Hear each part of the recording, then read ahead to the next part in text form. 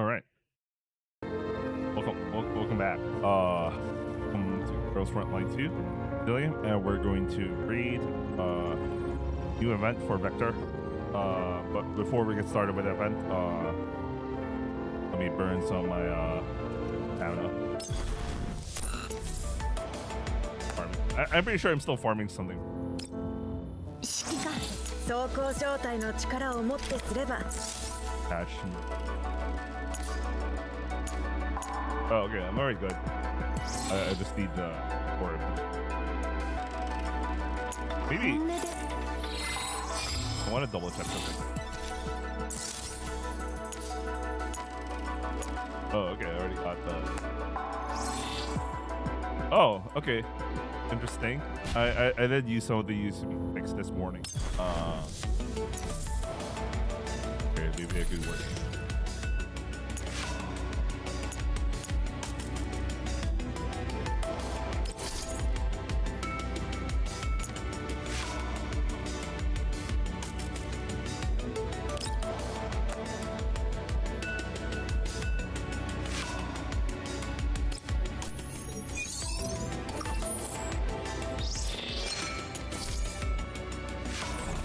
Ooh, that's good.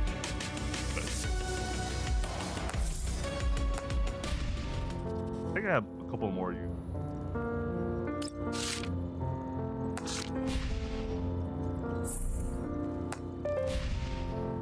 I hate that.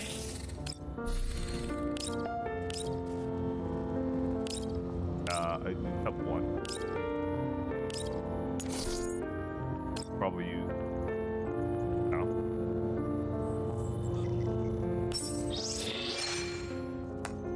Farm equipment or what is been very useful for the training dummy.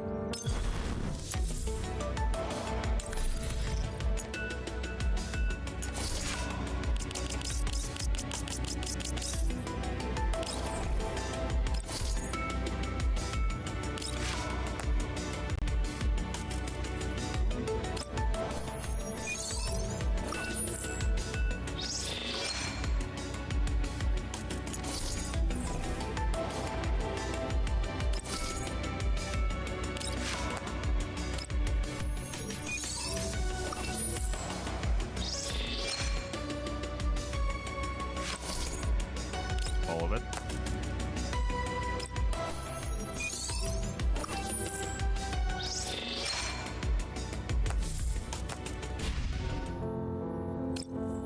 Never know. しがらみを振り切ってみせる。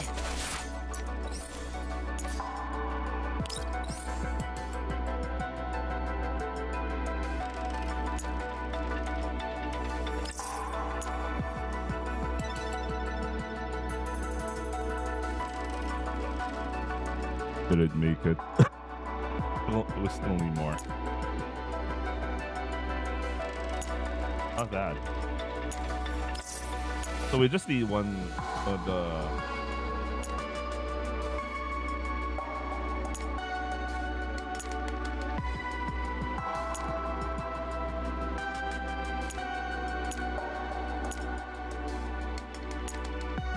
Oh, I guess at one point it was very lenient about stuff. Well, we have this.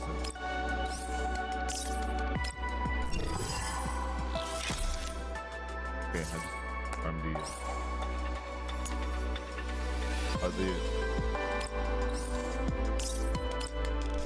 I'm almost a lot out of gold. Could use farm gold.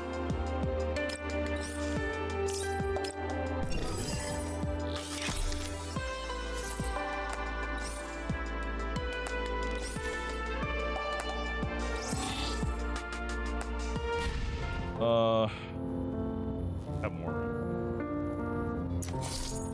Oh. It's not like I need cores or anything.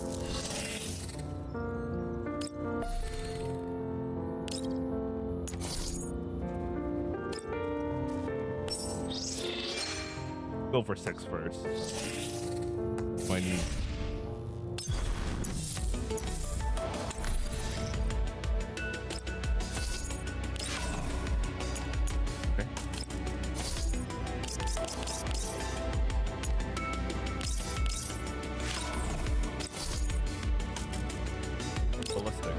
wonder if there's gonna be a ballistic snipers.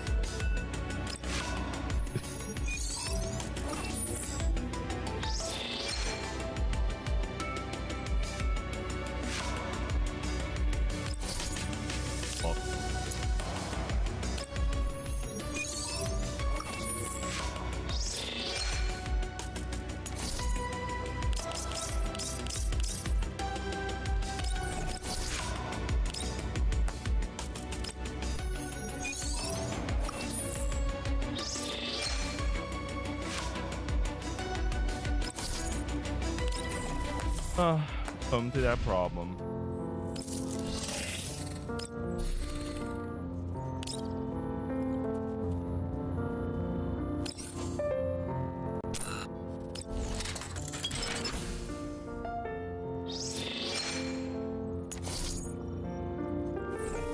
Hey. Block plan.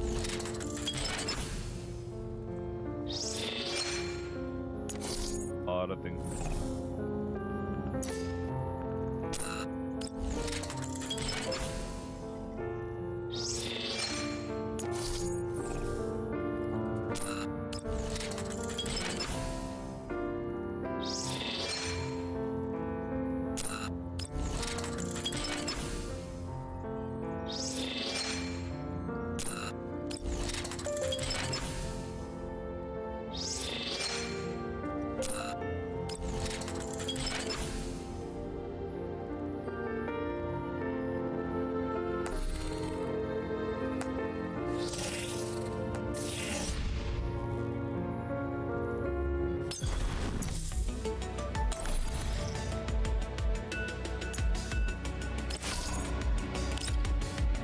I really like the inequality improvement.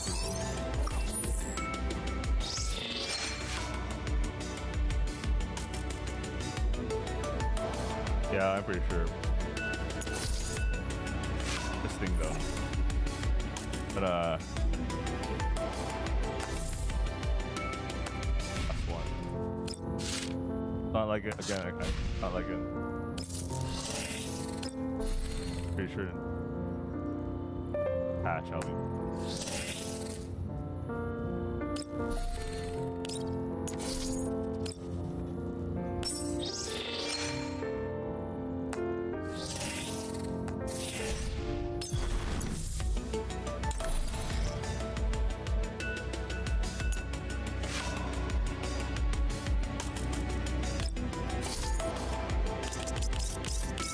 Start with 6.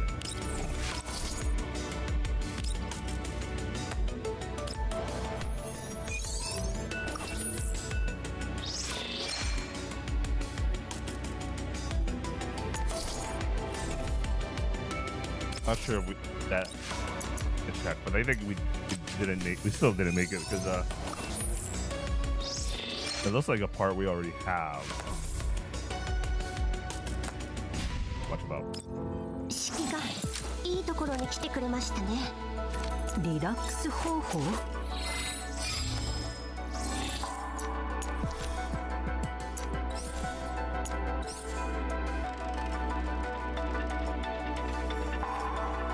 We didn't make it.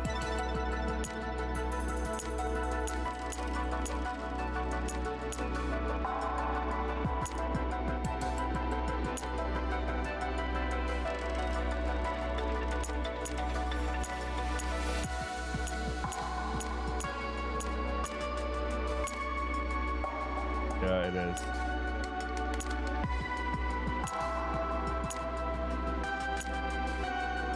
Oh, fuck.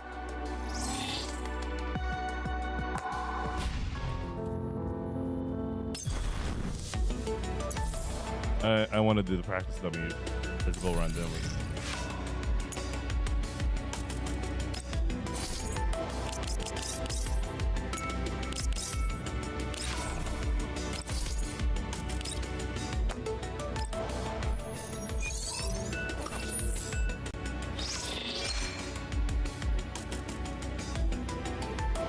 Well, it's over.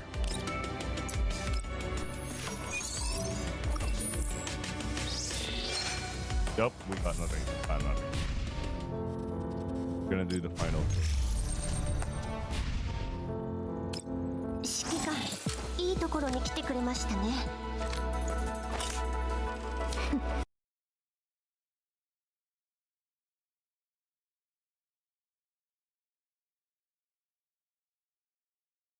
All right. リラックス方法。よくぞ聞いてくれた。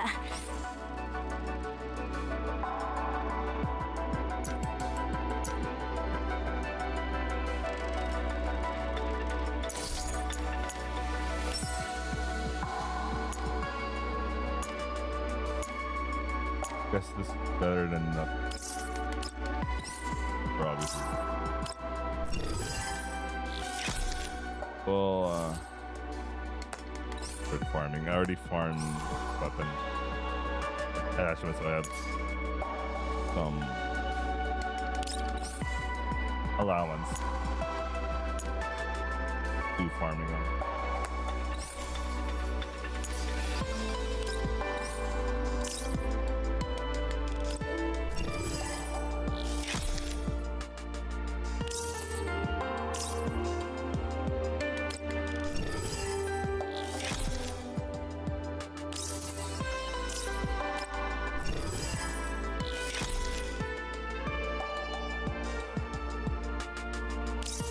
You know what? Fuck it.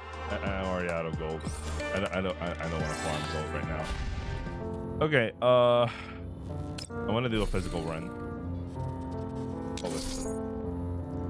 Can't wait for Yuhi, which is he's expected to be the next banner. We just started this banner. We haven't even read stuff about this banner, so we'll worry about that in the future, but not right now. All right.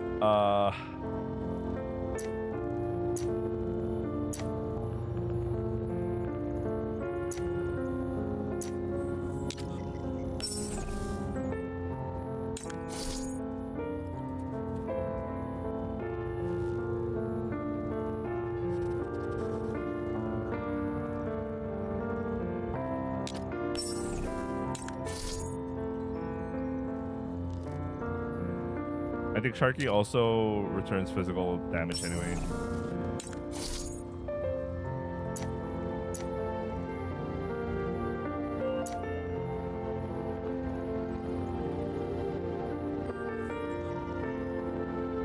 The Shibnaya can actually buff them.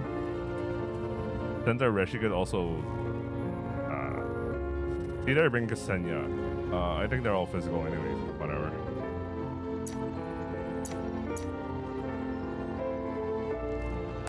What do I have? Alright. Need 2 more. Of course, already.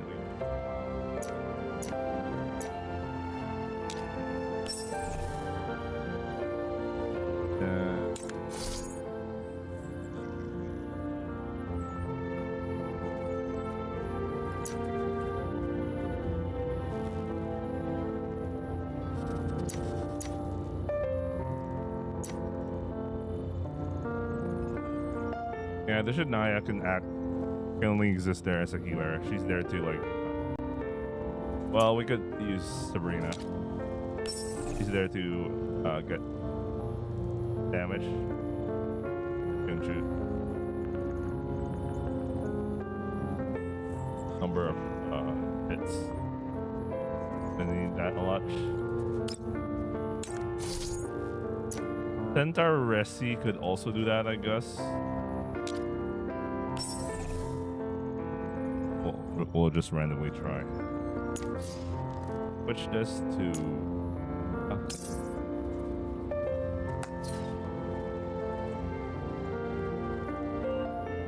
think I have more physical set stuff, but it would.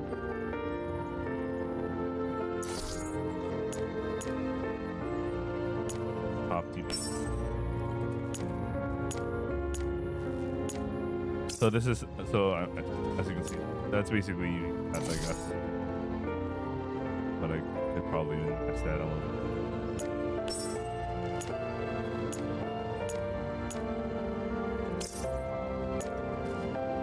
I have extras.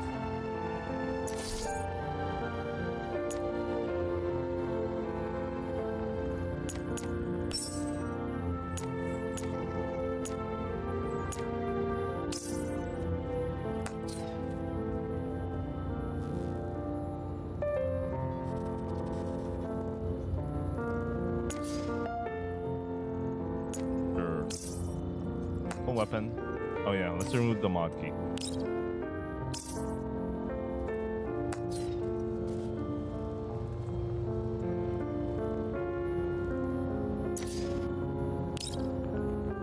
Increase damage outside of. Insert keys to the pure DPS ones. Example this one. Where's the?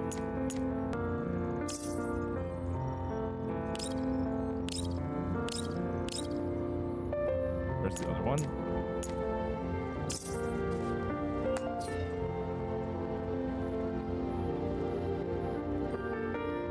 I think Sharky does more DPS than my Diagus. It is what it is.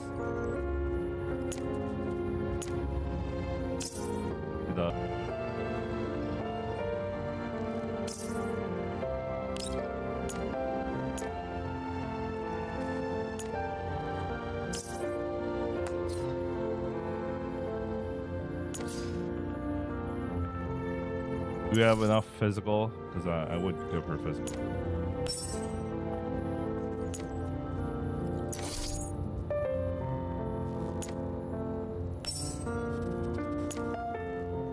Who's this?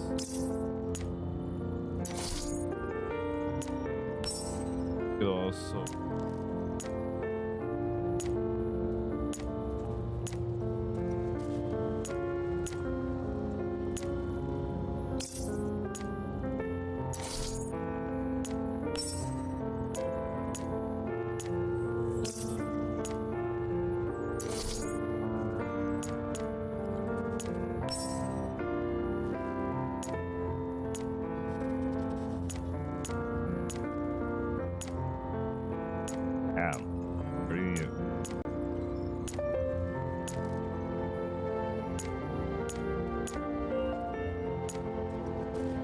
Yeah, I think there was a time I was very desperate.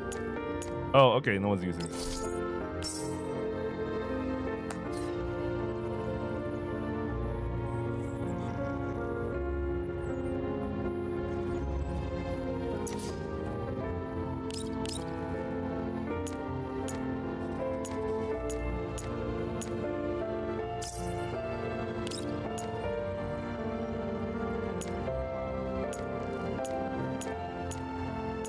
Just gonna pick whatever.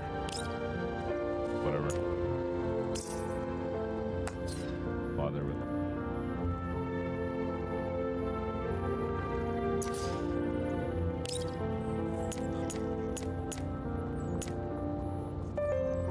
Gonna be using a lot of her attacks.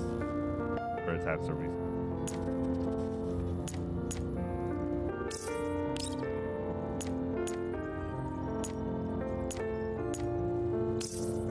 Supply burn buffs. Got her.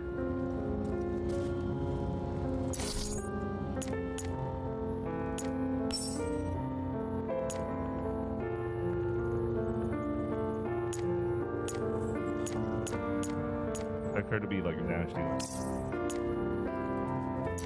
We're gonna go face strike because I'm out of stuff.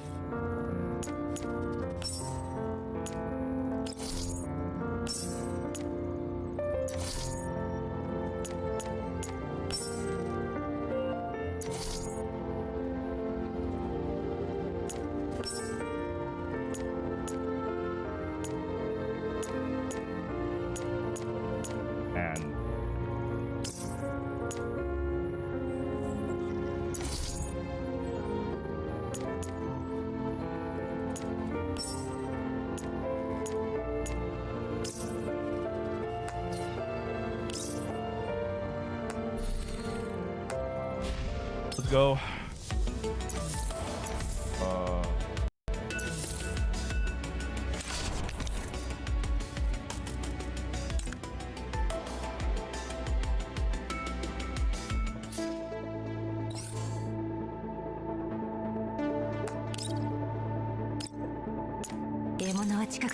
耳を澄まして用意ご命令を。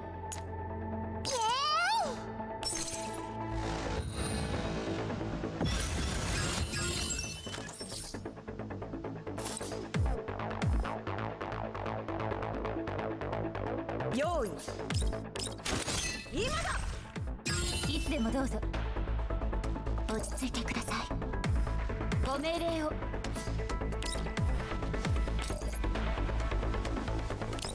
喜んで。今だ。今行くよ。みん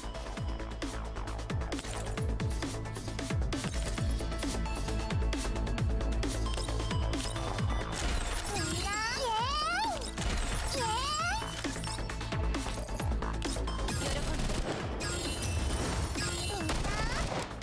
了解。開演でございます。千軍万馬の勢いよご拝聴あれ。喜んで。横たわれば楽器。よい。ここです。 Okay. 静かに。 I actually don't know how to use her, so I'm gonna use whatever. I honestly don't know how to use her. 私の腕を信じろ。今だ。静かに。私の腕を信じろ。静かに。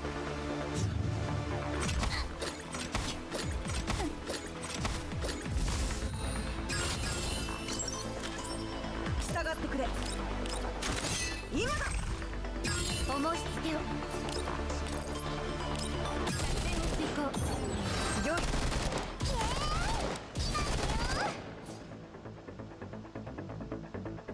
I think she's like, 今行くよ。作戦を遂行。了解。開演でございます。作戦を遂行。千軍万馬の勢い。よい。ここです。静かに。私の腕を信じろ。了解。静かに。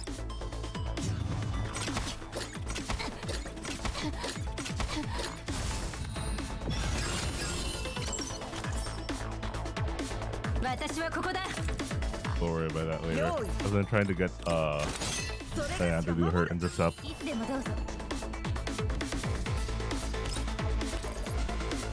作戦を遂行。よい。開演でございます。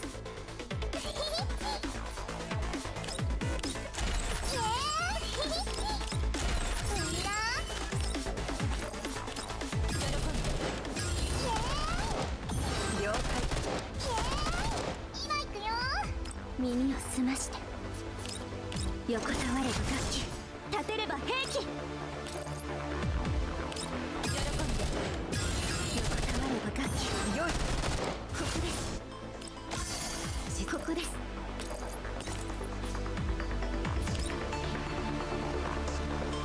Oh, blades. Yeah, of course. I still don't get how this works, man. I really don't. I don't know how to use her. 瞬きしている場合か。今だ。静かに。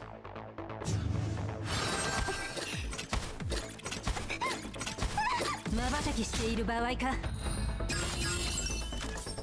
従ってくれ。それがしが守る。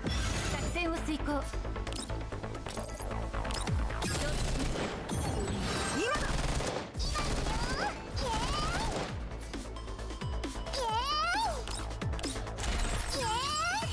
We'll use her this attack once this guy gets shield, so we're not gonna worry about that. 了解。開演でございます。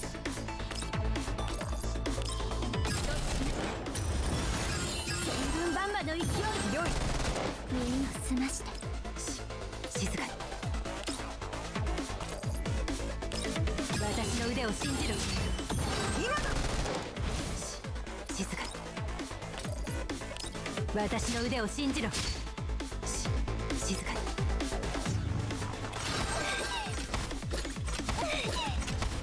瞬きしている場合か。用意。それがしが守る。いつでもどうぞ。作戦を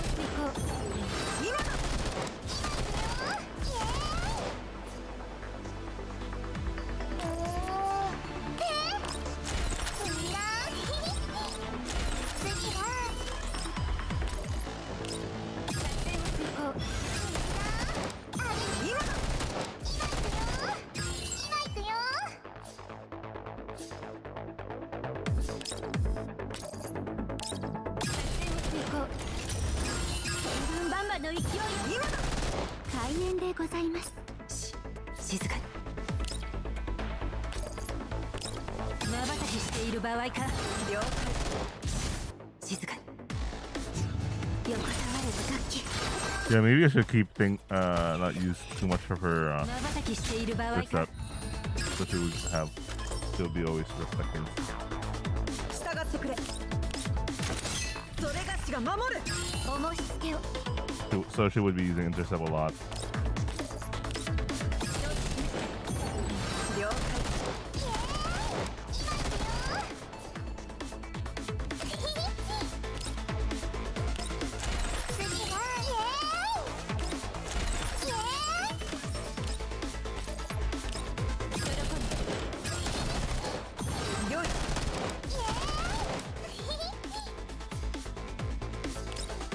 横たわれば楽器、立てれば兵器。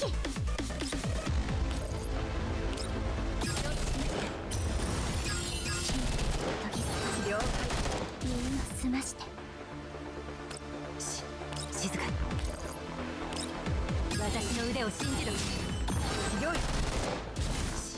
静かに。バンバの勢い。瞬きしている場合か。用意。今だ。いつでもどうぞ。作戦を遂行。了解。ここです。イエーイ。次は今行くよ。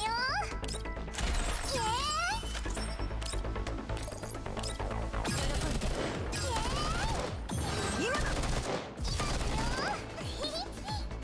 開演でございます。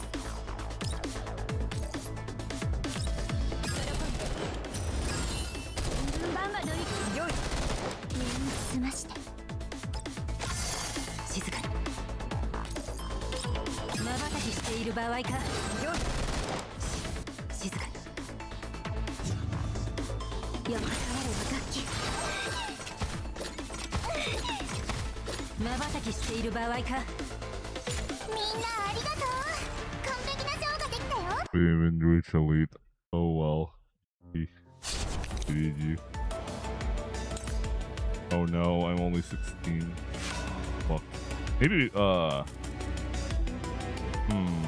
Pasha isn't so bad. I didn't check who was a better damage dealer, or like, well, we can always just throw out try for Pasha, okay? Fire. Not so bad. What if we lose Sensareshi, bring in Papasha?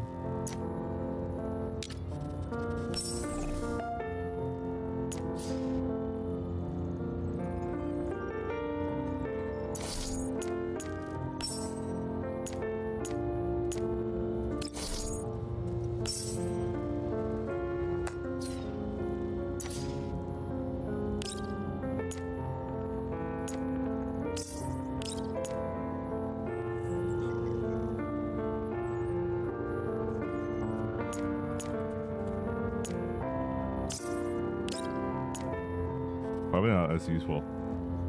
Probably not.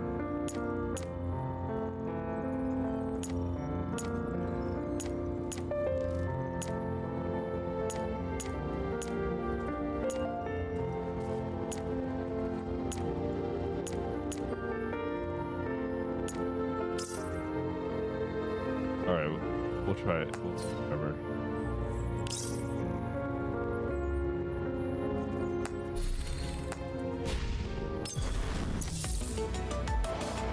I don't know if it's gonna be a huge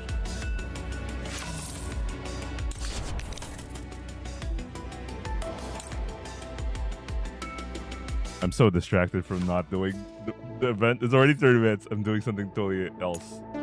目標補足 We'll get to it.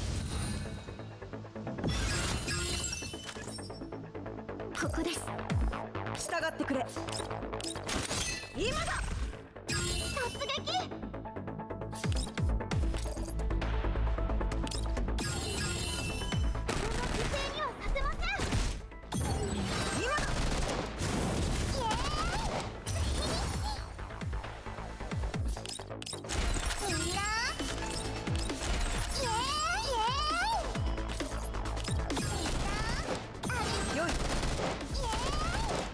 ここです横たわれば楽器立てれば平気横たわれば楽器今静かに私の腕を信じろよい静かに私の腕を信じろ静かに Could really get her. 私の腕を信じろ静かに Vertebrae. 横たわれば楽器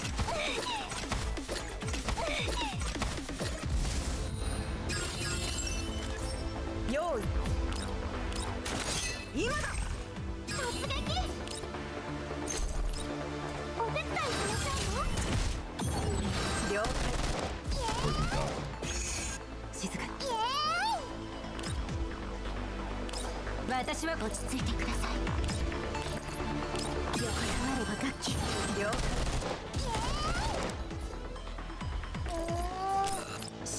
静かにここです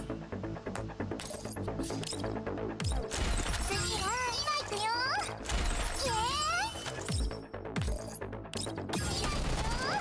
今だ静かに瞬きしている場合かよい静かに横たわれば楽器瞬きしている場合か従ってくれ今だ突撃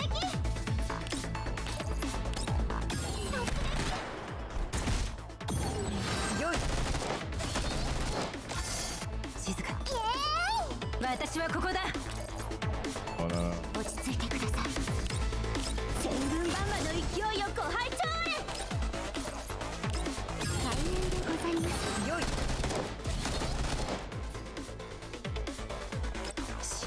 静かに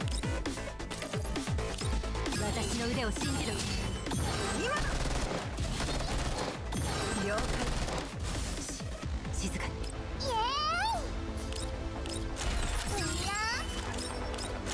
次は今行くよ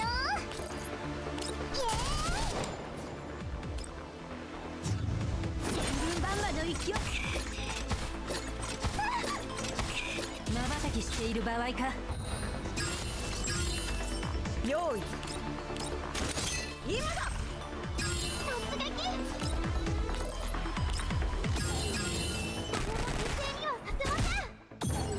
了解静かに I don't think she's gonna make it.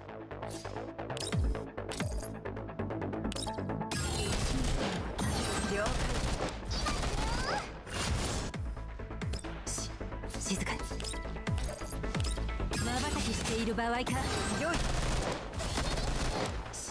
静かに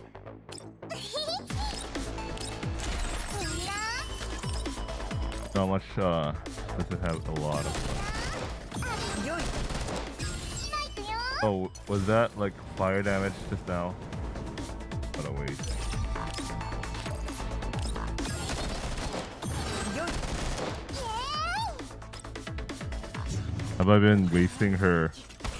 I might be. Might have been. I should have noticed earlier. 瞬きしている場合か従ってくれ Shit, I've been wasting her. 今だ突撃お手伝いしなさいよ今だ静か横たわれば楽器、立てれば兵器。リズムに合わせて。よい。静かに。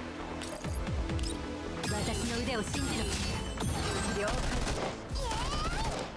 今だ。静かに。私の腕を信じろ。静かに。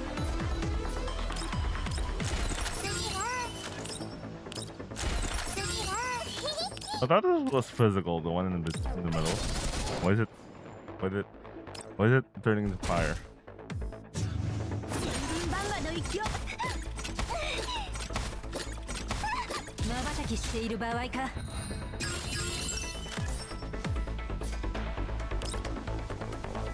用意。今だ。突撃。お手伝いしたの？よい。静かに。ここです。バンバの勢い。了解。静かに。瞬きしている場合か。了解。静かに。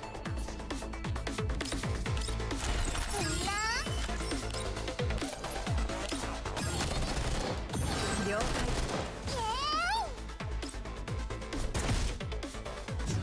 横たわれば楽器。瞬きしている場合か。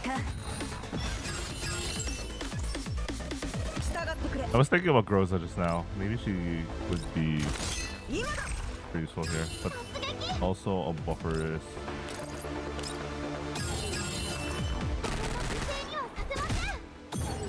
よい。静かに。私の腕を信じろ。了解。了解。静かに。耳を澄まして。バンバの勢い。了解。開演でございます。今行くよ。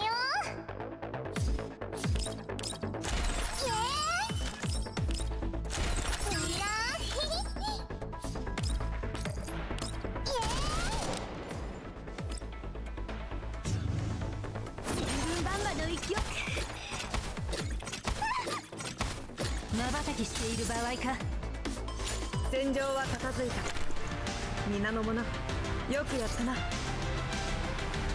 Jesus Christ, Diane, you're so fucking useless. Only because she has a very low.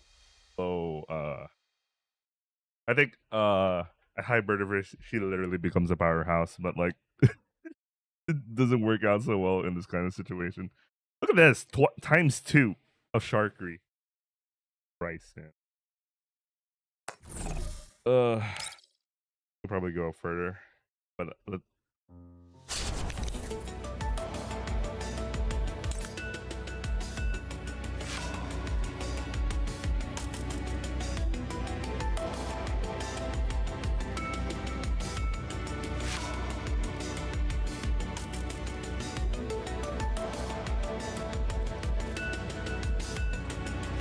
so Diane is number 1 to replace right now.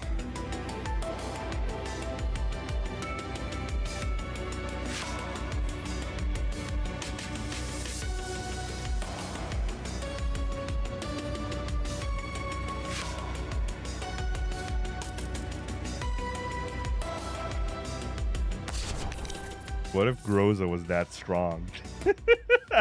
I'm actually curious, but like also not really. I mean, we could just randomly try it. I think that's the point of the target brand. I haven't even gotten started to reading. Cause I got curious. About that. Okay, you know what? Let's test that stupid ass theory. Groza is strong. Maybe even stronger than I had. You'll be like, what the fuck? Bro.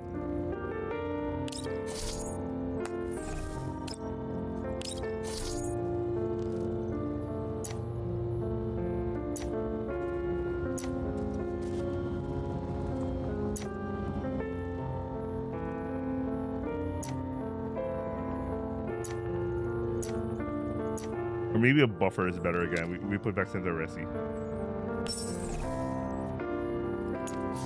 Yeah, the buffer is better here.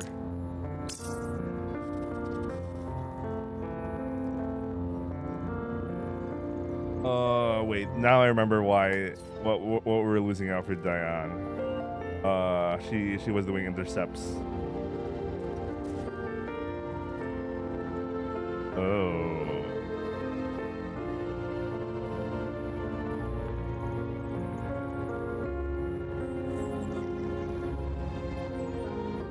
Well, the last two are slower than Diane, of course.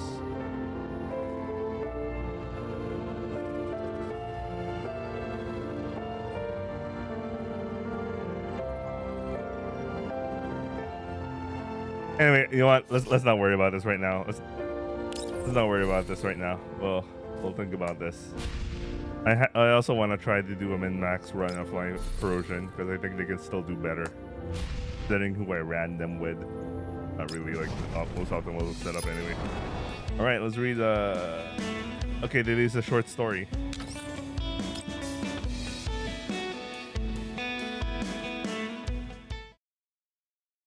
Everything has been overturned. The cycle is set to repeat. Offer a piece of your soul, and you shall be a player on the chaotic, absurd stage. Nice, we're starting with like this.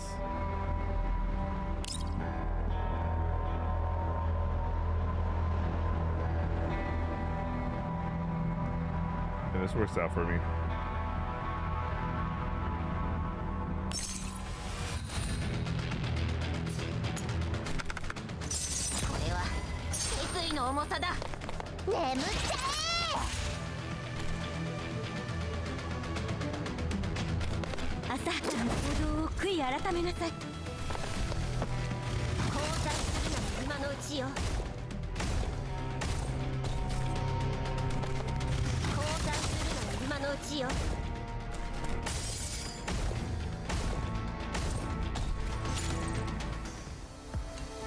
After for Yomarion Combat Team's A's arrival at the Elmo, word about loosening the agreement actually reaches members of Combat Team B. With Kukai's permission, Yomarion Combat Team B, being led by Vector, also successfully rendezvous with the Elmo. And just like that, Yomarion, while still operating as an independent entity, will utilize the Elmo as a long-term base. Having just completed some combat simulation training, the members of Combat Team B return to the terminal. The progress bar on the monitor is at 100%, and the dense rows of data and statistical charts start scrolling down. Vector stares at the final combat evaluation score with a slight frown. We don't know Wellrod's away. Oh, they're not voice acted again. Oh, at least we get to see Wellrod, you know. You don't look very happy despite the decent score. Candidness is the key to effective communication among teammates. So, tell me, why are you dissatisfied with the score? It's not about the score. Walrod, we didn't follow the operation plan we agreed upon beforehand. A good plan should be flexible enough to withstand change. As the mastermind behind the plan, I'm well aware of this. But since you find it necessary, I don't mind doing a full debrief and review. The original plan was to immobilize the enemies with a stun grenade after breaking through the door. Ruche and I would then lay down suppressive fire from the front, while you and Harpsy would circle around and rescue the hostages. Yes, that's about right. You're correct, and you did your part. But your unexpected action affected the whole situation. Walrod raises an eyebrow in acknowledgement. Indeed, I decided to deviate from the plan to eliminate a certain unit. I don't know why there was a chandelier in the lab, but I bet the interior designer who put it there would be glad to know their fancy light fixture was the key to our victory. If there were designers on level 2, that is. Does it occur to you that actively altering the environment could put us at a disadvantage? I think you should make it clear what exactly you're getting at to avoid any misunderstandings. Dumari, scattering glass everywhere wasn't exactly conductive to our subsequent actions of withdrawal. Shards of broken glass do not do no damage to doll frames. Yes, but they do harm the hostages. Pardon? Allrod is confused for a moment. We had no medical dolls on our team. If a hostage gets injured and infected under such circumstances, we wouldn't have been able to fully complete our We seem to have overlooked a very important detail. Our hostages were simulated. You're right, but when we're in the real world, our standpoints would be completely reversed.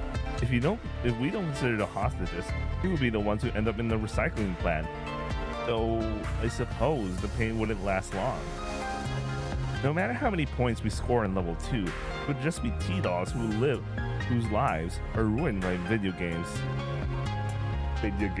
Alright. To be fair, that would be quite fitting for me. Also, you really should you should have notified us before making such a drastic move. If you look at the replay, Ruche clearly wasn't aware of your intentions, so she couldn't coordinate with you despite being right next to you. Even when we suck, we should all suck together. The battlefield is ever changing. Opportunities wait for no one. You really know that as well.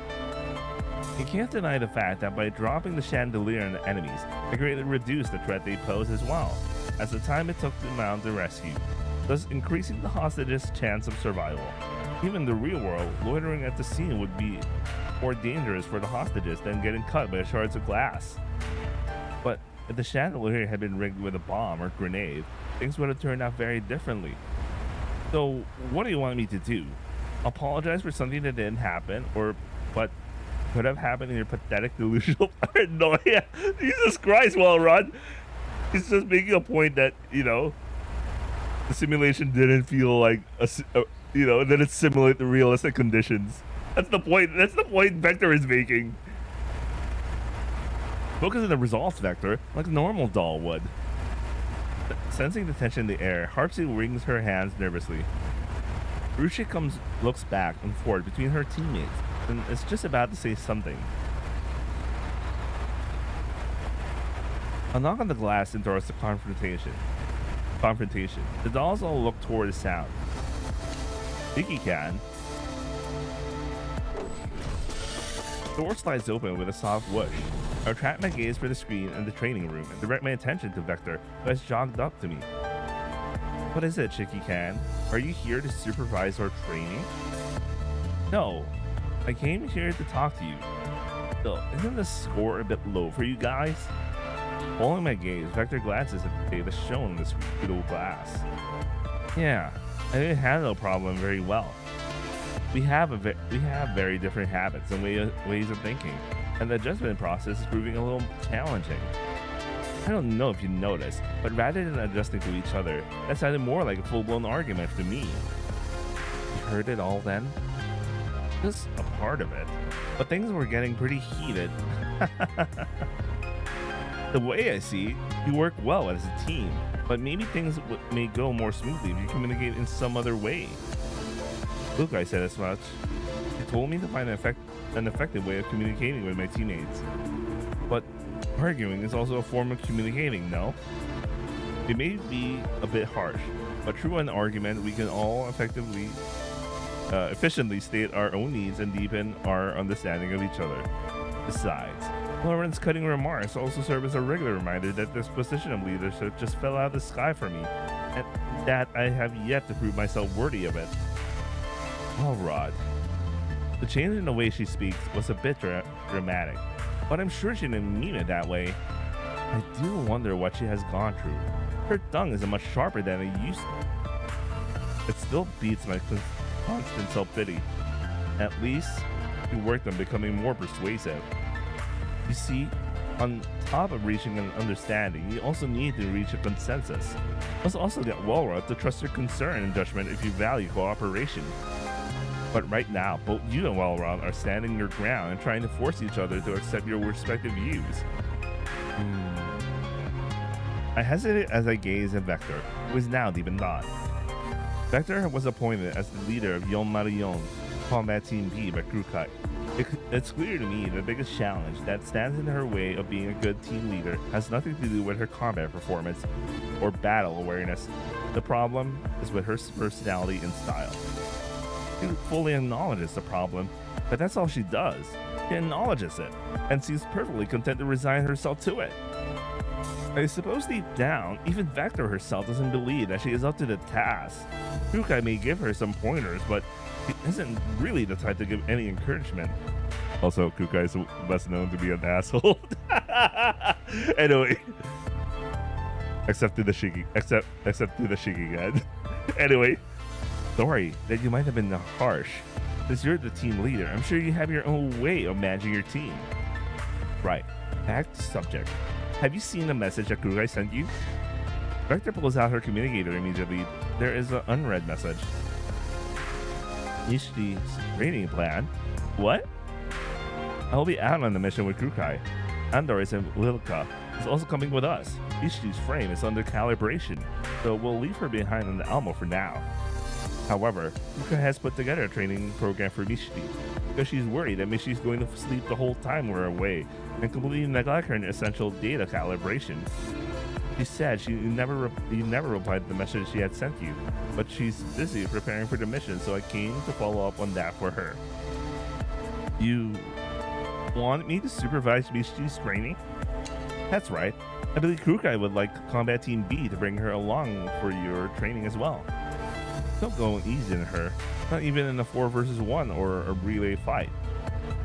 4v1, a bit too. I've included all things to note and precautions to take here.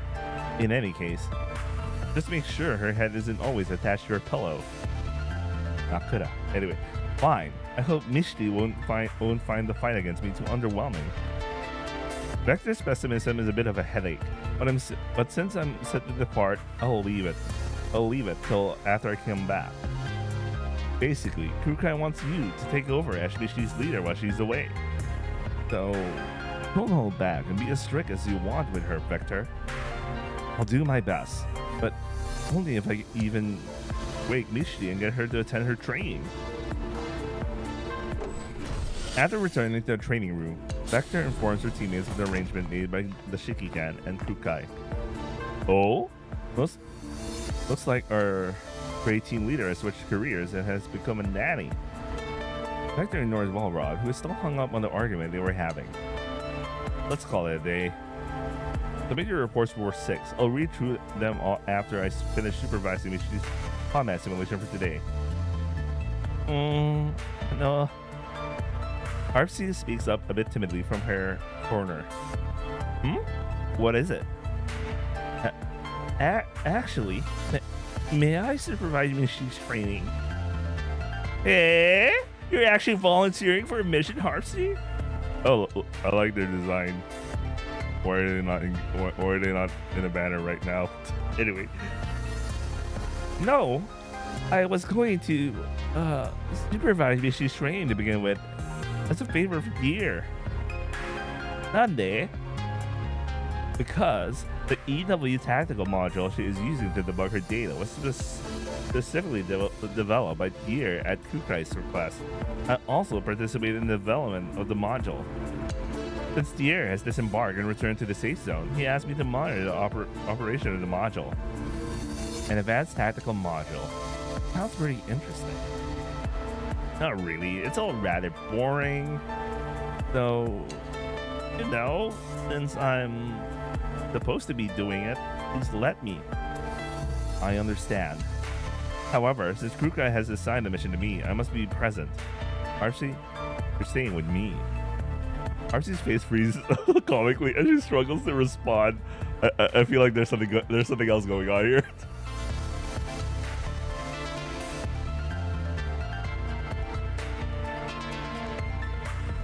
Anyway. Okay. I'm staying too. Huh? Why are you also staying, Rod? I would love to see for myself what kind of advanced training Team A undergoes. Problem? No! If Walrod is also here, then it's all over. Anyway, they're doing something else. In any case, Phoebe, count me as well.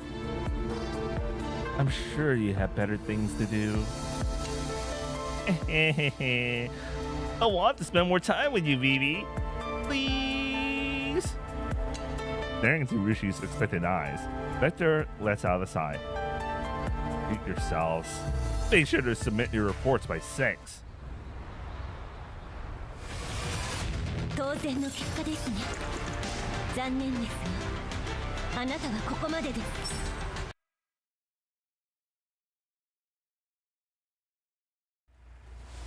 Mishi feels a little shove in her arm. Her Autodarn module, which had been inactive while in sleep mode, activates instantly.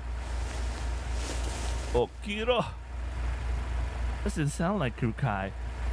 The shove also felt a lot less violent than usual. In that case, I'll just...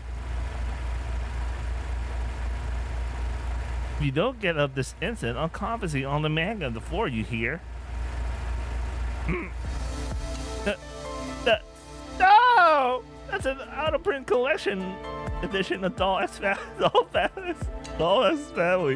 signed by the manga artist. It's super expensive. Mishi performs a spectacular kip-up from the beanbag sofa. She relaxes visibly once she sees who it is. Well, it's you, Vector.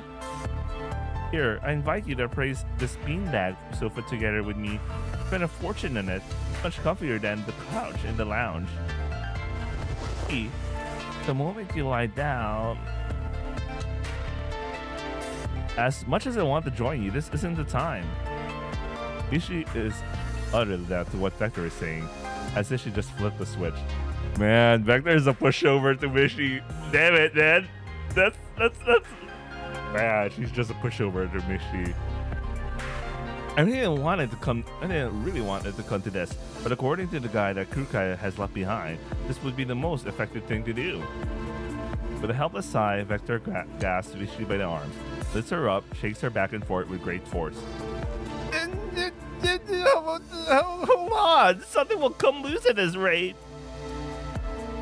Wakata, I'm getting up. Huh? What the heck? It's starting to act more and more like Kukai. What happened? Aren't we supposed to be best friends of the Beanbag Club? You have 7 hours to complete today's combat simulation training. If you don't complete it in time, Kukai will be notified their training is behind schedule. It's fine. Kukai isn't even here. I'm sure even the training conference will be postponed. Hang on. How do you know about my training program? Kukai asked Shiki-kan to task me with supervising your training before she left. Even though I don't really think someone like me is in any position to supervise others. Oh, come on, she actually recruited a snitch? Even kicked up such a big fuzz and got Shiki-kan involved? Wait, don't tell me she's also giving you the switch that determines my fate. What switch? Come on, Vector. Don't take everything so seriously. Remember the first tenet of the Beanbag Club. Never do anything now that can be put off until the last minute. 7 hours is a really long time, you see. Remember joining any club. Get up. Kukai didn't mention it in her message, but I'm guessing I will be held responsible if you don't complete your training in time. Seeing that she can't weasel her way out of this, Ishi slides off her beanbag sock reluctantly. Trying to go trip me now. Damn it. Kukai is becoming more and more like Leva. Oh, Ishi! Ohio! Why am I doing this voice? Anyway, is it almost afternoon? You guys on Team A are sure laid back. Mishi looks around the training room wordlessly and turns toward Vector.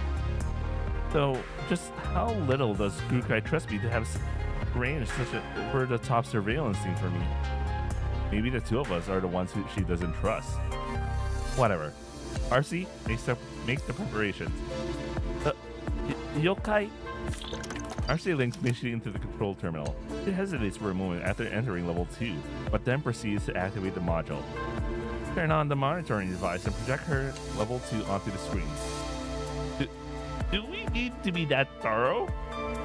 I believe by supervising, Kukai meant watching her every single move like a hawk. What's the matter with you today, Harpsy? Why do you seem so tense? Huh? Look, Vivi. Image on the screen looks a bit strange. Prompted by Lucci's exclamation, Vector looks toward the screen. It's not showing the scene of a combat simulation. In the center of the black screen, an hourglass icon keeps rotating. Lines of text start emerging. Constructing world framework. Formulating achievable objectives. Sowing tiny seeds of malice. A happy ending. What is this? Just then, a new image appears on the screen. The city from the bird's eye view is deserted. It appears desolate, dilapidated. The image lurches, then starts diving downwards. A black spot on the ground grows ever larger. As the camera dies, new text appears on the screen again. The once prosperous and beautiful city fell into decline under the ravages of invaders. As a guardian, it is your unavoidable duty to eliminate them. Young one, go, create a legend. The subtitles disappears. As the camera approaches the ground, it gradually becomes clear that the black spot is in fact a doll armed with a gun. He is facing a horde of enemies that are ready to attack. Oh, that's Mishi. Oh, they even had like a full-blown setting just for this, man. I like that. It's not a bad idea to gamify training. Well done, Harshti. Mishi, what's going on? Uh-oh. It's starting. Let's talk after this game.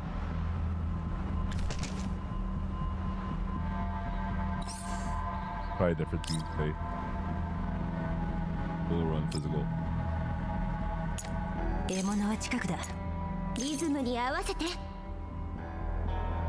用意。今行くよ。 No, actually, I missed the last 目標補足。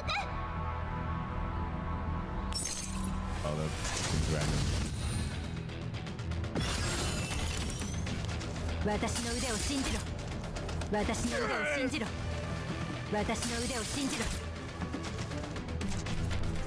横たわれば楽器、立てれば変。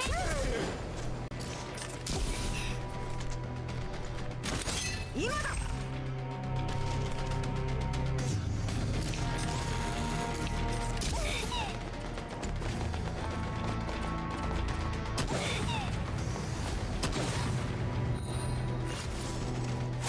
これで終わらせる。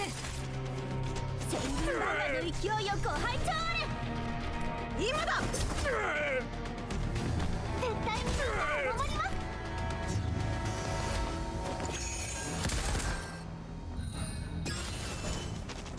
うがつ。 After making quick work of the enemies, Ishi holds up a big V sign. Wait, at the same time the words level up pop up over her head. Harpsy, get her on the comms. Right. On the screen, Ishi jumps as she is startled by something. Then she turns around and leans in closer. Wow, the monitoring device looks like a flying camera on level 2. It's even equipped with comms. Disguised as a familiar that follows a girl around. This is tastefully a classic trope. Like you've been reading the manga I gave you, Harpsy. So I'm guessing I'll have to enter a contract soon enough, huh? Harpsy?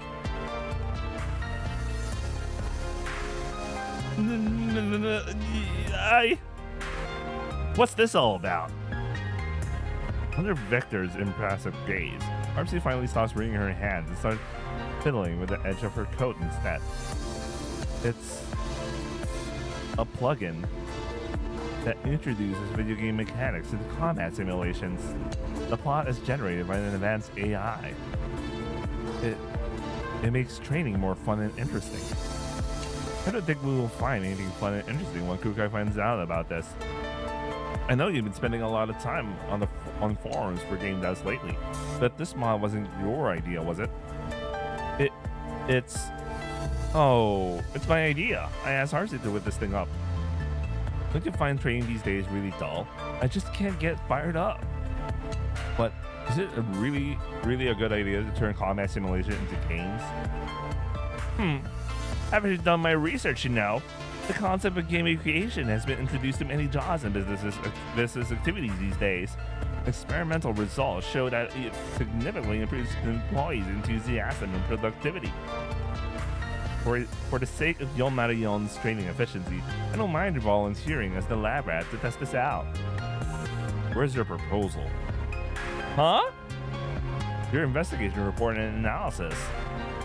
It's one thing that you didn't tell me, but you actually put it into practice before clearing it with Kukai? Well, if I told that tyrant right from the start, my ingenious plan would have been nipped in the bud. But training shouldn't be a game. He and I have played a video game about warfare before, but it cannot really be applied to training.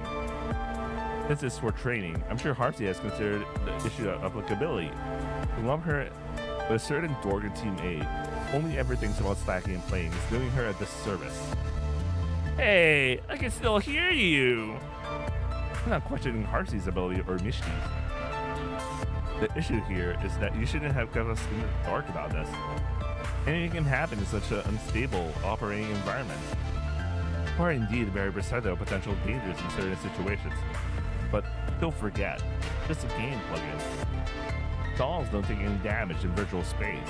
Why don't you give your worst case scenario algorithm a break? Mercy gradually starts to regain her composure. She appears at Vector woefully. Valron's face appears calm, but her eyes still flicker with emotion. On top of reaching an understanding, you also need consent. We already have a flashback, okay? You must also get Welrod to trust your concern and judgment if you value cooperation. But right now, both you and Welrod are still standing your ground and trying to force each other to accept your respective view. To reach a consensus. Maybe I should yield a little. Come on, let's not argue. I'll tell Kukai about this later. He'll probably tell me off, but no biggie. If I don't start playing, training, I'll get a demerit for falling behind schedule. In the end, Vector lets out the soft sigh. Fine, carry on with your training. I doubt we'll be able to contact Kukai or Shikigan anytime soon. Alright.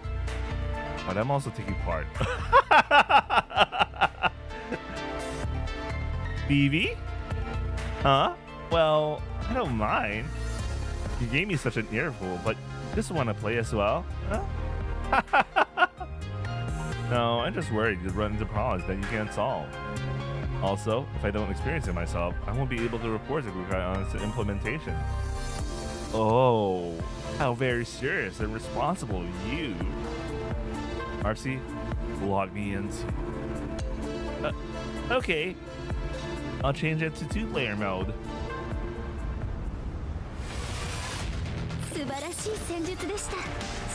They gotta justify building this whole stage.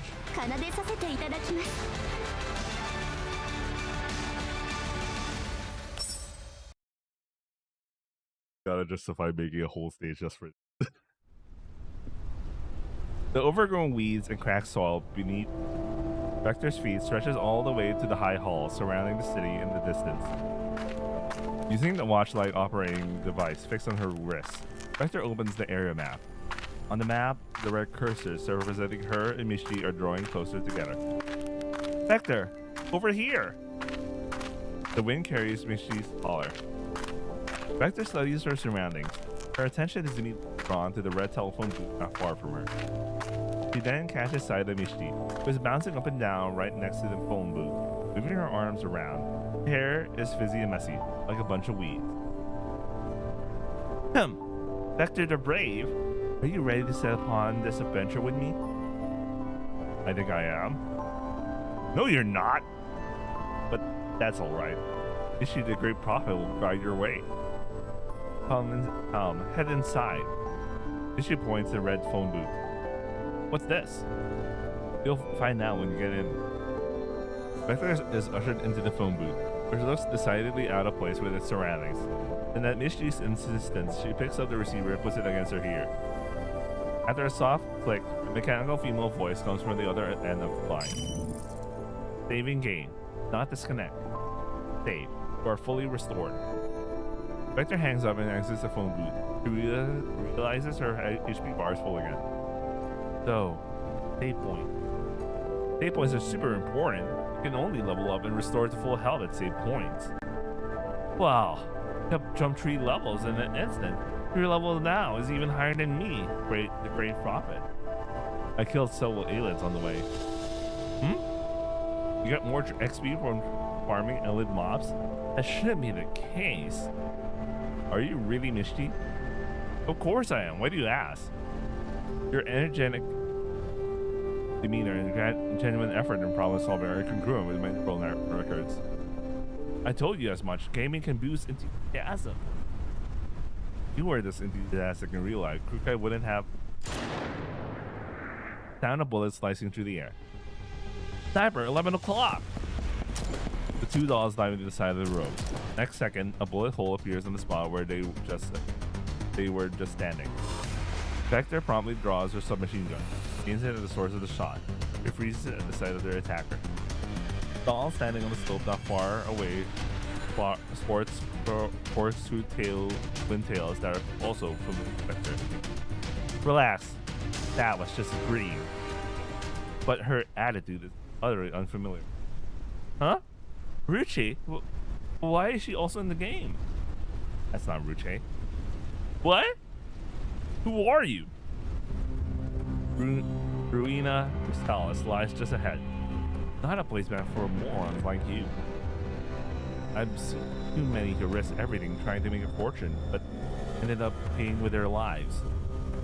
Ruchi, who bears the name tag number 90 above her head, continues her monologue, as if she hadn't heard Vector's question at all. You're right. She doesn't talk like Kukai. What? You don't know about Ruina Crystallis? The technology of converting glass crystal energy has won this world, the city worldwide renown. Just how ignorant are you? Glass crystal? Crystal energy? Crystal energy has made Ruina Crystallis the most prosperous and affluent city in the world. It is the best place for us crystal hunters to find jobs. Unfortunately, the large arterial crystal pipe in there exploded, and the radiation release led to the creation of countless invaders. It was all because of the wanton destruction that caused Ruina Crystallis that caused that Ruina Crystallis is in this sorry state. Ruchi's tone and gestures become increasingly impassioned. It's almost as if a spotlight is shining on her as she soliloquizes. But even as a set of ruins, the remaining glass crystals in Ruina Crystallis still attract countless fools who dream of getting rich overnight. If you are just headless flies driven by greed, I advise you to turn around and scram as fast as you can. What the hell is she on about? Huh? You're not headless flies, you say? Then who on earth are you? After that, Richard freezes like someone has pushed the pause button on her. Just stares at them unmovingly. 2 lines of text appear in front of them out of thin air. We are not headless flies. We are guardians who come to save this city. She seems to be automatically following what we say. These 2 lines are responses? Oh, maybe. What? Maybe we're in a cutscene. 2 lines are choices that set us on a different plot, plot branches. In that case, Ruchi, no, this number 90 must be NPC, which is ironic for literal dolls. Ishii, have you ever encountered this when you used your plugin previously? Nope. The plots were all really simple. Either slaying a dragon to save a princess, or collecting collecting little bees as pets. Why don't we just ask Harpsy, the creator of the plugin? Harpsy, what's going on here? The surveillance camera suddenly flutters around them, giving no response. Strange. The comms line disconnected? Huh? Then let's just randomly pick an answer. Rishi reads the 2 lines quickly. Let's not beat around the bush and just state our identity. We're the Guardians who have come to save the city. Wow, that sounded pretty badass. Rishi comes to life again after receiving a new input. Guardians? The weaklings like you actually be Guardians? Huh. Since you're Guardians, I have no reason to stop you. No, I seriously question your ability to save Ruina Crystallis. How dare you question us? To prevent you from accumulating debt, I have some information to share with you. Invaders regenerate infinitely in the radiation can only be eradicated by using a secret weapon that can cleanse the radiation. The secret weapon is in the Research Institute, in the northwest corner of Ruinas Crystallis. I have guided many people there, but none have returned. If you're sure about this, follow this road and head north. There's a border terminal, which is the only entrance to the sealed city. And here are some supplies for you. A lot of things. I'm not gonna. As the mechanical female voice speaks again, Doll feels a soft vibration on her wrist. Now go and complete your mission. Stop taking up space here. With that, Rushi freezes again. Almost at the same time, a frantic voice shrieks from the surveillance camera. Phoebe, that wasn't me. I'll never call you a moron or call you a fool or a moron.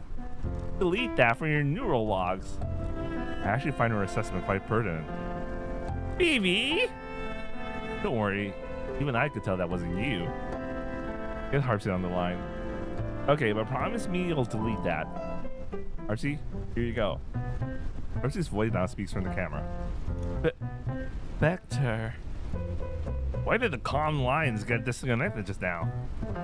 It didn't. To enhance gaming immersion, voice input is automatically disabled when entering a cutscene. It's the Kojima mode, by the way. Anyway, a cutscene so that number 90 really is an NPC. Yes. The creative AI I implanted in the plugin can only write very simple things in the early stages.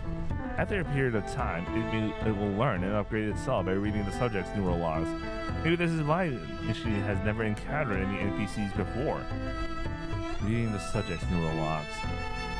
That's right. Due to a lack of R&D funding, some of the settings as well as the NPC models and appearances are randomly extracted and created from dolls that have taken part in the past combat simulations and neural logs. So that wasn't really that was merely a character with Rushi's appearance data. The personality is based entirely on the plot generated by the AI. Carbon copy in terms of physical appearance, but with a completely different personality. Oh boy, that's pretty interesting. I'm getting really excited about what's gonna happen. Does this Ruina Crystallis dimension exist in reality? No. The AI just grabbed some information about collapsed crystals and made up the rest. Perhaps to ease Vector's concern, RC adds cautiously. Don't worry, it's all just for internal use. None of it is uploaded to the network. Our data is totally safe. Understood. Vector nods. I have no more questions. Let's go, Mishi. Now that we have the new map, we should continue to explore. Oh, you seem to be more fired up than me, Vector. See? Gamification does work. Perhaps. But being more fired up than you isn't something that warrants much praise. Really made an effort with the background. Anyway, following number 90's instructions, the two dolls enter the border terminal without much hassle. The deserted building appears spacious and empty. A gloom of unknown lies beyond the turnstiles. Wow, it looks almost like a passage that leads to some kind of alternative dimension. Watch your step. Ah! Mishi dodges aside out of reflex. When she looks back, she realizes this is just the broken limb of an alien. Huh. I thought I'd take a good look. The whole place is littered with alien remains. I have a bad feeling about this. Once we go through this passage, we should be in the city. Vector appears at Mishi's health bar. By the way, I've been meaning to ask.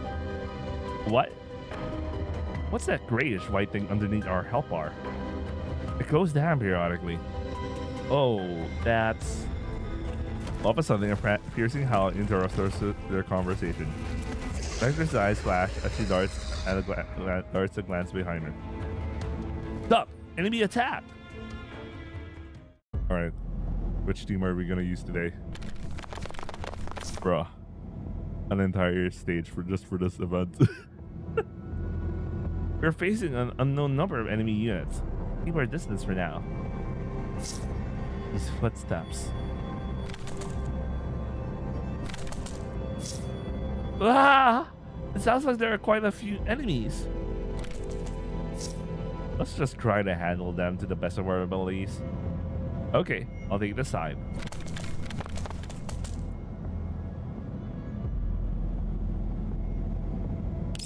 Let's bring in Frost. Be a little different.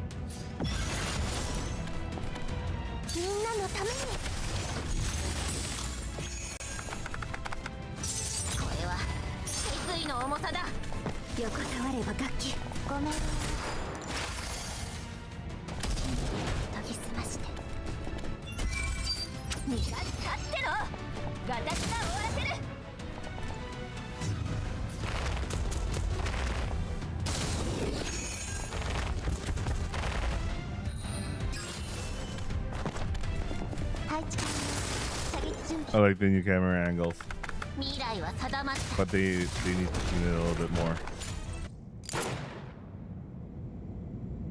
The last alien that shot through the head, it topples to the ground, even while it's lunging forward.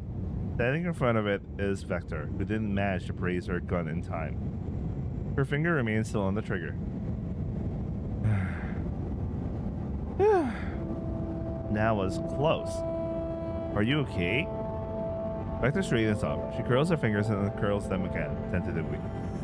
I was unable to move due to some kind of force, but I seem to be okay now. Oh, that's because your stamina bar was down to 0. Stamina bar? You know, the grayish white thing that you were asking me about. Any big movements like jumping, rolling, consume stamina. If your stamina bar is empty, you won't be able to move and you will have to wait for your stamina to recover. To do that, Mission the Prophet suggests you move and kite your enemies while recovering your stamina. Don't make it any big movements unless you absolutely have to. I see. But how do you define big movements? Any movements other than walking?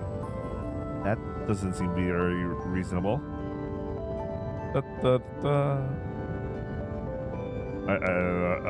me just...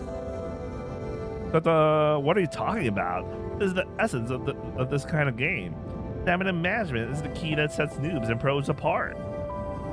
You still have much to learn, UV Vector. But in reality, unless there's some kind of malfunction, dolls don't experience such interruptions to their power supply before their battery runs out. I can't think of any real benefit this mechanism brings to actual combat in the real world. Well, Mishi seems to be devoting a lot of computational power to pondering this question. Her burrow furrows deeply. It can reduce unnecessary maneuvers, conserve energy and power.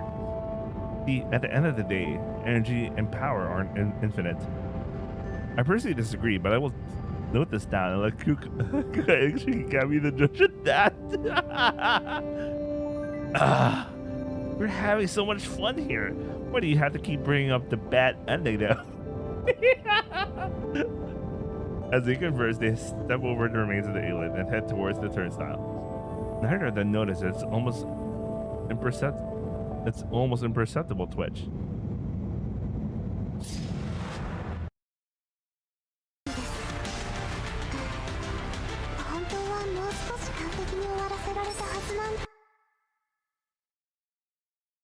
With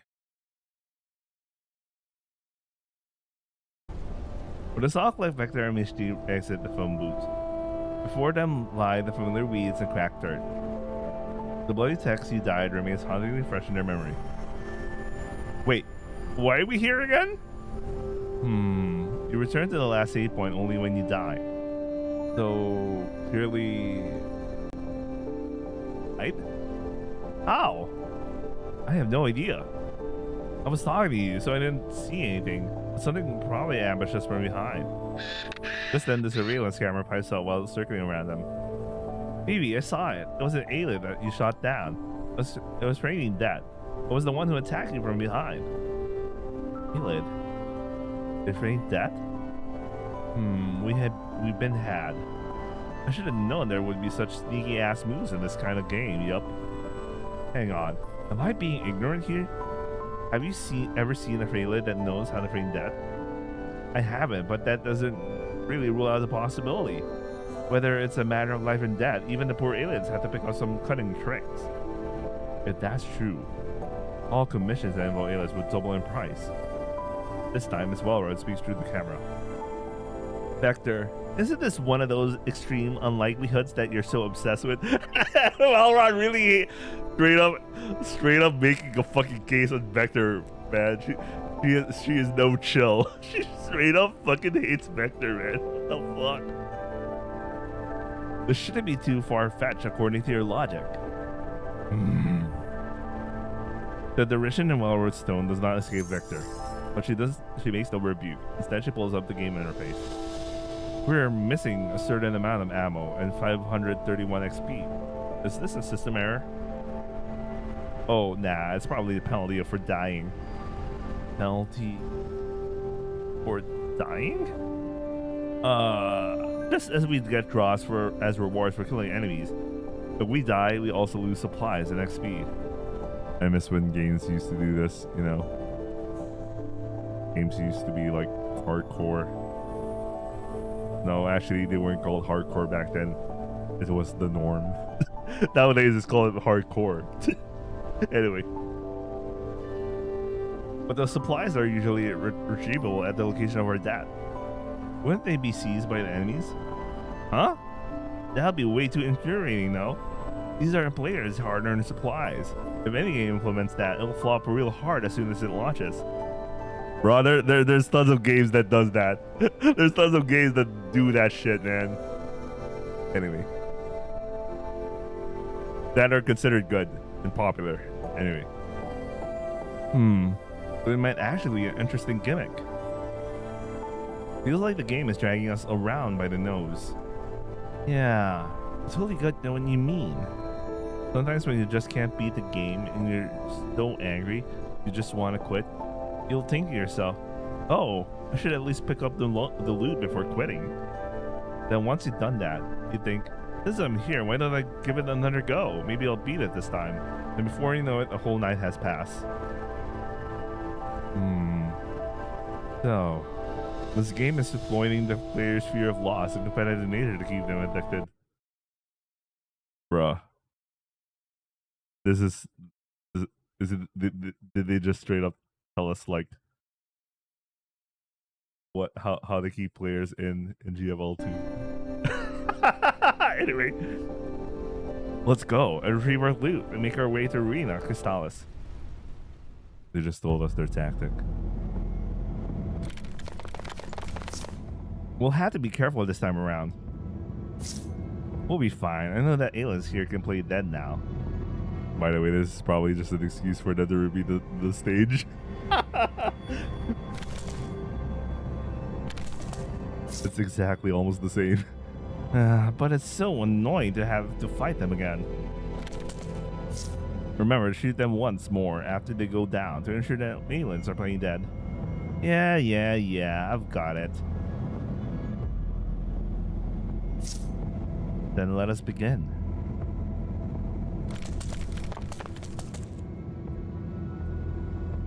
Bruh, the game that team just justified repeating the stage. What are we using today? Fire. Okay, let's bring fire. じゃあ始めよっか。いつでもどうぞ。了解。今行くよ。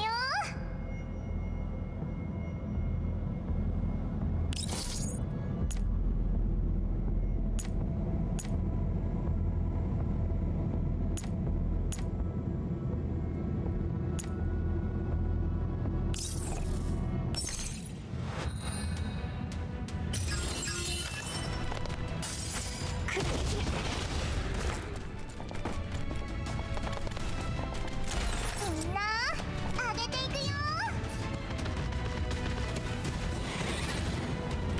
That was easy. That was close.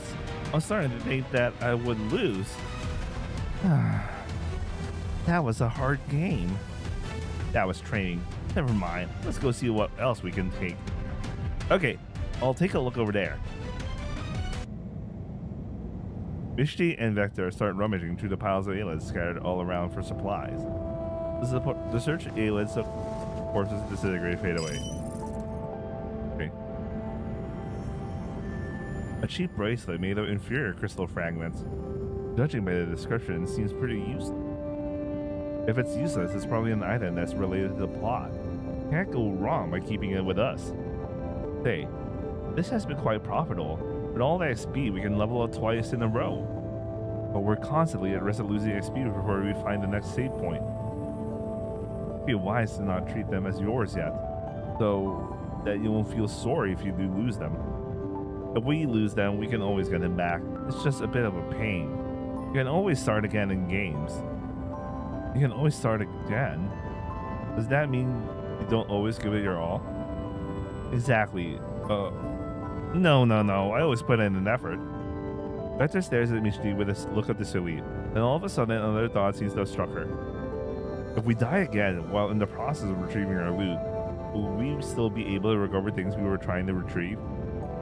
I haven't really come across that situation, but speaking from my gaming experience, probably not. Arpsy, is that all right? Is that right? The camera hovering in midair bobs up and down twice. That is indeed the case. I based it on a game with similar mechanics. Basically, you can only recover things you have last dropped. So if your inventory is empty to begin with, you won't be able to recover anything.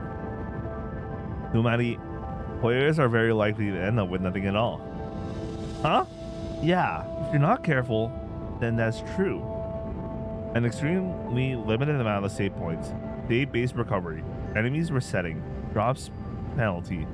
So far, I find the design and features of this game that are beyond the scope of training a little too harsh and cumbersome. I was just trying to match the level of difficulty to the module. Also, Mishi said these were all standard setups for games. Standard setup for games? I had assumed you would at least consider how to incorporate trading into the game, but from what I see, you have simply shoehorned it into a framework without much thought. That's where you're wrong. Suffering is the essence of this sort of mechanism. Only through the trial of hardship does the fruit of victory stay sweeter. I don't have a module installed for ingesting food, thank you. Back there, you're missing out a lot. So, what else do I not know about the essence of this kind of mechanism? You're missing the point, Vector. You've been approaching this with a negative bias and much reluctance from the get-go. It's only natural you struggle to experience the fun that I'm trying to explain. You gotta relax. I think you also completely fail to comprehend my concerns. I totally understand them, but since we're here, we should just chill and enjoy the game. You... Vector's brow furrows, but she lets out a heavy sigh. Never mind. At least in terms of combat, both the breakout in the beginning and the ambush just went through matched the settings of the module. There are some things that didn't make much sense in other aspects, but they're not completely impossibly far-fetched. Wow, sounds like you played some impossibly far-fetched games? I just find it very bizarre that these games demand dolls to behave in a certain way, that follows human physiological habits. Can you explain it in a more understandable way? Basically, back when we were still at Griffin, Uche and I took part in a gaming tournament for some monetary reward. The event was heavily promoted. I wonder if you remember. Gaming tournament? That does ring a bell. Apart from dying in combat, players in that game would also die for hunger and hypothermia. That wouldn't be strange for humans, but we are dolls, so we tend to overlook such problems. What game are they talking about here? If this plugin also incorporates the same mechanism to make it possible for us to die from lack of sustenance or low temperatures, then it would make it even more difficult for us to beat the game. Hold on. Don't tell me. You're talking about... I knew it! The Division. The censored. we know they had a collab at one point. I like how they reminded us that the collab existed. When are they gonna make the collab for Stellar Blade? And what are the games? Battlefield. Anyway. What? You didn't participate? Nope. I remember. A doll player did actually freeze to death. I think she went by Pink Nyan Nyan Punch. What a tasteful name. Is that her? Right. We better get going or the aliens here will respond. You're right. Then let me check which way we should go. After scrutinizing it for a while, Vector Point plots out a serpentine route. Looks like we'll be spending quite some time on the road. The Research Institute and the border terminal are on two diagonally opposite ends of the city. Oh, that's really far. How long will it take us to get there? Running across the map is always a chore. Can't we just travel along a straight line here? She points to a straight passage leading to the northwest area, marked with a dotted line on the map. The mouth of the passage is right ahead of them. Underground transportation hub of Ruina Chrysalis. Are you sure? Anything underground always sounds pretty ominous. The value of trading is demonstrated in dangerous places. We're not tourists, so what's the point in spending so much time on the road? You're right. It's more important to complete the training.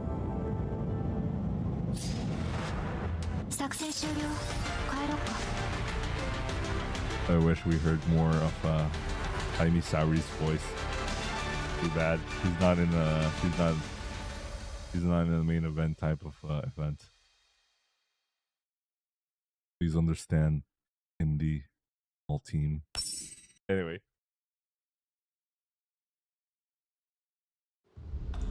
Vector initially feel their way forward in the gloom of the transportation hub. If we die again, let's not go underground again. Oh, so they did die. According to the map, this is the fastest route to the Research Institute. The route above ground is too meandering. But at least we'll much less likely to get surrounded and brutally killed by enemies in the dark like just now, don't you think? I don't know, our night vision was disabled. Our most recent deck cost us 1,500 XP, 110 ammo, and 25 healing potions. That sounds a lot. I mean the healing potions part. All our effort. How'd the train just like that? Let's just assume we're definitely gonna die. We've gone through this part before, so we can just counterattack following the enemy sequence of attacks, right? Then, have you memorized the enemy sequence of attack? Well, 2 came from straight ahead, then 3 from the left, and 1 from behind? Wrong. There were 2 enemies attacking us from behind. The one who grabbed you crawled up to us on the ground, while the one who attacked me was hanging for the ceiling. Vector feels the doll behind her shiver. Ah, that sounded like something right out of a horror game. But since you memorized it, we should be fine, no? There's no telling we can encounter more enemies after that. You're right. Games like this love kicking you down when you're down. Seriously, this AI has really got the sadism of certain games down pat. Sadism. Going by your own logic, I thought this would also be your be a so-called essence of these games. It's only an essence after you beat the game. Before that, it's all that sadism. And it's just exhausting. I feel like it would reach a point where I'd just quit the game and go to sleep. But this is your training. Oh. Vector ignores the reluctance in Michi's voice and continues onward. As darkness hampers her vision, her auditory module becomes exceptionally sensitive. In this cavernous underground transport hub, even the softest whistle sounds incredibly loud. Vector suddenly comes to a halt, causing Michi to rash right into her back. Ah! That hurt! Why the heck did you stop all of a sudden? Hush. Izukami. Stay quiet and crank up your auditory module sensitivity. Why are you all being all secretive? Michi rubs her forehead and does as instructed. A buzzing noise, like the flapping of bees' wings, grow clearer and clearer from ahead. Is it coming from here? Vector places her hand on the wall next to her, feels her way down inch by inch. What? There's a vent here, and the sound is coming from inside. Michi, back up a little bit. Huh? Okay. After a burst of gunshots, something plate-like falls to the ground with a clang. The opening should be wide enough. Wait, you're going in there? I want to see what is making that noise. The sound is too rhythmic, which seems suspicious. To prevent us from encountering anything unexpected again, while we're on the way to recover the supplies we've lost, we must eliminate all unfavorable conditions in advance. You have a point. This could be a hidden stage or something. Then make it quick. I'll wait here for you. Usually lets out a massive yawn. She seems to have grown tired of being energetic. Have you forgotten who's supposed to lead her training here? I haven't. But what if we wipe in there? All our worldly possessions will get swallowed by the system again. That's why I told you not to think of them as yours. We'll wipe. We'll just start again. Okay, we'll start again how many times we want since it's a game, right? Wow, I can scarcely believe Vector's actually said something so reckless. I'm just doing my best to comprehend your idea of fun. After turning a few bends along the ventilation duct, the two dolls' vision becomes clearer and clearer as their eyes capture a little bit of light. At last, they reach the other end of the ventilation duct. Vector dislodges the metal plate by force, and light floods their vision. Metal buckets and storage boxes are scattered all around in the space, which is neither big nor small. Several switches are mounted in the walls. Several generators are locked behind metal fences on either side of the passage. This is a generator room? But these generators aren't running. So where's the power coming from? But what's that mechanical sound? Could it be that? Vector looks toward where Michi is pointing. He's an electric cable traveling down the wall across the passage. The cable is connected to a glass container device. A sparkling crystal is suspended in the glass container, slowly rotating while emitting a rhythmic buzz. That's... Just as they make to approach it, sound of a glass container crashes to the ground, so it comes from behind them. They quickly dart behind a pillar and raise their weapons. The person who has suddenly appeared behind them is quickly grabbing at her own face with both hands, utterly terrified. I've been spotted! Is that Harpsy? It is Harpsy. The hovering camera almost there as it in protest, but then it makes no sound. Okay, it's an NPC. Spotted lab rats will be eaten. What should I do? What should I do? The NPC named TMP appears to be in a state of extreme panic. He's pacing around the pillar in the passage, maniacally. Then all of a sudden she stops. I need to calm down. Calm down and think. Oh, right. I have to find anywhere door. If I find an anywhere door, I'll be able to leave. She looks around, her face lights up in the glee as her gaze lands on one of the storage boxes. It's get that. EMP steps right into the box and closes the lid above her head in one fluid movement. As it strides forward and flings the lid open, a scream that sounds almost like a groundhog immediately comes from within the box. Ah! I got found again. I'm getting eaten. So loud. My auditory module. Vector. Something. As the scream persists in the background, two choices once again appear before the two dolls. A. Close the box and let her calm down. Item. Crystal bracelet. So, this is where you use it. Vector taps the icon on the crystal bracelet on her watch and confirms that she would like to hand it over to Harpsy, who bears the name tag TMP above her head. I'm getting eaten. I'm getting... that's... The bracelet icon on TMB's hand materializes into an actual bracelet. At the sight of the bracelet, the girl's panic is immediately replaced by joy. You're okay, Oliver. You are the very picture of health. I'm so glad you didn't get eaten by monsters. Now we can get out of this together. Make sure you hold on to my hand and don't let go. EMP puts the bracelet on her wrist fastidiously, and then she gives the two dolls a solemn bow. Thank you. Thank you so much for bringing Oliver. The program is thanking you for scaring monsters. Oliver was all I had, even before becoming a lab rat. He loved going on treasure hunts in the city. Oliver said we're just picking on trash, but I often found treasures. Sounds like a scavenger. But what's the deal with this lab rat business? Then one day, someone told us that he could offer us unlimited food and a safe place to live. But in exchange, let's do him a small favor. We're trying out some colorful candy and drinks. We agreed, so that person let us stay in the cage with lots of other lab rats like us. They were all discovered in sparkly crystals. So pretty. Oh yeah, that's it. Wow. Thank goodness it didn't break. The jar is surprisingly sturdy. EMP picks up the glass container with the crystal lying by her feet, lifts it up for them to see. He said this crystal is super useful. It generates heat and power and can do anything. When I left the cage, I took some with me. As a gesture of my gratitude, give this to you. You can also take all these. Their watches ping with notifications. Okay. This is all the treasure I have on me.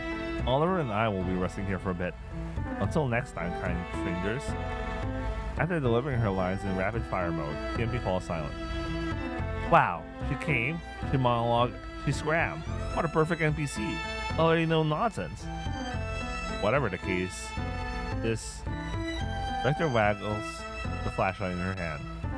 Shows that we can hand in plot-related items to NPC, exchange for items that can help us along the way. The broken pocket watch probably also has a teeth, but there's no guarantee it will run into the right NPC. Don't overthink it. We'll encounter them when the time is right. At least we have a light source now. We won't be so easily ambushed by aliens that can jump us from the shadows like before. But we won't necessarily beat them even if we can see. One step at a time, I suppose. Now, go get our stuff and continue on to the city.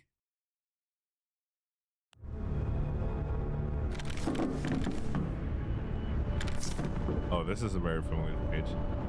I can finally see clearly. Ah! So many enemies lying in ambush. All units be cautioned. Take care to not be ambushed again.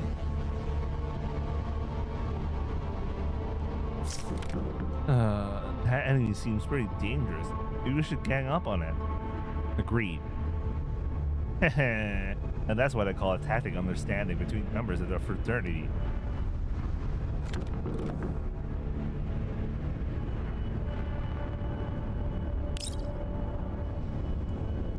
Oh, okay. I haven't used much of that.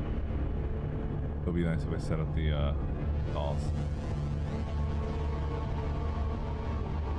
Yeah, we'll just stick with the current team.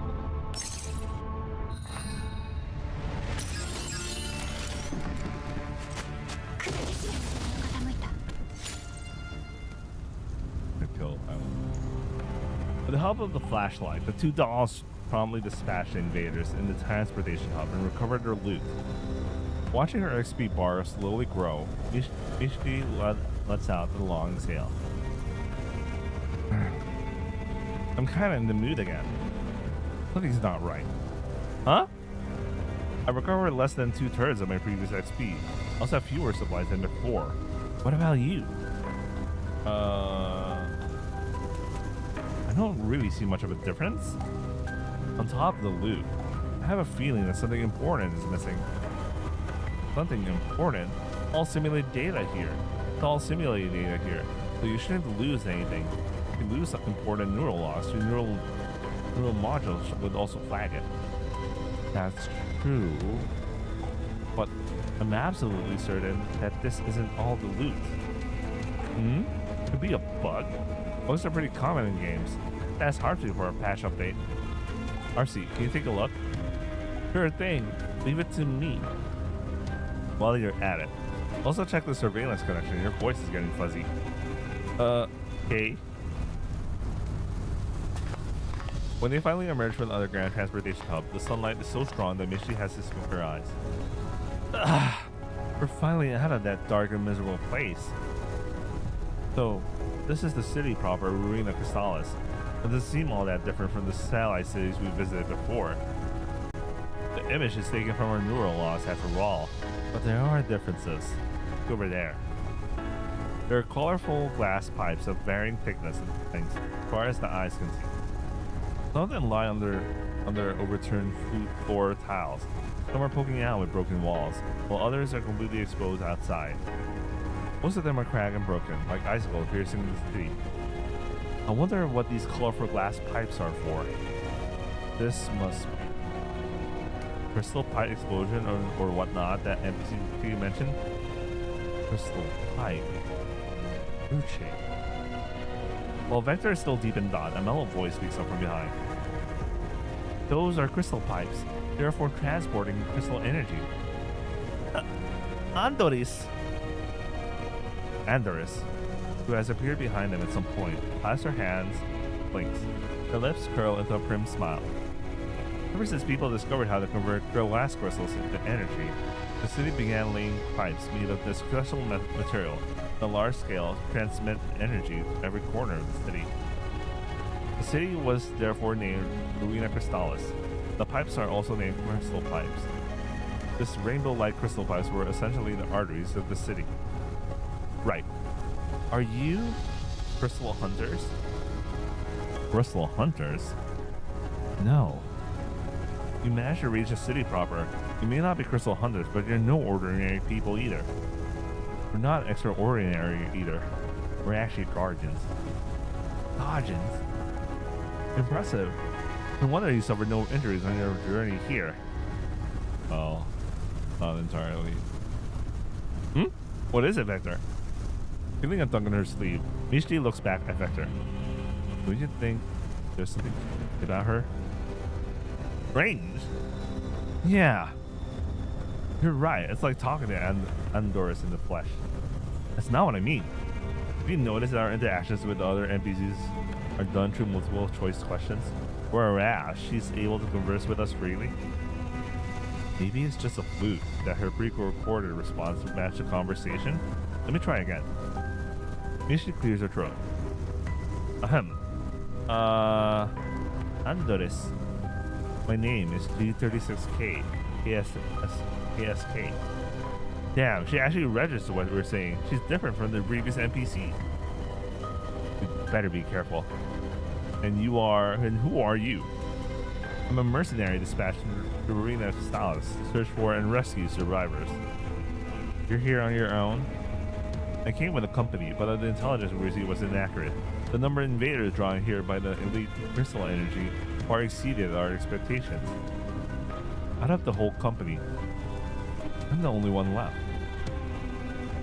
D36K KSK frowns for the ID. I'm trying to gather as much as my companions' possessions as I can, just to give some closure to their families. The two dolls fall silent as they return their irresolute gaze.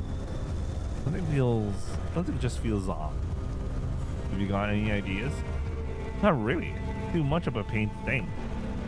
I just want to get this over with and get some rest, but Krukai comes back before Krukai comes back. Has the motivational effects of this gamification thing worn off already? Well, even the gamer girl will get bored after playing for so long. Krukai? No, nothing. You're gathering your fallen companions' possessions, you say. Have you found anything yet? No. It's like trying to find needles in a haystack. Possessions. As Vector ponders this, she suddenly thinks of a broken pocket watch. Maybe you can take a look at this? Vector tasks her watch to give it a broken pocket watch to G36K KSK. Light particles gathered to form a physical object in G36K's palm, an actual pocket watch. This is... She opens the pocket watch with great care, and her eyes fill up with tears. Belong to a friend. Thank you. G36K turns the open pocket watch to show Mishi and Vector what's inside. Oh, it's a picture of Wellerod. Nice. A photo is engraved on the inside of the cover. The subject with the blonde hair and green eyes glares with a scornful eye.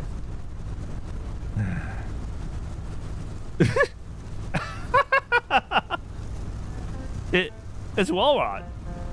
Vector's eyes cover in camera with some trepidation. It's for the plot. I hope she doesn't mind too much. Thank you. This is probably the only thing I will be able to find. I don't have anything to give you in return for the favor. Huh? Nothing at all? I thought we would gain some kind of new skill or some amazing items, like an armor revival or something like that. I'm very sorry. I'm afraid I don't have any armor's revival. But I could join you and lend you my strength. Support character G36K has joined you. Holy crap! This can happen? I suppose. The support character is an NPC that assists players in combat.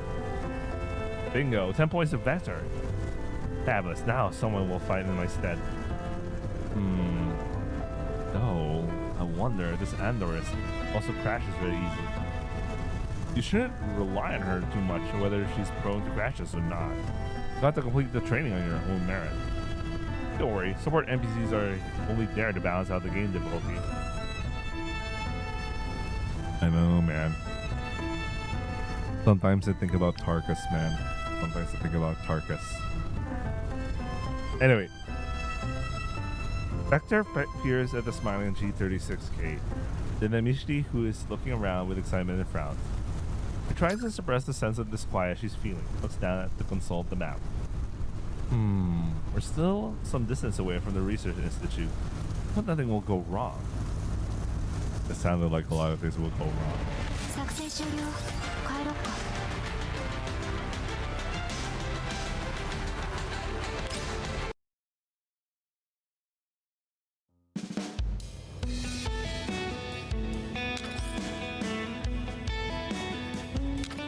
Oh, story mode. I was wondering, why did we get out of on that thing?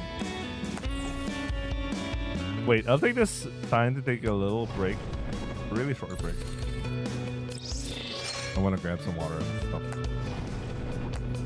What time is it? Yeah, okay. 10:30. Oh, okay. Oh, all 10.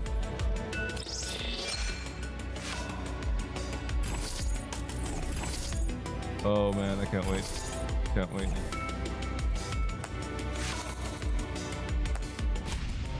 I haven't even done the trials yet.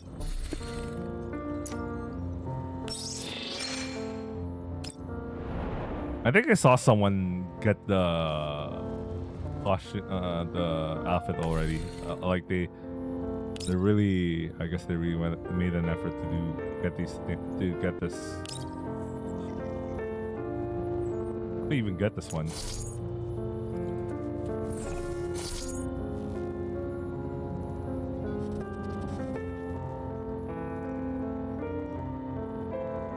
Oh, okay, this is interesting.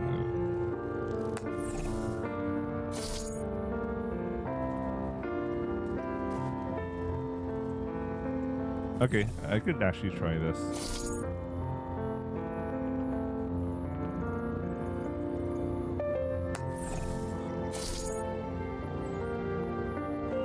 Okay, they already have the blue spear stuff. I remember the blue spear is gonna show up. Okay. I'll probably try that sometime soon. Oh wait, maybe she already is there. We haven't checked. Oh, not yet, not yet. But I know she's gonna be part of the road thingy, the road crossroad challenge. Okay, I can repeat some of these. Anyway, I'll be right back. I'm just gonna grab some water.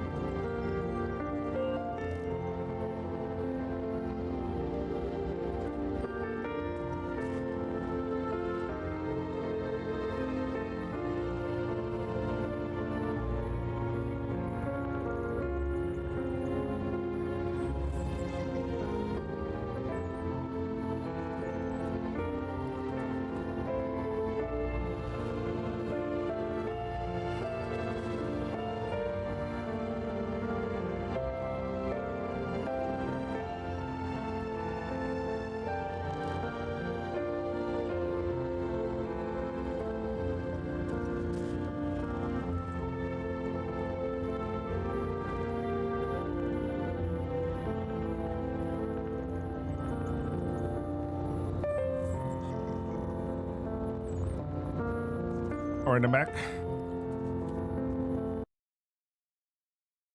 先代嬉しい。ただいま参りました。 Before we 本日の紅茶がいかがなさいます continue, I want to double check the stuff about this one. 1 second. Quite a little far away.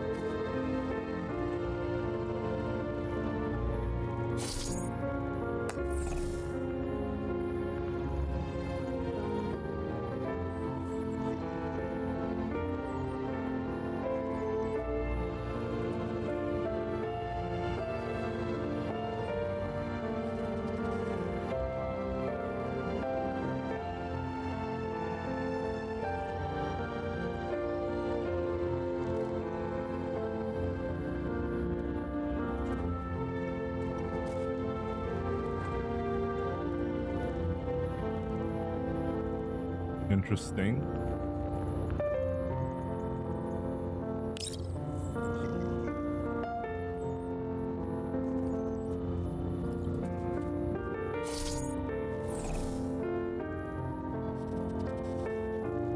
Wait, can't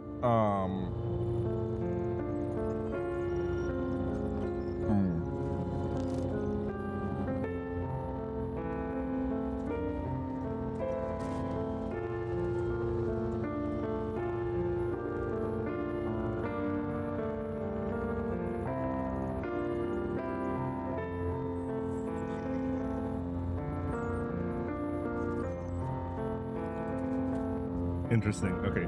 I could probably do this.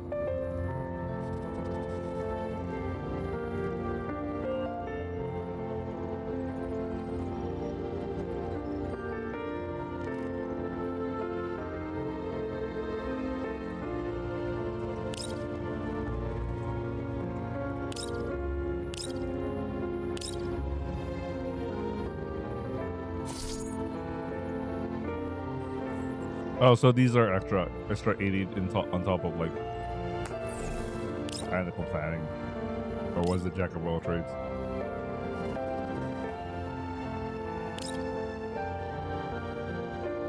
Yeah, that's a lot. You could actually reach. All right, I could try this later. All right, let's continue reading. Oh, next one's story mode. Interesting.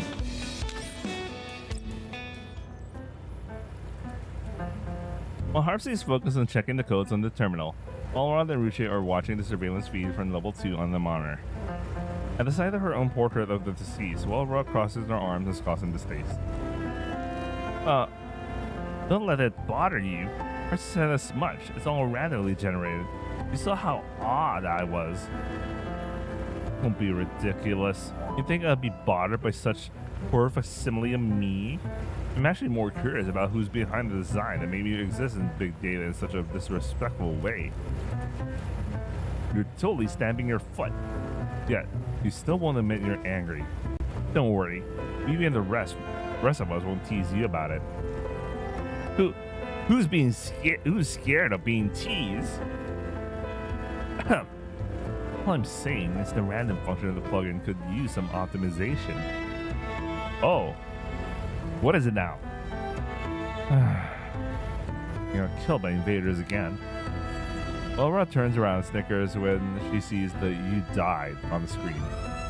Our poor players, one constantly hesitates out of cowardice. The other is lazy and complacent. This outcome couldn't be more predictable. Huh? But I think they're already working really hard. No, something's wrong. Arcee's muttering interrupts the conversation. About our frantic typing follows. Lucia and Will exchange a look, then walk up to Harpsy. What is it, Harpsy? What's wrong? There's some kind of anomaly in the data. The code that determines the drops in the bit drops is a bit different from what I wrote. It got overwritten. Oh, so that's why they didn't recover all the loot? But who would overwrite the code? I don't know. Harpsy's input triggers pop up windows on the screen, each bearing a large red cross that flashes continuously. Even Ruche and Welrod, who know little about gaming, can tell that this means Harpsy's attempt to overwrite the code has failed. I can't do it! The editing permissions are completely locked. I can't make any changes. Who on the outside could possibly bypass my access permissions? Here? No. Could it be a virus? But I wasn't connected to any external network when evolving and running the program. Don't let these distractions befuddle you, Harpsy. I think it's time for the two dolls lost in their fantasy of playing Guardians to wake up from their dream. Alright. I'll contact them and tell them to disconnect for level 2 right away. Harpsy clicks the comms button on the terminal, but the error pop-up appears on the screen again. Comms. Or jam. Jam? Anything else that seems out of the ordinary? Let me see. Harpsy types away at her keyboard. A row upon rows of text scroll down the terminal screen. Harpsy knits her brows. The drops aren't the only thing that got overridden. Even the neural data. Neural data? Every time they die, they lose a portion of their neural data. Data flow is untraceable. It could be some kind of virus. At this rate, the virus will completely take over their neural nodules. What? Stay calm, will you? Don't sabotage yourself by panicking. Harpsy, can you handle this virus? I don't know. I tried to trace it, but the virus is probably capable of hiding its tracks, so I can't issue a command to terminate the program either. What should we do? Unfortunately, panicking won't help you trace the data flow either. Calm down, Harpsy. You're one of the creators of this module and plugin. No one knows it better than you. Be fair, Deer probably knows it better than me. But if we ask Deer for help, Kukai will also find out. The cat's ear on Harpsy's head drooped instantly, probably at the thought of Kukai. I know Kukai is scary, but Vivi and Michi's safety is more important here. I know. It's not like I don't care about their safety. I just... Seeing that Harpsy is on the verge of tears, Laura bends down and rests her hands on Harpsy's shoulders. She looks directly in her eyes. If you're certain you can't solve this issue on your own, then get in touch with the air. Taking responsibility is indeed a daunting process, but remember, you're not alone. While Rod's firm hands may have steadied Harpsy's nerves a little, she tries to collect herself and nods frantically. Sorry, Harpsy, I was also a bit beside myself, so I just blurted that out without thinking.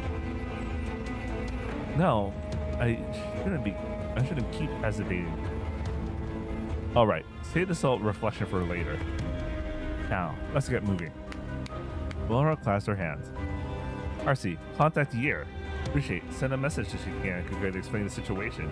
Messing up ourselves would scare us. The worst of the storm. Okay. Got it. Thank God that wasn't long.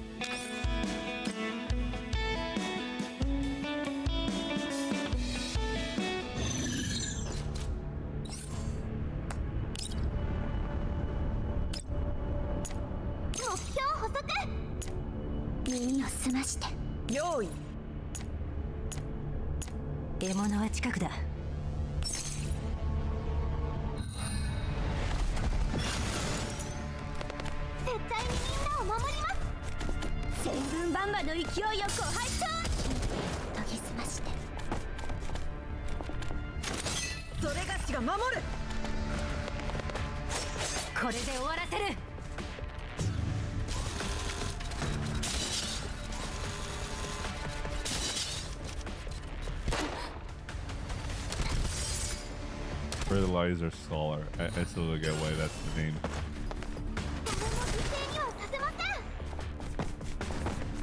横たわれば楽器、立てれば兵器。今だ。私の腕を信じろ。私の腕を信じろ。 Mishi takes in the defeated enemies all around her and expresses her heartfelt admiration. Some have fallen head first into the pit, while others are hanging on the guardrails. Ooh, such ruthless firepower, such agility, the ferocity of a one-doll army. Have I pulled an SP version of some SSR unit? You flatter me. I am simply performing my duty. She's even as gentle as an Andoris. Isn't she too perfect? Now it's not that there's anything wrong with the actual Andoris. Just leave all the combat to me. Wow, I've been waiting for so long, and someone finally says this to me. This is indeed the dependable Kohai that I've long dreamed of. Not that I'm complaining about the actual Wilka and Andoris. Vector looks at Mishti, who is hanging on G36K like a rucksack, a hint of helplessness. Are you planning to make her carry you a whole way? What's the problem? It's not like walking is part of the training. I think chewing out by Kukai is inevitable at this point, but if she sees you like this through the surveillance recording, it's just a matter of a 500-shot drill turning into a 800-shot drill. Quantitative change often leads to qualitative change. It might start tormenting you by targeting your precious collection instead. Suddenly remembering her large collection of special edition manga emerged, Mishi lets go of G36K demurely. Kukai is away, but she still stalks me like my own shadow. Alright, let's go and retrieve our loot. Mishi and Vector walk toward the two beams of light not far away. The loot enters their respective inventories in a burst of light. Noticing the problem, the two dolls look up at each other at almost the same time. I think you're right about the deduced loot. We only got back less than half of the XP and supplies. Harpsy, have you figured out what's wrong? The camera hovers smoothly next to them. It makes no response. Harpsy? What's going on? We're not in the middle of a cutscene right now. So why are the cons being jammed? Vector, this Harpsy or whatever you keep talking about. Who is it? It's... Vector suddenly realized that something is terribly wrong. It's Harpsy. Temperate model TMP. He repeats the familiar name slowly, but Mishi just stares at her even more blankly. Harpsy? Who's that? A new friend of yours? You don't seem like the type to go making friends with strangers. He doesn't seem to be joking. Making joke takes too much effort for Mishti. It's not my imagination.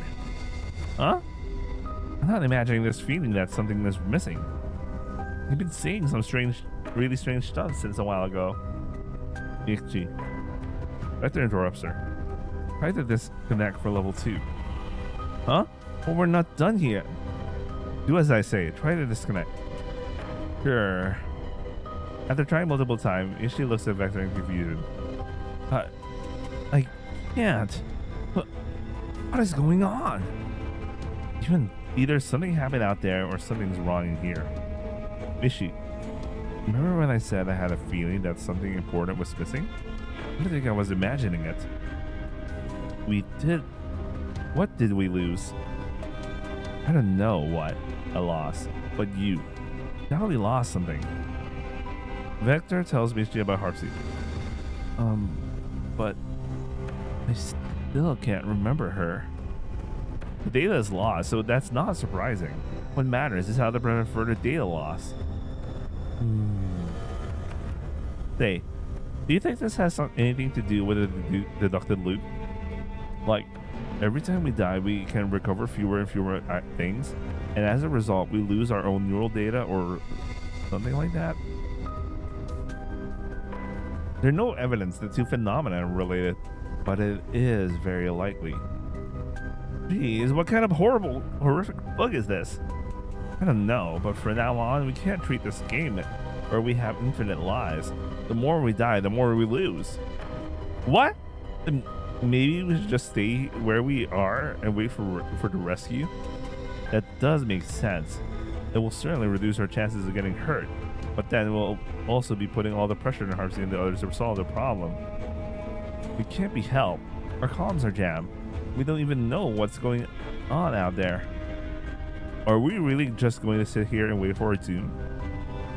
Then what ideas have you got? Turning into Superman? Vector lasted in deep thought. After a while, she tears her eyes away from the weeds growing out of the cracks in the concrete on the roadside. I'm thinking. To end a game other than breaking the connection by force from outside, maybe beating the game here is also a solution? But wouldn't that get increasingly risky under these circumstances? I still think it's better to find somewhere safe and hunker down. We had G36K with us. If this were still your regular training, I'll have a problem with her presence, as she is basically helping you cheat. However, she can release some of the combat pressure for us in these desperate times. Vector glances at G36K, standing behind Mishti. Perhaps because she's standing with her toward the light. Her face is obscured in shadow, and her face is barely visible. Like a dutiful NPC, she has remained silent throughout the two dolls' conversation. Besides, we still can't be certain if the data loss is caused by dying or something else. The sooner we exit level 2, the better. There are things even you don't want to forget, right? Mishi pursed her lips and tears at her in frustration. Then she lets out a sigh. Alright. I meant to complete the training anyway. Having you talk to me so earnestly instead of just yelling feels pretty unsettling. Prefer crew guys method? Huh? No way! Why would you have such dangerous thoughts? Are you sure you don't? Of course not. You can't be more wrong. Beat the game, yeah. Let's go then. It'll suck if Luke deletes all the anime I've seen at the outpost.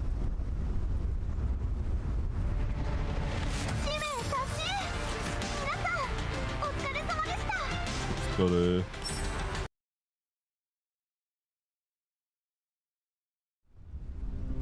The satellite city's streets in their memory were at least somewhat orderly, but here large chunks of broken crystal pipes are scattered everywhere. Uprooted sidewalk slabs reveal barren yellow sand beneath, and as they walk along, the view looks no different from the yellow zones. We'll reach the research institute once we cross this district. Wow, it looks as if Ultra Man and some monster had a brawl here, some kaiju. We're quite close to ground zero, the arterial crystal pipe explosion, and the large concentration of collapsed radiation attracted many invaders and elites, so this place practically got razed to the ground. There could be a lot of enemies lurking about. We can't afford to be careless. That's true. We can deal with anything unexpected. Better if we proceed in an inverted triangle formation. I can take the rear. That's kind of suspicious. No, you lead the way in front. Misty and I will cover the rear and flanks. Understood. G36K nods demurely. They really like using the word demurely. And walks ahead with her weapon held at the ready. Seem wary of her? An NPC that can accurately analyze the current situation. Choose between the remaining silent and talking freely to the players, and can also make tactical suggestions. Basically a fully sentient doll. Are the support characters in the games you play so advanced? They could be. I don't really remember. Bruh, in the future where you could have literal dolls, why wouldn't there be an AI in a game as good as a doll? Anyway. You mustn't let down your guard around her just because of her strong resemblance to Andoris. Besides, she is completely different from Andoris. Oh, tell me about it. Unlike Andoris, she is insanely strong in combat, though it would be so much easier to tell her apart if her personality is significantly different from the real deal. Just like Ruche and that number 90. Good meaning to ask. Is this Ruche my teammate? Oh shit. That part got deleted from her. Mishi's eyes, which she can barely keep open most of the time, widened in shock. Ruche. Don't remember? Not only is she your teammate, she's also your best friend. Best friend. Corkscrew Tintwales, always twittering by your side, and what else? I don't really know the story between you two. Vector racks her neural cloud, but she can't find any trace of the name.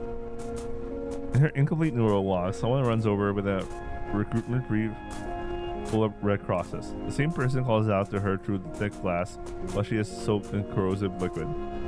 But the person's face uttered blank. Vector freezes in bewilderment. I only found some broken memory fragments.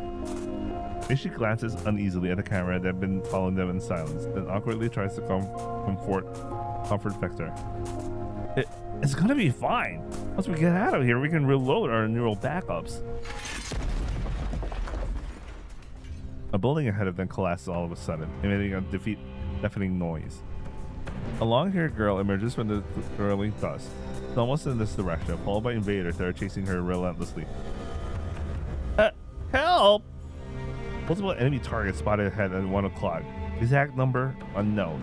They're moving towards us at high speeds. Engage in 8 seconds. Hold on, that's... Worry about that later. Prepare for battle.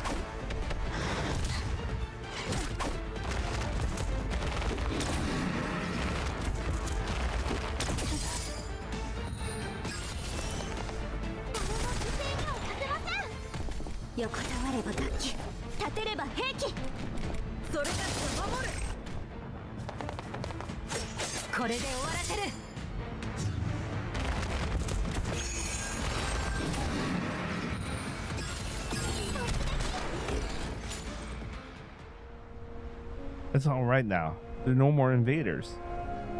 There's Gigas, the cowering girl, a gentle squeeze on the shoulder. The girl, obviously very shaken, is still trembling all over. Above her head is the name tag that reads, "For once."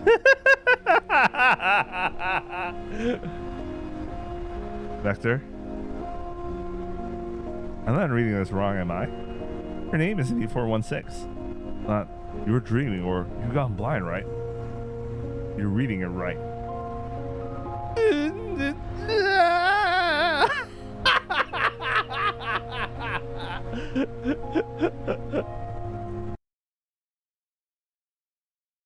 We waited for this.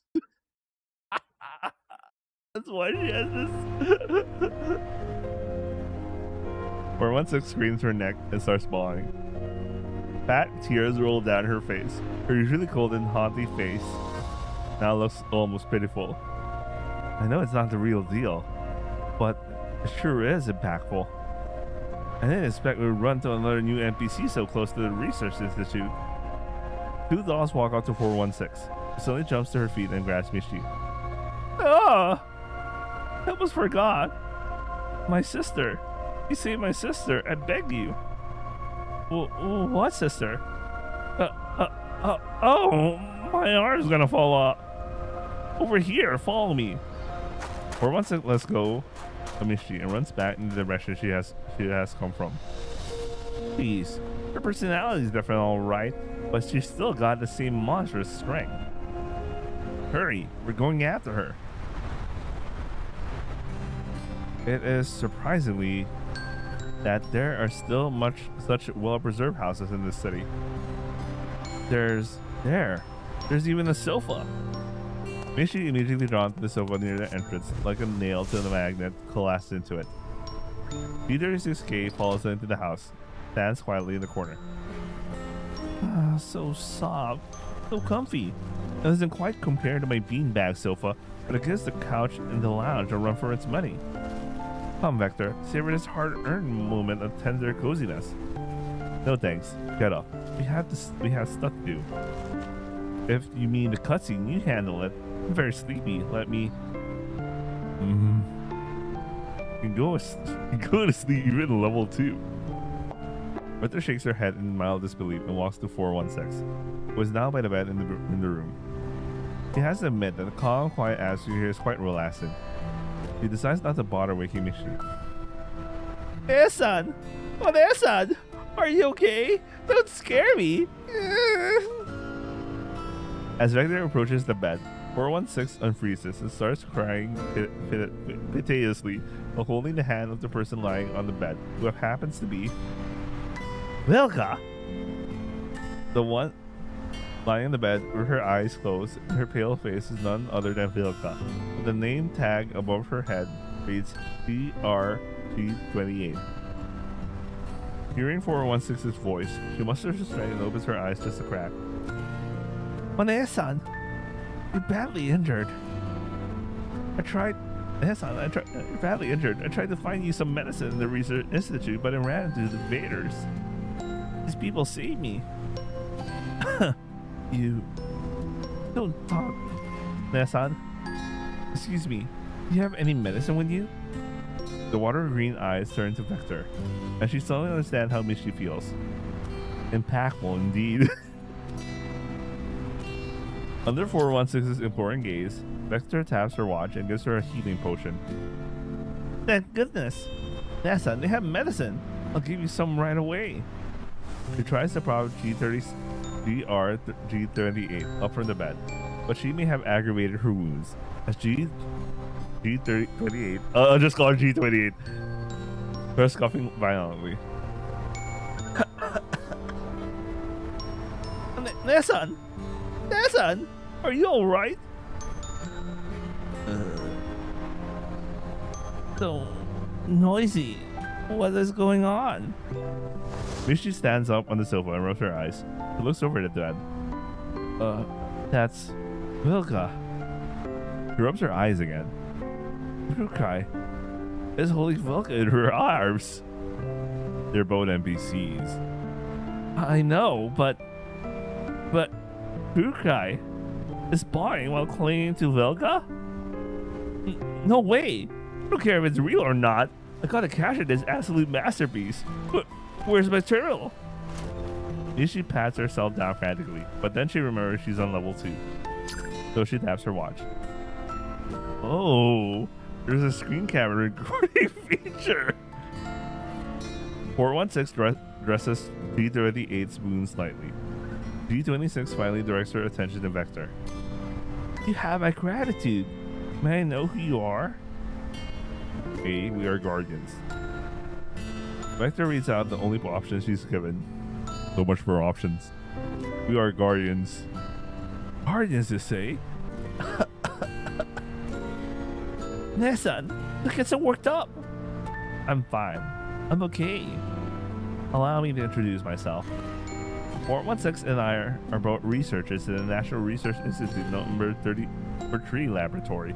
I was in charge of the project to convert glass crystals into crystal energy. You could say we're responsible for the crystal pipe explosion. Nessan, I have always known the crystal energy is not completely clean. Moreover, the safety of the crystal pipes is also very unstable, but we yielded to the authorities. Not only did we not put a stop to the experiment on crystal energy, even pushed it little by little to the point of no return. Vector recalls TMP, whom they have met earlier, and draws the mental connection. Fortunately, we have a remedy. 416 used their own funds to develop a substance that can completely purify glass particles. The purification solution. Purification solution. That must be the secret weapon that number 90 talked about. Yeah, it makes sense. We have stockpiled a certain amount of purification solution in the Institute's laboratory. You just need to put the solution into a diffuser in the Institute's launch center, and we can purify the city. The problem is, the launch center was destroyed, and the automatic security system within the Institute was activated, so we can't get through. However, the Ruina Crystallis airbase is in the northeast corner of the city. There's a helicopter there with a diffusion device installed on its tail. If you load it with a solution and fly around the city, you can also complete the purification. This is it. Mishi, this is how we clear the game. A gunshot erupts from behind, like a slow motion scene in the movie. Vector watches as a bullet burrows out of her chest, passing through G-38's forehead and leaves a black crater on the wall. The shot NPC seems unfazed. She continues to rattle off the pre-written script with great emotion despite the bullet hole in her head and the continuous gunfire. But Vector can no longer hear what she's saying. Turns around with great difficulty, only to see a smiling G-36K with her gun raised, and Mickey, who has flattened herself on the sofa in terror. Michi, run. Vector! Orbs of light, faint light appear where Vector has fallen. Mickey knows that they are Vector's drop items. What is the outside world like? Show me. More. G-36K stretches out her hand, and the lights fly into her palm, and birds return to their nest. The figure immersed in light begins to transform little by little. Andor's illuminated face is as calm and serene as ever, but the color of the hair where her ears start fading. Her body also droops like melting glass. It looks almost as if a pair of invisible hands are gently lifting her up and resculpting her. After the light has faded, she appears before Michi like a patchwork portrait, with all the colors and characteristics of the different Yomarion members. Not enough. Not enough at all. Wait, isn't this basically Blue Spear? P36K. Yeah. Who exactly are you? I don't like this name. It sounds like a tool. I want my own name. A new name to mark a new life. Isn't that right? Yeah, this looks like Blue Spear. Who the hell are you? That's right. Your name is Mishti. Mishti. It means Yume. An eerie smile creeps across that uncanny patchwork face. I was born out of your memories, your dreams. You could call me Koshmar. これもみんなのおかげだ。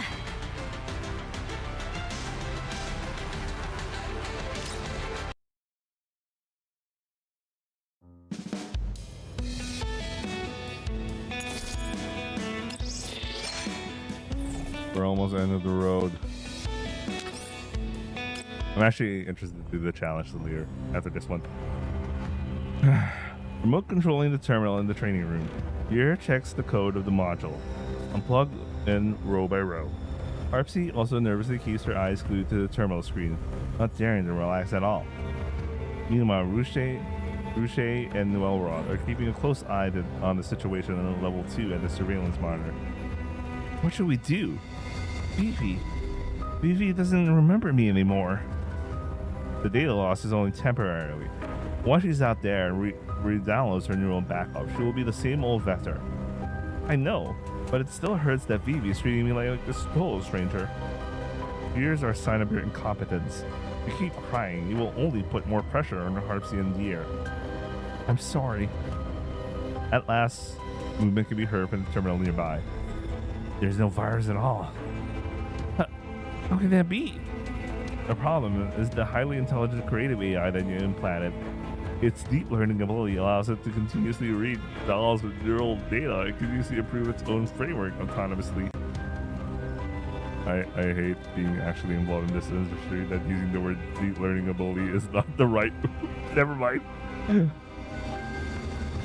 It has now concluded its first cycle of cell completion. compare its current base code with what was originally written, is it much more complex? It does seem to be the case. That's why you couldn't find this so-called virus.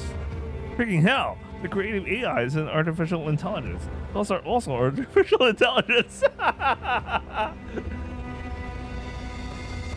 This kind of reminds me about the fact that the next character in CN is going to be UMP40.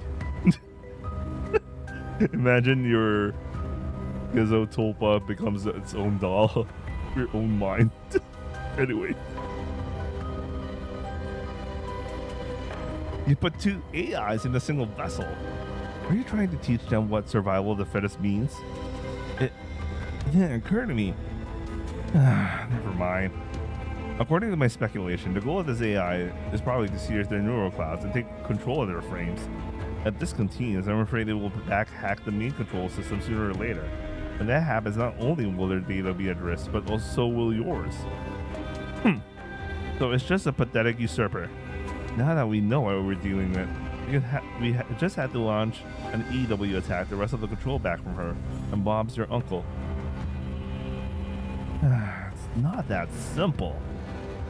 This AI has already merged with Rishi's and Vector's neural class to a certain extent by seizing the neural data.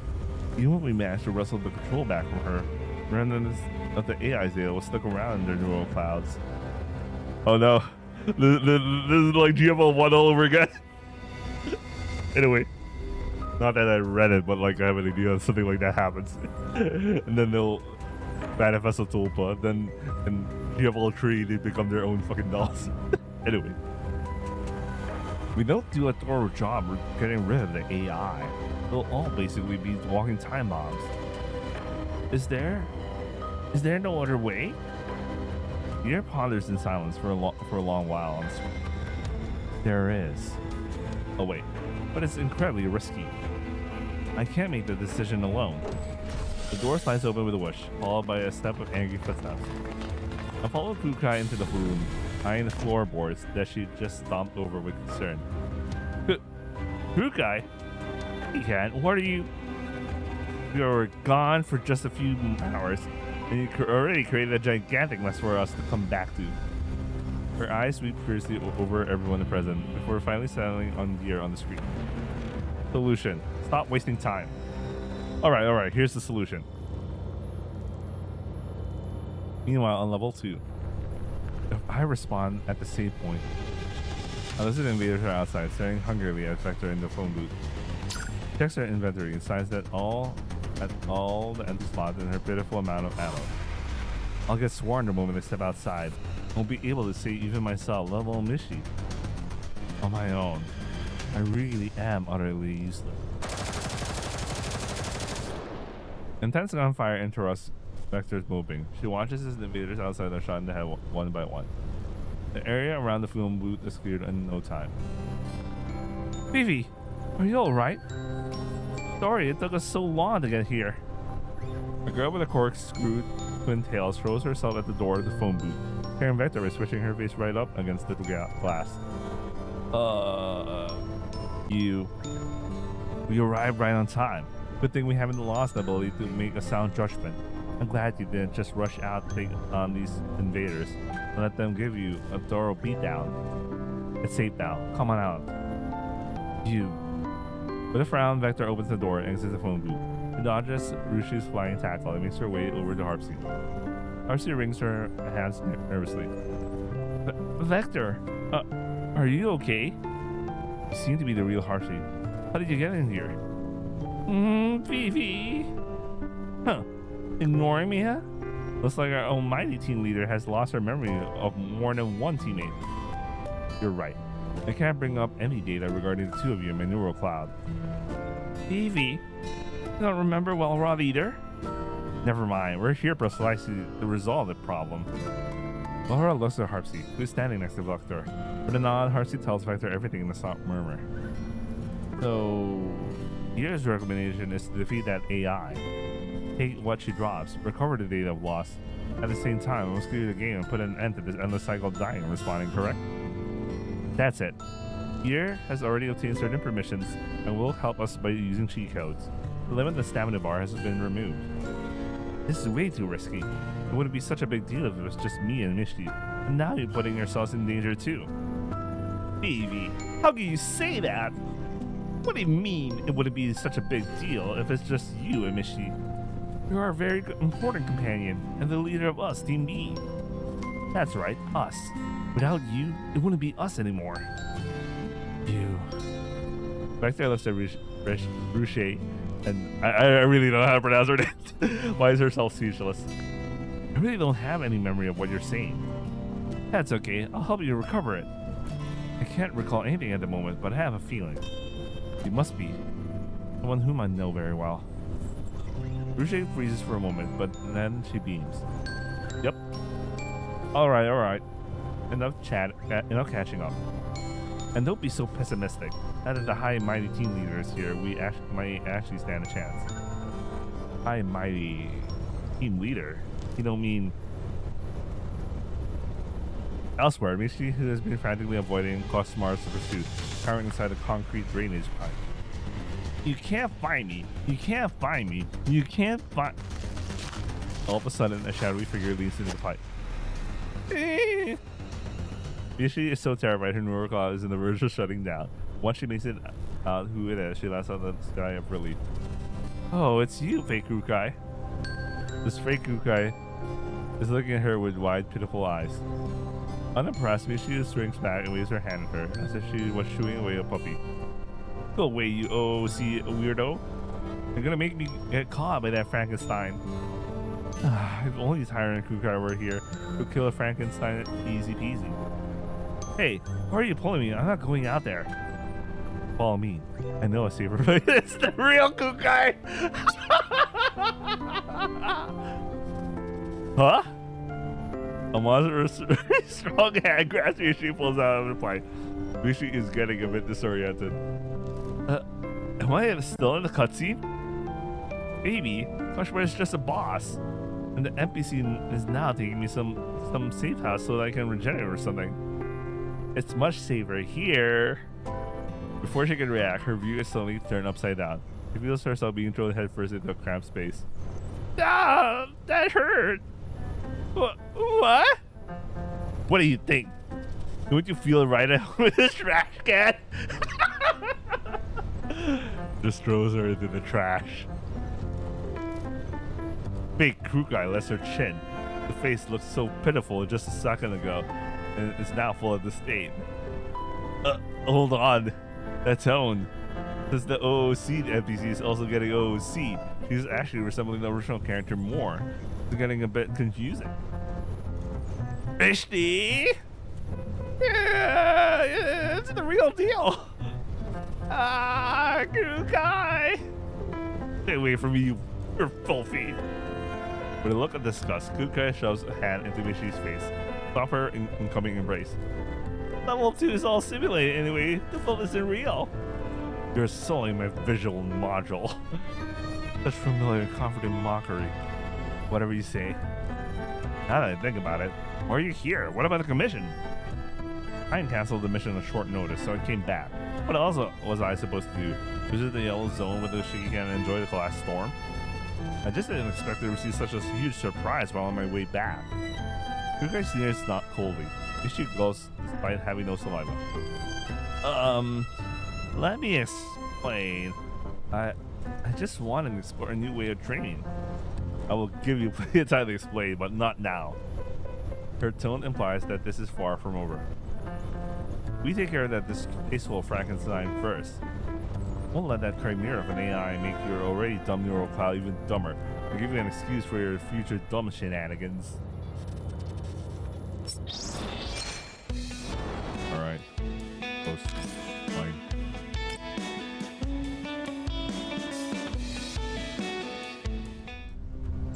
Is this communicator secure? Here it has said that he set up an encrypted conf channel. The AI won't be able to tap, so it should be secure. Oh, it's connected.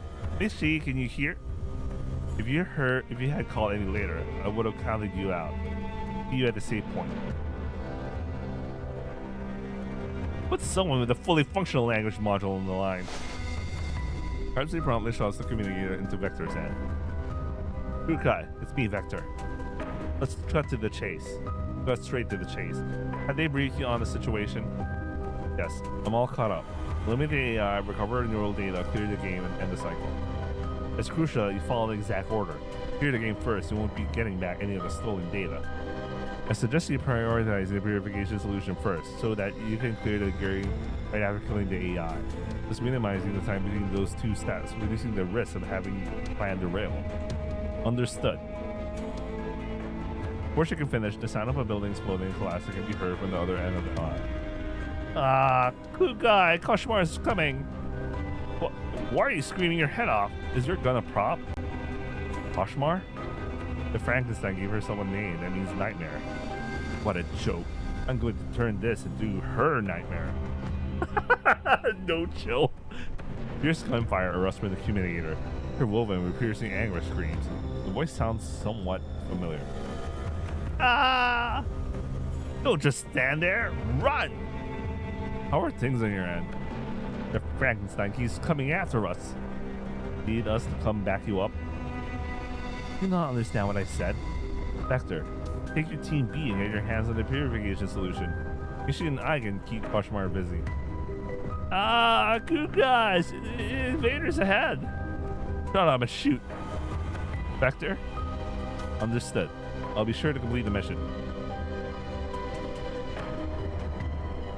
A three-dimensional image of the Research Institute building is displayed on the screen on Vector's watch.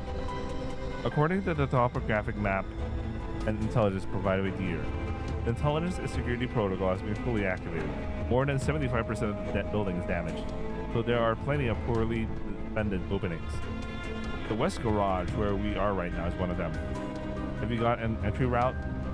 I have planned entry routes based on the distance, time, and number of enemies we will encounter. I personally recommend Route C, which is to go along the outer edge of the west corridor to the exterior of Zone Z, where there is a gap where the wall was blasted open.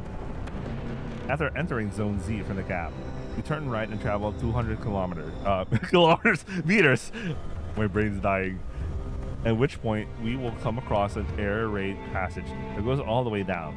We follow the air raid passage down to level LG10. Crawl along the ventilation duct, there to the 5th window, and we will arrive above the laboratory where the solution is stored. What's your reason for choosing this route? It's relatively safe. It's a little convoluted, but the defenses along this route are the weakest. We may run into security droids on patrol near the gap leading to Zone Z, but that's it. As for the patrols within the lab, the enemies are in the open, while we have the advantage of surprise, so pose no threat at all. Laura plants her hand on her hip, looking a very picture of confidence. Well, Rod, yes? You don't have to keep reiterating the loss of your neural data. No. I just think that you're capable of making detailed plans that have a commanding presence. You're more of a team leader than me. Huh? Please don't say that. You're great too, Vivi. There's no need to spare my feelings. I'm merely stating facts. However, you haven't considered a potential problem. Go on then. Better points at herself. You? Laura can't help but show a hint of surprise. If I lack sufficient information on both you and Ruche, it's impossible for me to assign roles and coordinate effectively based on your strengths and weaknesses. So I would like to hand over command of this operation to you. You mean I'm to be the team leader? There are a more suitable candidate under these circumstances. With data loss, Vector appears much more certain than usual. Is there a problem? Surely this shouldn't be a challenge for you. Challenge or not, I will fulfill my responsibility. Following the entry route planned by Wellrod, Team B successfully reaches the ventilation duct just above the route. We peer into the lab through the cracks of the vent. The room is unoccupied. Only a handful of equipment is still running and making some rickety noise. No enemies in sight. No sign of the target item either. Once we're here, Arcee and Riche will search for the solution. Make sure your respective search areas don't overlap. Victor and I will keep and be on the lookout. Roger that. The four dolls enter the laboratory through the vent.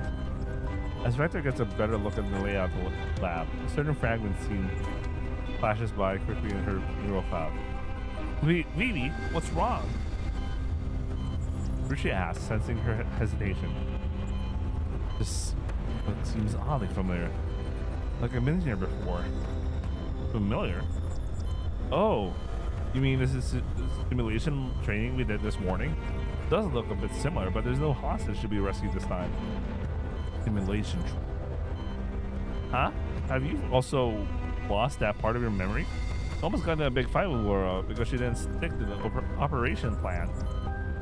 You can leave out the superfluous information. Laura, who's standing guard nearby, suddenly cussed loudly. Have you found the solution? Guys, I think I've got it. RC calls out at one end of the laboratory. Next there is an open electronic cabinet. The glass jars filled with green liquid neatly stacked inside. Wow, that's great! Just then, the alarm starts blaring. The door is blown right off its hinges, and a large number of security droids surge in. Enemy targets spotted. They spotted us. Find cover. The group takes cover behind a large piece of equipment as bullets rain down the torrential storm, slamming into the machine's deafening roar. Seizing the brief moment when the enemies are reloading, Walra peeks out from behind cover her riot shield. Oh, Walra's she's gonna have a riot shield. Nice. I can't wait for her to be the banner. However, after only a few shots, she's forced back under another hail of bullets. Damn it. Enemy units in this game can actually share information with each other. The approaching enemies give her no time to finish her sentence. Other than Harp's use protecting the solution, the other three dogs desperately fight to keep enemies contained within the barricade. There's no end to these droids. What if I draw their fire and you guys make a run for it through the vent? No, that would be certain death for you. And frankly, you alone will be able to stall them long enough for us to make it safely through the vent. Then think of another way. We can't do this all day. Our only choice, clear a path with grenades and charge through the main entrance. The weight in Welrod's hands suddenly gone. When she looks up, Vector has already grabbed her riot shield and charged out of cover. What are you doing, Vector? The enemies instantly shift for their aim and unleash a relentless barrage towards Vector. Make for the vent. Ruche, Harsey, get the solution safely out of here. If you don't see us after more than 10 minutes, get to the airbase on your own. Welrod grabs a discarded metal plate from the ground and holds it in front of her. But what about you? It's just a game. Dying once is no big deal. Then she sprints towards Vector without a second thought. Why did you act without permission? I'm the team leader here. Oh, welcome back. Welcome. The circle has been completed. A thunderous explosion drowns out all other sounds. Several culture tanks in the laboratory shatter impact, sending torrents of incubation fluid surging out, knocking over every security droid. Laura loses her footing, nearly falls, but Vector, who has anticipated, catches her firmly. Go! From the corner of her eye, Walrod spots Ruche and Harsey already crawling into the ventilation duct. Without hesitation, Vector grabs Walrod's hand, pulls it towards the exit of the lab. So, you actually had a plan. Sorry, I know it's risky, but it was an opportunity that I had to see. No, I should be the one to apologize. Huh? You'll understand what I mean when you have your neural data back. More sporadic gunshots can be heard from behind them. Looks like the culture fluid cannons didn't get rid of all the vermin.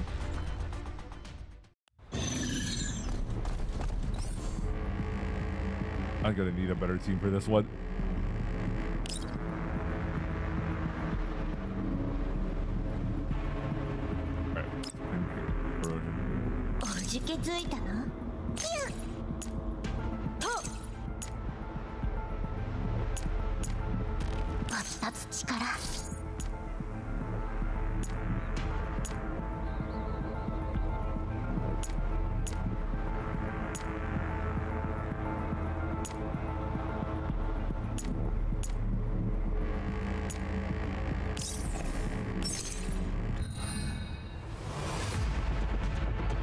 I'm pretty sure there was an easier way to do that, but I didn't.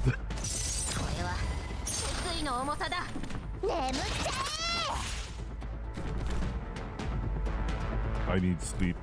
I know that feel.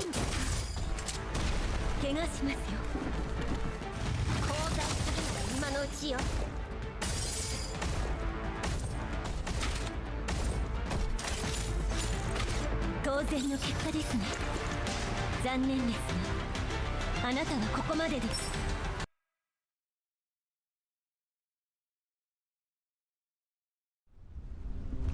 Having successfully acquired a purification solution and withdrawn from the research institute, Team B now moving toward the northeastern corner of Ruina Crystallis under the cover of night, as quickly as they can. Parsi, can you contact Mishi and Kukai? Constant is still online, but nobody is answering. Keep the line open. Okay. Parsi sends another comms request. Unlike before, when her requests were met with nothing but long, tedious dial tone, the call is answered almost instantly. This is Harsey. We secured a purification solution and are heading toward the Ruina Crystallis airbase. Purification solution? Since the signal is unstable, the speaker's face isn't shown on screen. But the voice belongs to neither Kukai or Mishi. I see. Huh? Wait for me. I'll be right there. The call is terminated. Oh, she really messed up there, man. Mercy looks over at Vector in alarm. That was neither Kukai or Mishi. It could only be Poshmar. Then Mishi and Kukai must be in big trouble. Pretty obvious from the call that Kukai is on her way to do us in. Even Kukai could impede her. So what chances do we? Calm down. Worst case, she defeated Kukai and Mishi. But as long as we haven't cleared the game, the respawn cycle won't end. Once they respawn, they'll come back to us. So don't worry too much about them. There were just two of them, so they couldn't even utilize basic team formation. The defeat was hardly unexpected. Now that we're all here, as long as we stay on our toes, defeating Koshmar isn't entirely impossible. So much for all of you, by the way. That's right. Besides, that's just the worst case scenario. What if things went down better than what we're assuming? Ha ha ha. Has the amnesia actually cured your paranoia? Hey, maybe you should just stay like this. Vector shakes her head. Whether it does me good or not, I need to recover all my memories of you. I don't want to misplace any of it. I was just joking. Don't take it so seriously. Why is there such a trivial sense of rapport between you two now? What happened between you two? Nothing. Put a lid on your pointless curiosity.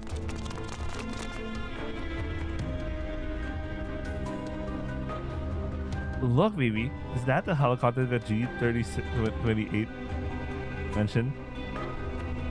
Oh, it's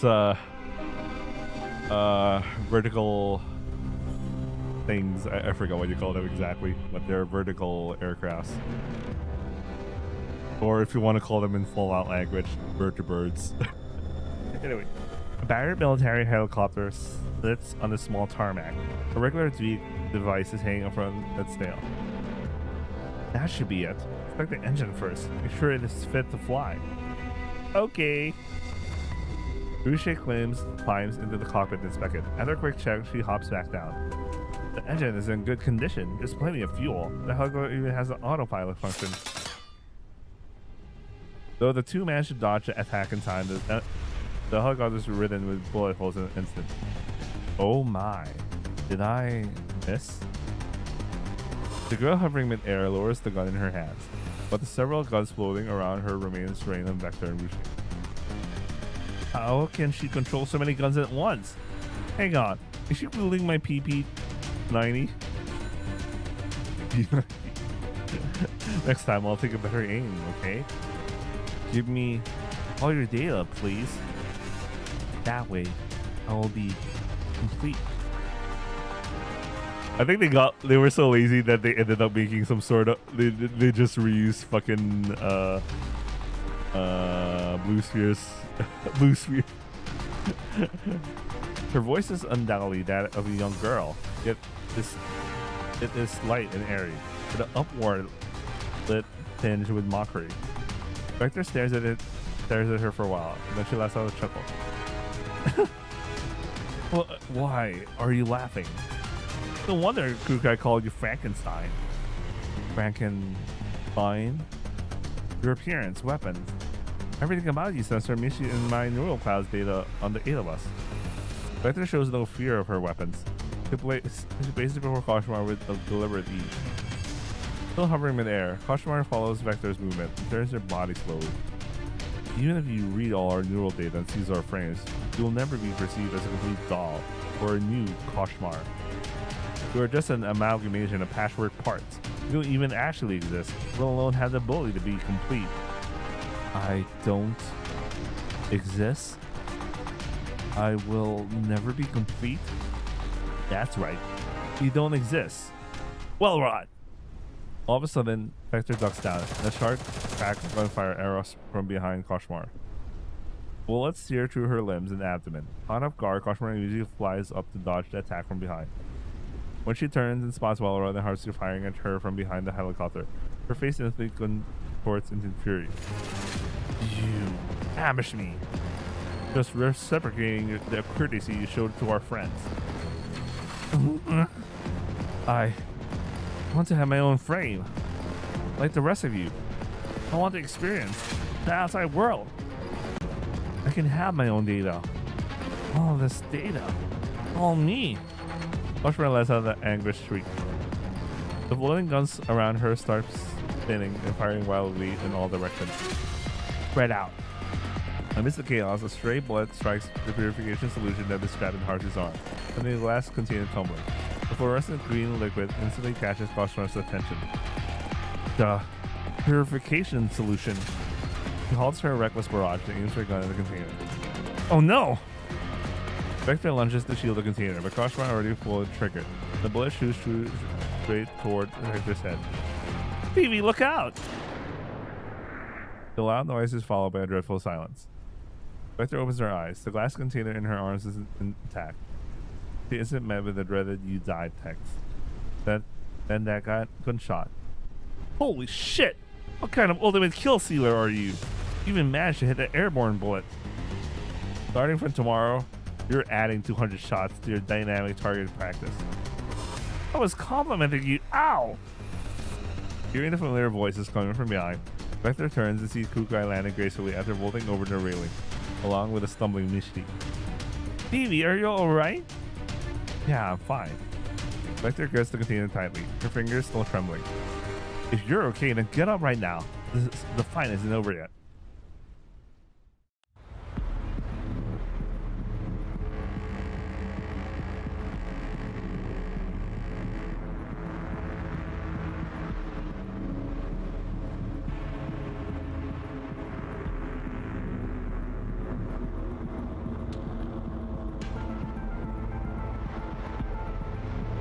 Imaginary friend.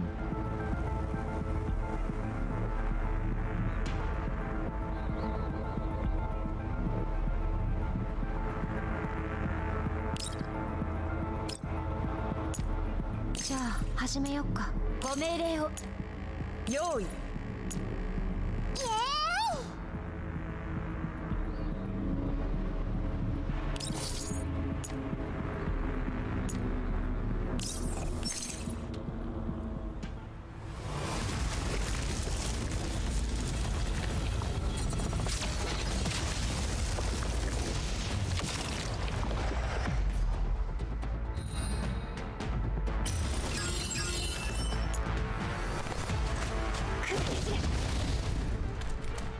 逃げられるぞ。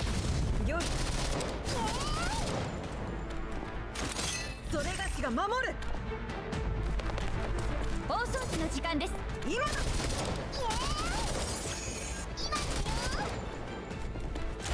みんな上げていきますよ。了解。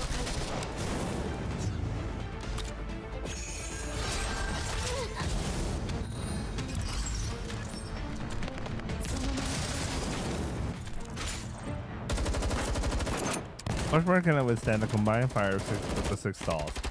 Folding guns around her shatter one by one. Flash can no longer can hold out no longer.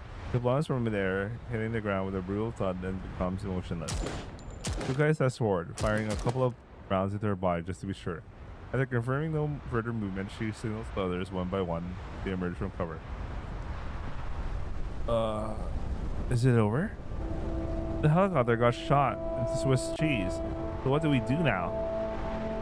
Well, Rod, Ruche, Go check the status of that helicopter. If it's not usable, go check the other aircraft. No way this helicopter is the only functional aircraft on the entire air base. There's actually a distinct possibility. Ow! Why did you bonk me on the head? Shut up already. Go with Vector and recover your neural data. Koshmar will be back after she responds. Haven't we destroyed all the nearby save points while we were on our way here? We won't get here that soon. I think if you think you can escape your punishment in reality, you're being delusional. Any more procrastination will only double the punishment. She pouts and shuffles closer to Koshmar. Strange. Why can't I recover? Whoa! Koshmar has been lying motionless on the ground. Somebody lifts her head. Mishi yells and goes back in fright. But Koshmar ignores Mishi entirely. Instead, she turns and bolts toward Vector, who's holding the purification solution. Her movement swift and her intent crystal clear. Boucher and Volrod, who have been inspecting the helicopter nearby, are drawn to the commotion by Mishi's startled cry. Kukai and Vector are first to react. Without hesitation, they draw their guns and open fire on Koshmar. A fresh burst of bullets completely severs Koshmar's already dangling left arm. She doesn't flinch. With her still a functional right hand, brushes against the shadowy decorative mark on the side of her right thigh. Electronic currents crackle around her. Then, with a flash of white light that illuminates the darkness, the shadow solidifies into the drawn blade. Without slowing, she lunges at Vector with a weapon. Not fair. Not fair. It's not fair.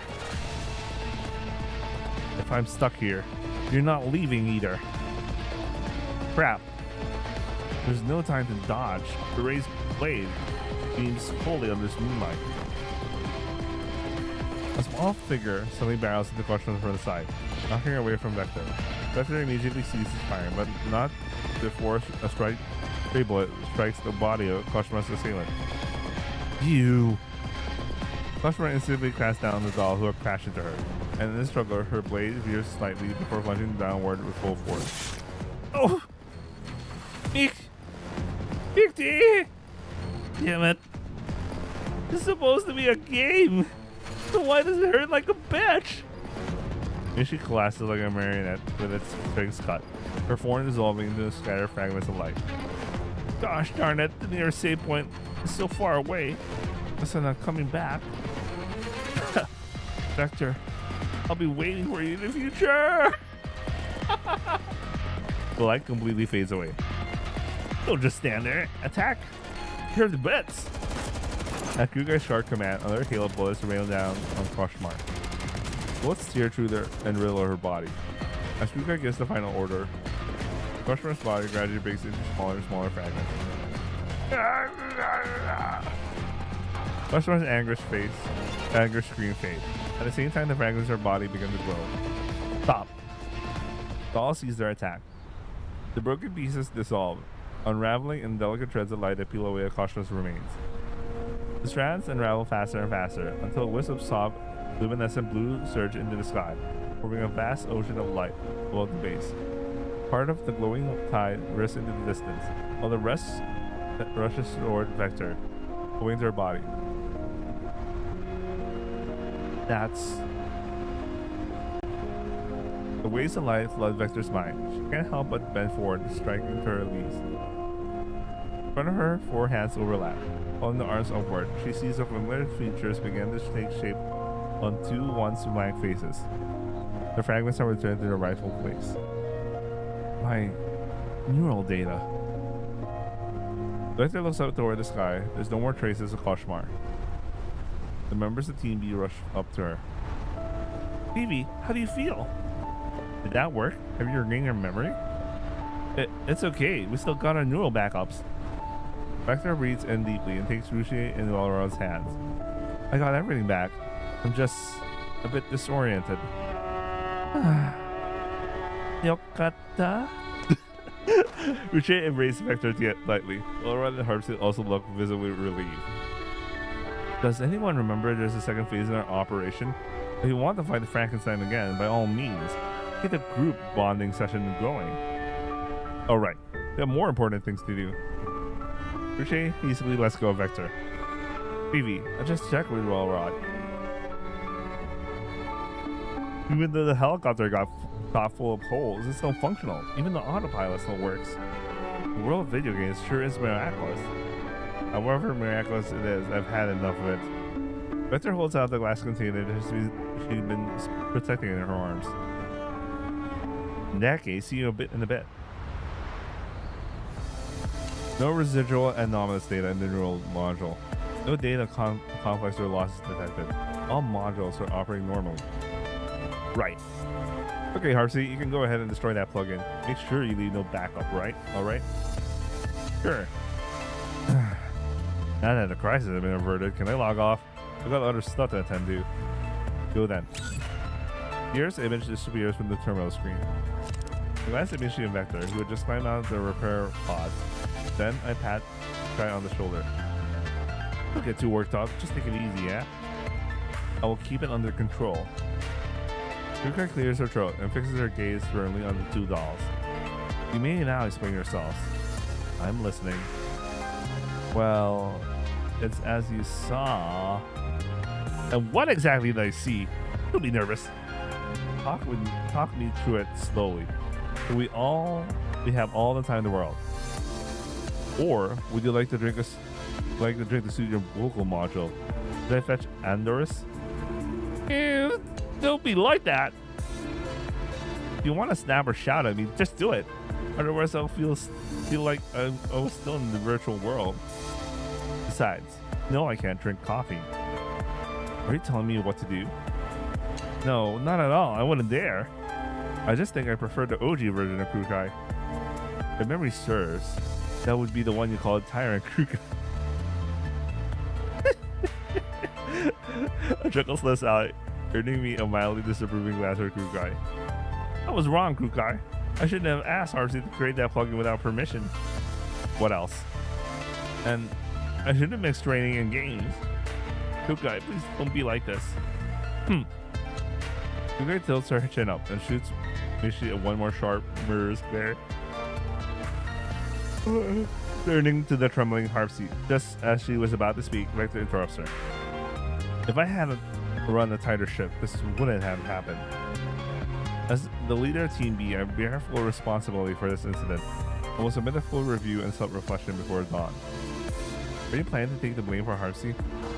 No, but at the end of the day, this all happened because I failed to discipline my team members properly. This is Team B's management issue. Let me handle it. Her gazes at Vector, then glances at members of Team B hanging their heads behind her. Remember to include your proposed solution to the problem in your review. Understood. Michi, you're coming to the shooting range with me. The shooting range? At this hour? So late. I know it's my punishment, but can't we leave it till tomorrow? Kuri reaches into her pocket and pulls out a small switch. It is compact, with this round button resting right under her fingertip. Michi immediately flails her hands in panic. I'm coming, all right. Then I'll be going with Michi. Pika, would you like to join us? I understand the meaningful look that Kukai is giving me. She wants Vector to handle Team B's internal affairs on her own. Vector might find it awkward if we stay. At the same time, Nancy's telling me that this is the moment for Vector to reach a consensus with her team. But can she really do it? Look at her, both worried and hopeful. That moment, the still inexperienced team leader meets my gaze and gives me a firm nod. Sure, I'll come too. What? Even the Shikikan will be supervising me? We'll see if you dare slack off again with two pairs of eyes watching you. Now, let's go. Guy takes the lead, pulling Michi out of the door. As I walk past Vector, I give her a reassuring pat on the shoulder. She looks at me with a silent understanding. The footsteps in the hallway gradually fade in the distance. The remaining members of Team B let out a collective sigh of relief. I was so scared, I didn't dare to speak at all. I'm not surprised, you scaredy cat. Like you were any better. You were staring at your toes, avoiding Kukai's eyes yourself.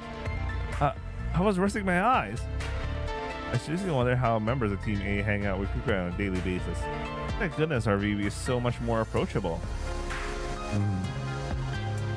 Thank you, Vector, for stepping in when Kukai is about to dress me down. I wouldn't know what to say at all. No, I wasn't trying to defend you. Huh? Even though I sensed that something wasn't right, I didn't insist on putting a stop to it. And your disregard for rules and protocols is all because I did not set a good example. I must take full responsibility for everything that happened. We didn't disregard. Seeing that Wellrod still intends to argue the point, Victor cuts her off firmly. Disregard is exactly what it is. Victor's gaze does not waver this time. She looks Wellrod straight in the eye, without any of her usual rose sense. Wellrod is no small matter. Strictly following protocols and abiding by the rules are the foundation of the team's ability to function effectively. But procedures and rules shouldn't be stagnant. You know, we need to be adjusted. The changes must be thoroughly tested. Otherwise, you'll end up like a chandelier crashing down in the middle of the street, middle of the battle, hindering the team, or worse, hurting someone. You understand, Wellrod? An awkward silence fills the training room again. Victor lets out the soft sigh. Then again, maybe using that what happened in the battlefield as an analogy isn't very appropriate. In combat, you don't always have time to react or test a strategy. Like spontaneous actions can turn the tide of the battle more effectively than rigorously sticking to a plan. Now that I've been in your position, I realize that when the moment comes, I should rely on my own judgment as well. I shouldn't have been so quick to attribute your actions to a blind desire to score highly, nor should I have rushed to justify my own idea as the best solution. I'm sorry, Wellrod. That was a mistake. The air grows still for a few seconds. She looks at Victor's apologetic eyes, Wellrod slowly. Back at the lab, when you suddenly rushed forward and shattered the culture tanks, it really caught me off guard.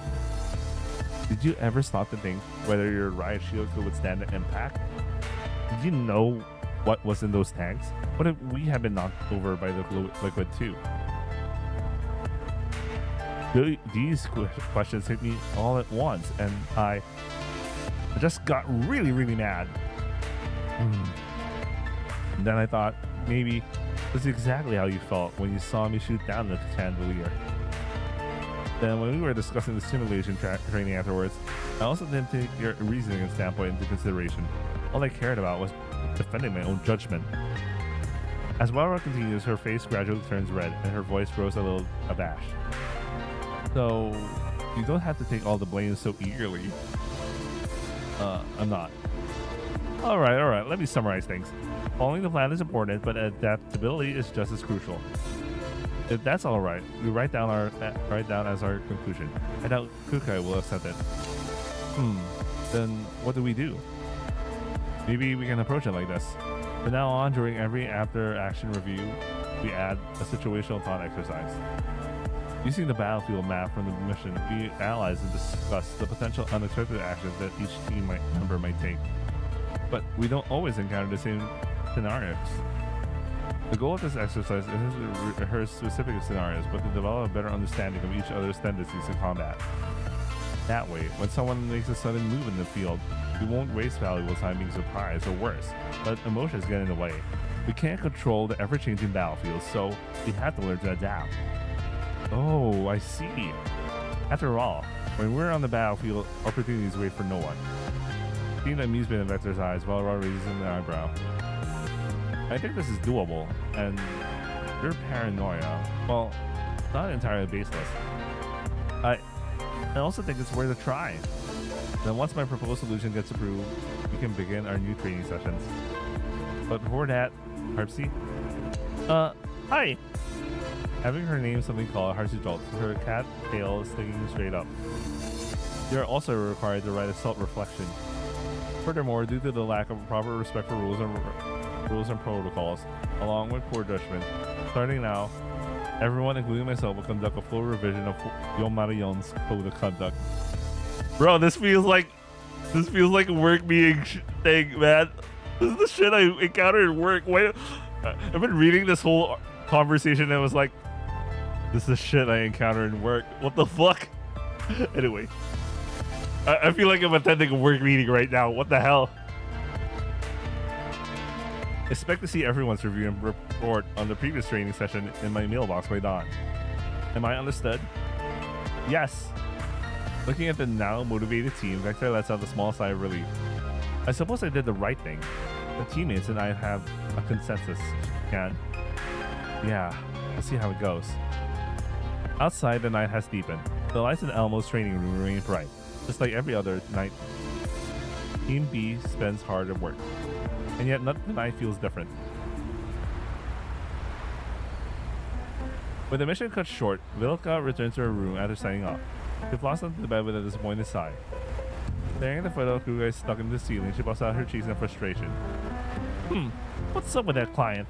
I was supposed to have at least 72 hours of uninterrupted time with Kukai Onesama. Now that we were back at the base, she's run off to hang out with Mishi again. Vilka throws a few half-hearted punches at her training sandbag, where a picture of Mishi taped. Mishi. The biggest obstacle to my bond with Onesama. There is a notification in her terminal. Huh? Who's sending me a message at this hour? Oh, this is... In the picture and video clip on the screen, two figures can be seen leaning closely against each other. Not just anyone, it's her and Kukai. I have no idea what this is, but Kukai Onesama looks so cute making this face. Vilka presses the replay button again and again, watching the clip over and over, completely absorbed. It takes her a while to even remember to check the sender's name. The sender is... Ishti? What does she mean by this? She hesitates briefly in confusion, but the moment her eyes land on the video again, she can't help but go. Who cares? Just for today, you can be the witness of the love and friendship between Kukai Onesama and me, Mishi.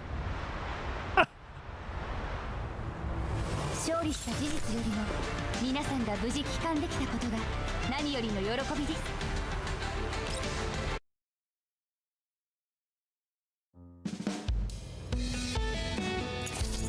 And that is the event. Holy shit. It was okay. I mean, it's not like a big event. Although, at certain points, I suddenly thought I was in work. The way the whole conversation was going, I was like, wait a second. No wonder this whole thing was like making me feel something. It's like I'm at work. What is this bullshit? I thought I was at home relaxing and reading some fucking visual novel like thing from the gacha game I'm playing. Oh, it's work all over again. Holy shit.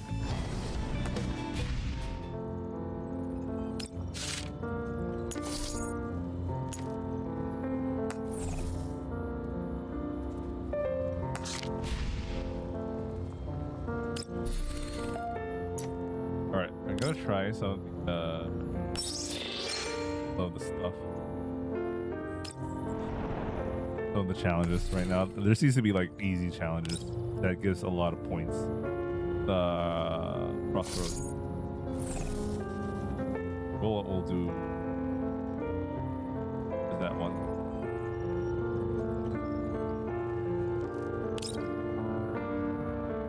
Oh yeah, here we go. While using only standard rarity dolls, defeat without the dolls being destroyed.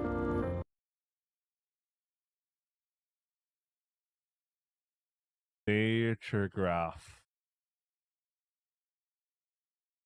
Phase 1 dolls.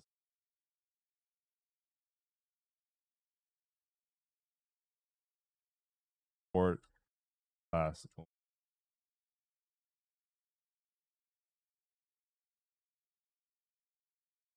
Phase only. Okay. I think the second one is more for DS check.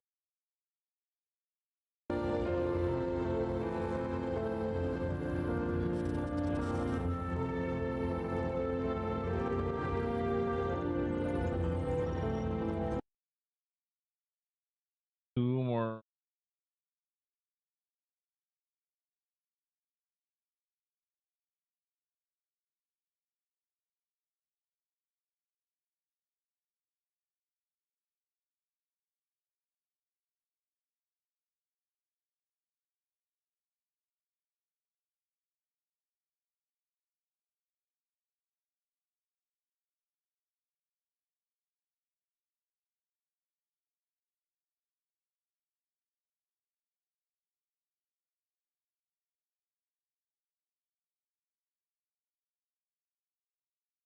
Okay, makes sense.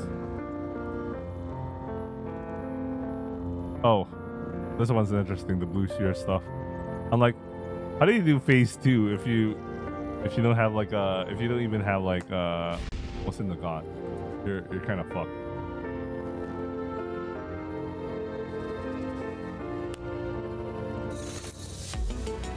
Oh, I haven't done these ones. I'll figure this out.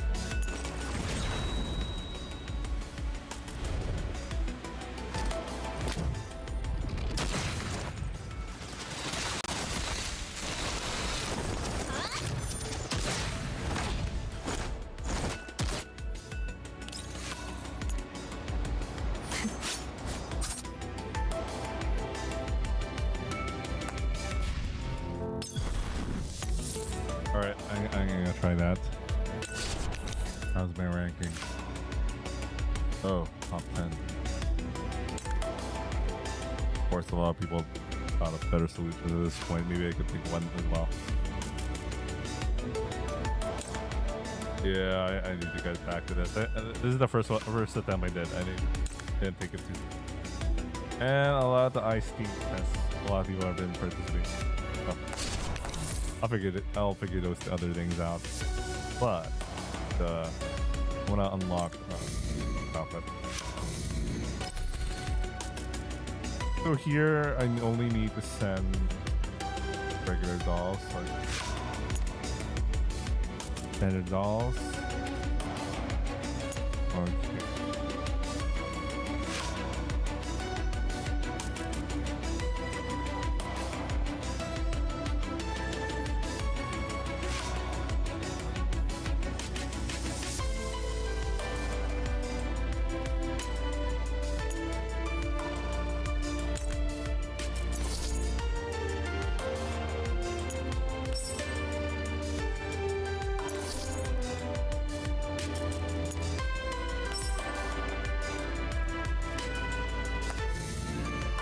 War support dolls.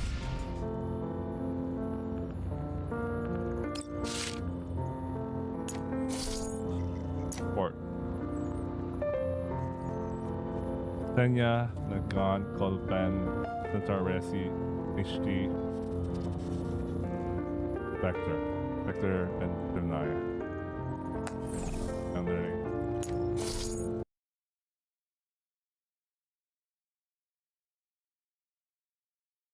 Vector, Gush.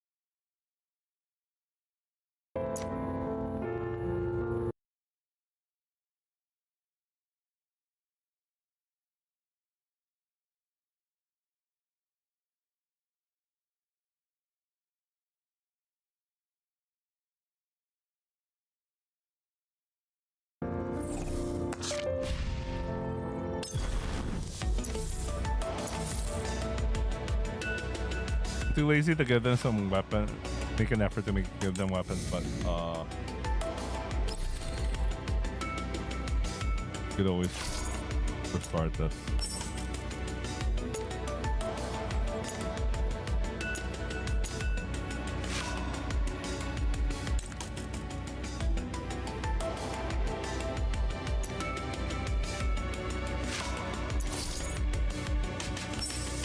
Vector, where's Vector?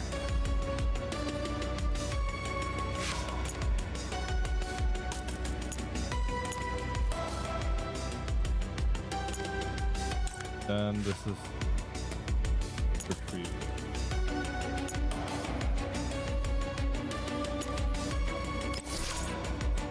This.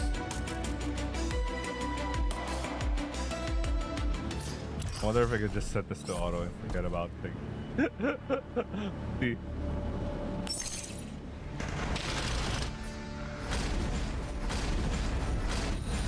No, you know what? I'll play this seriously.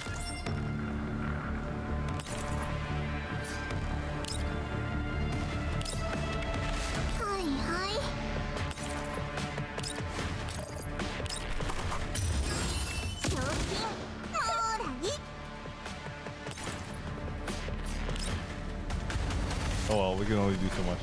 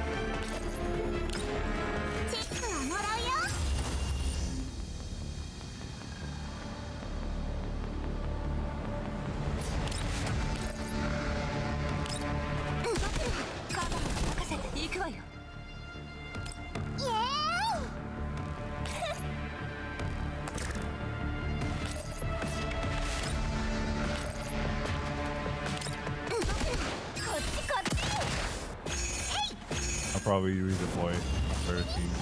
Not gonna make it.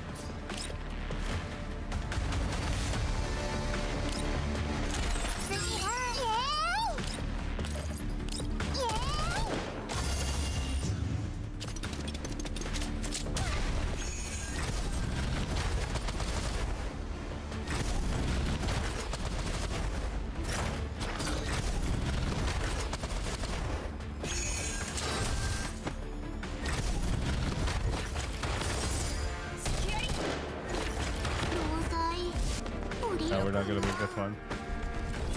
Fine, we can always repeat that.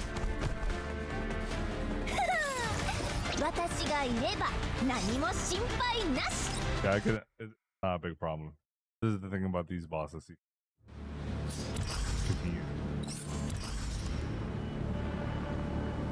Well, this team, I think they can handle the siege. I'll bring. I don't need to do the mechanic thing. I'm just gonna straight up DPS this. I literally have the strongest. 2 of them, 3 of them are. All of them are SSR characters. みんなのために。作戦を遂行。良いのか？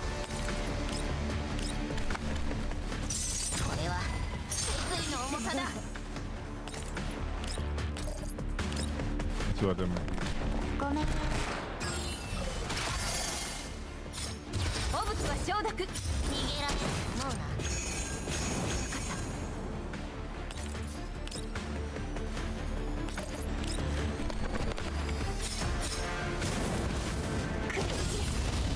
分かった。喜んで。ごめん。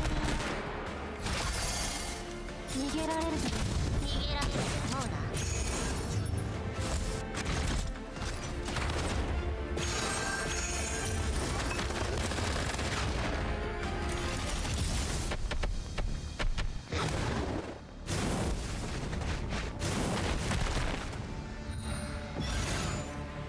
良いのか？未来は定まった。期待はするなよ。未来は定まった。作戦を遂行。配置完了。射撃準備完了。お申し付けを。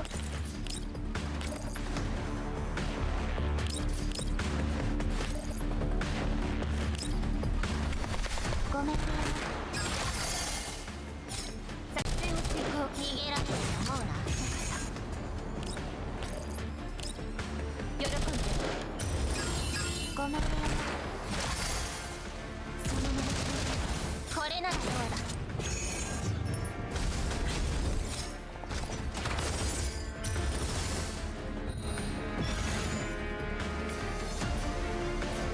遊び終わりだ。ごめんね。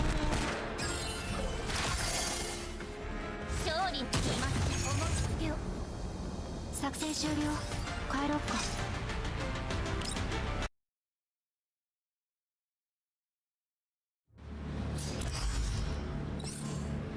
These 3 don't is not gonna face a single problem, man. I don't even. This is gonna be done in probably 1. 引っ張らないでよ。眠ってこうですか？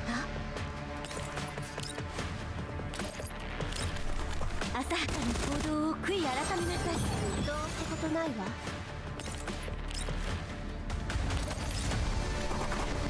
交代するのは今のうちよ。ふっふっ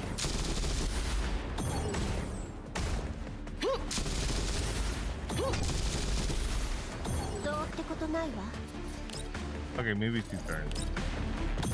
交代するなら今のうちよ。 Oh, okay, 1 turn. どうってことないわ。やっと終わった。帰ったら1日寝てもいい。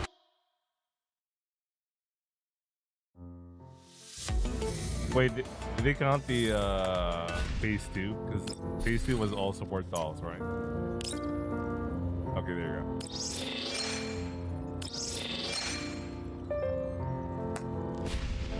Alright, we just need to outfit like おかえりなさい。 do damage and survive.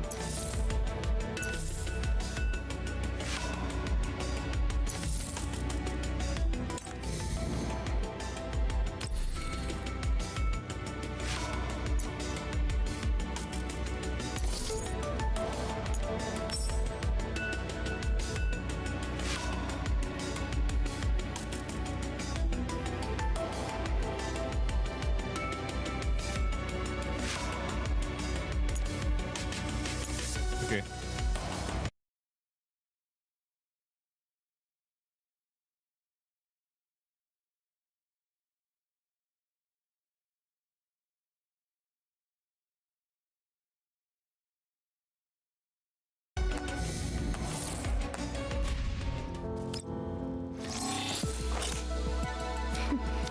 指揮官、進捗を。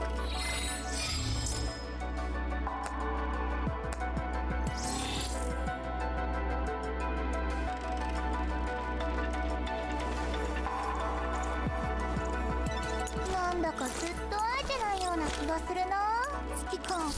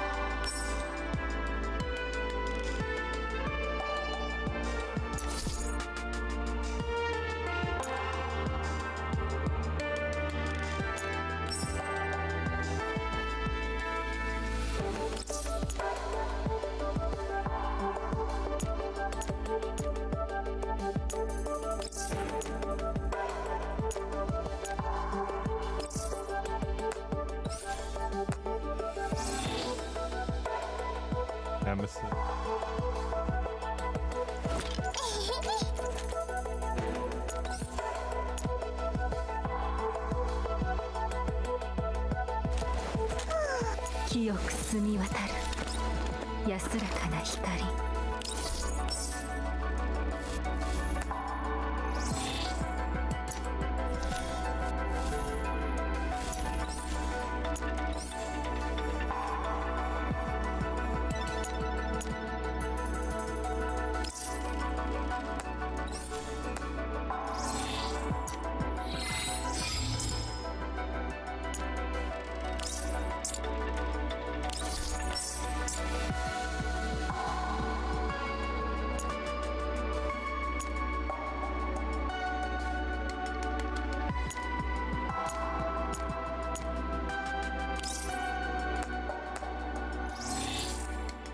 新たな任務。 Can just equip stats thing. I think they have a lot of damage already that they can handle.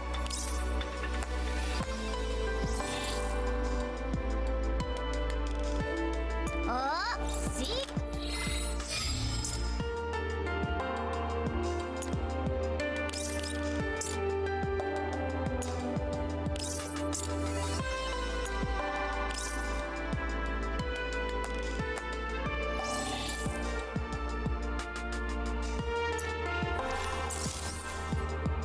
Okay, I think we're good.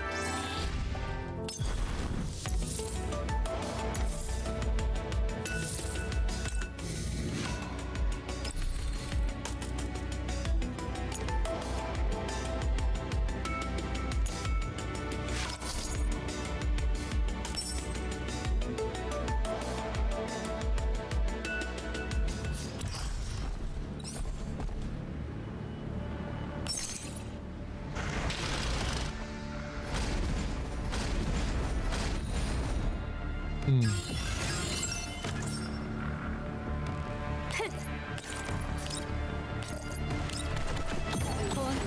玉結びターゲット確認行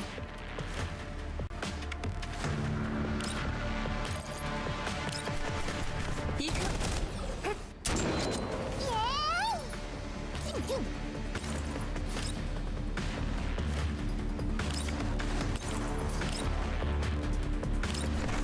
いっちょ試してみよう次は今行くよ粉々になっちゃえはい。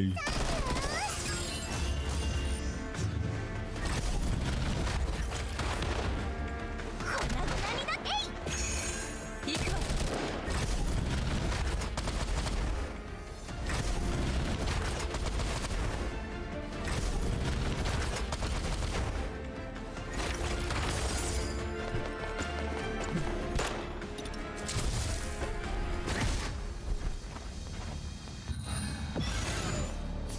We already messed that up because no one's supposed to die.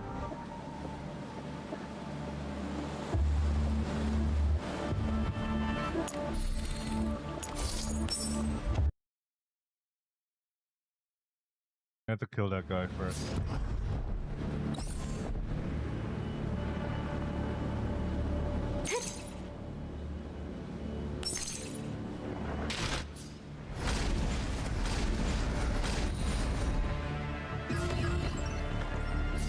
My audio is kind of messed up. Oh shit!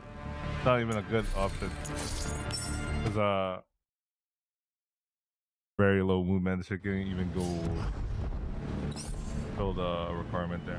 見て見てイエ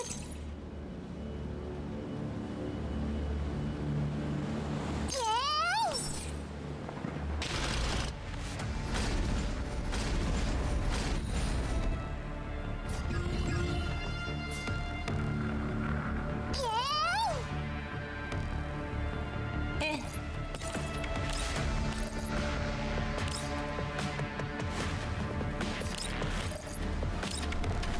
行くわふっふっふっ本体玉結び今行くよ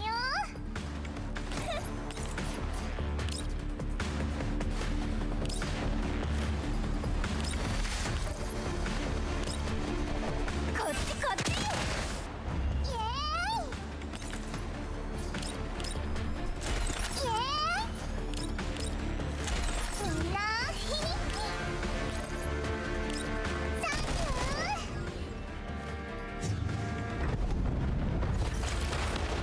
行くわ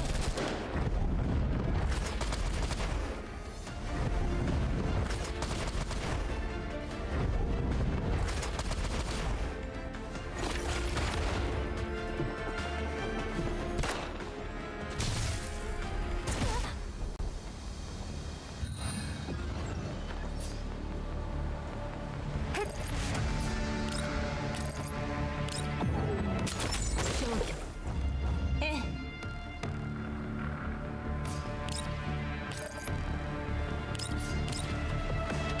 反抗するなんてねこっちこっちふっえい今行くよ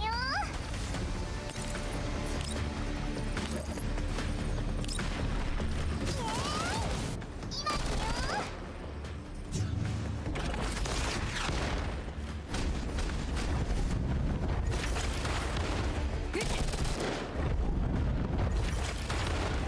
行くわ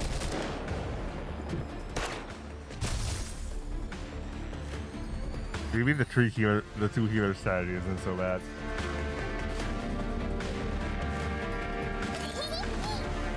ターゲット確認行くわふっ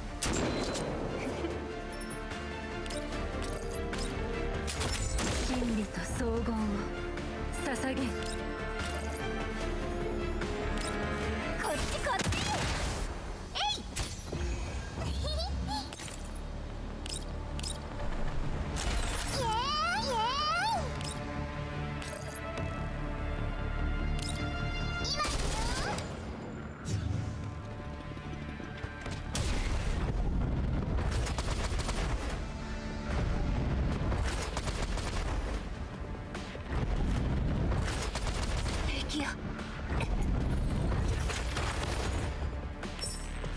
No one's supposed to die. Their strategy might work.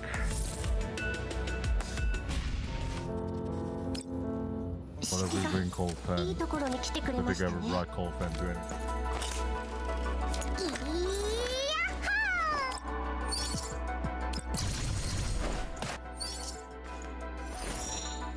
ー I wish I had any caution now.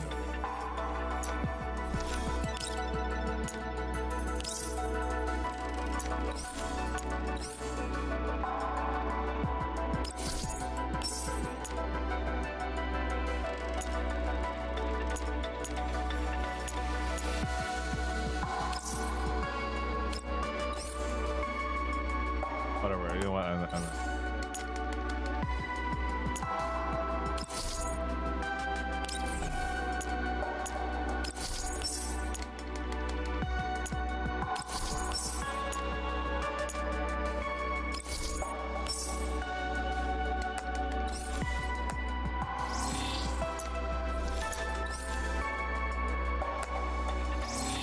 Yeah, this is like whatever the fuck. Oh, I never didn't have keys. Never mind. はあ指揮官、メイリーの命中がどこにあるか知らない？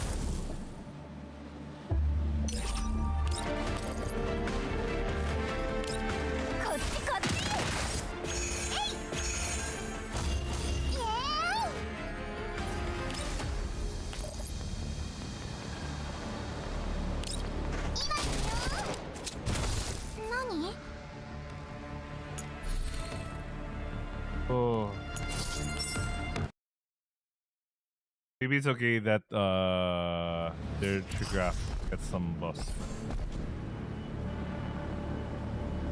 What if we auto this? I want to see how they act when they auto.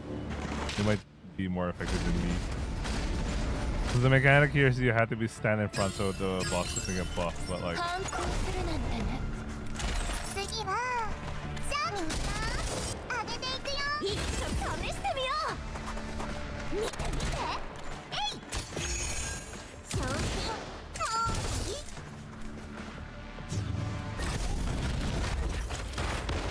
動くなえいえい行くわよ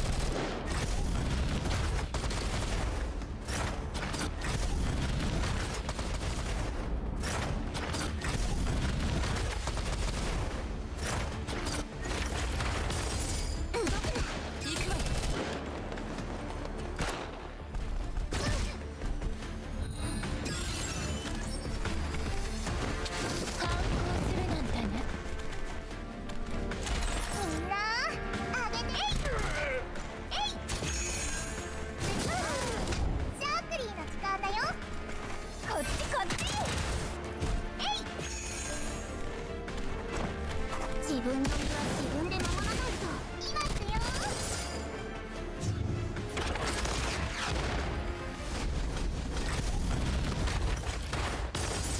動くな隙あり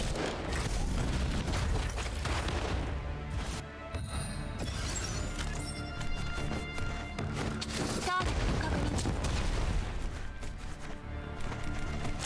次は動くな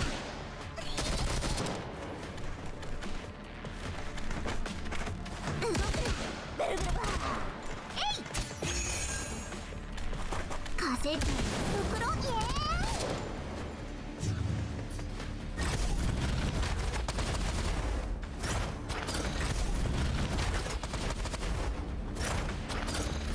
okay. I'm better off probably just killing the mobs first.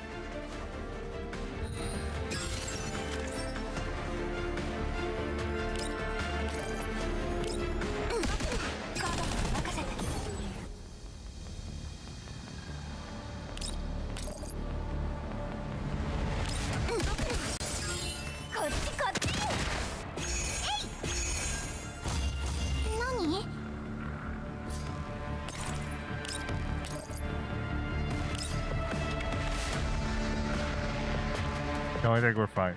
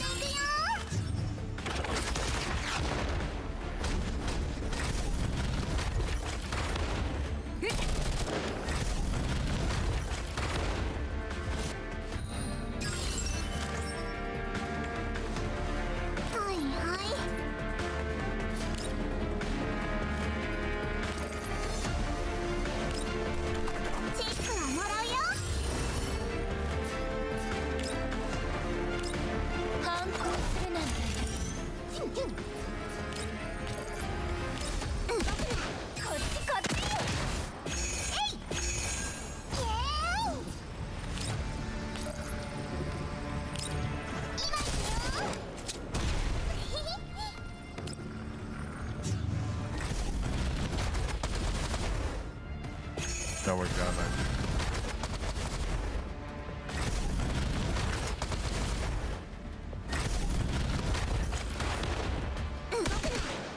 I was too lazy to engage with the mechanics, but like I'm kind of forced to right now.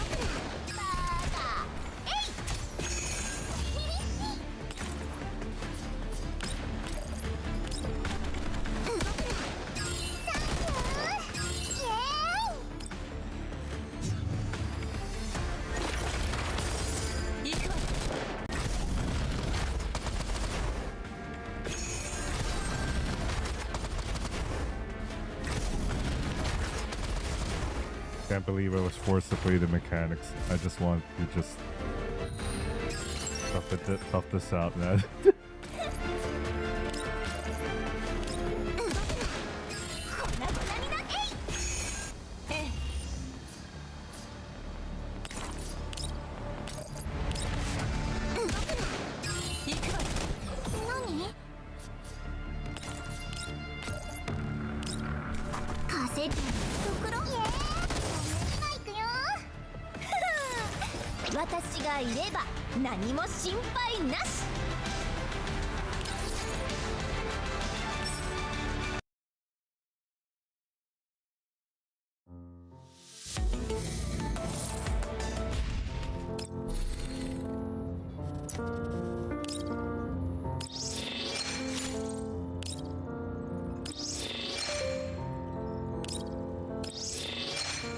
Oh, yeah.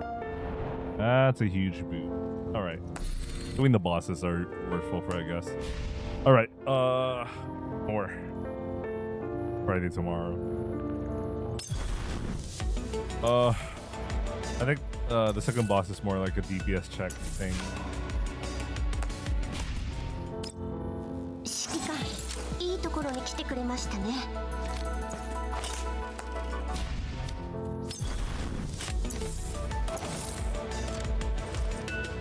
I wonder if I can get through without like giving him some.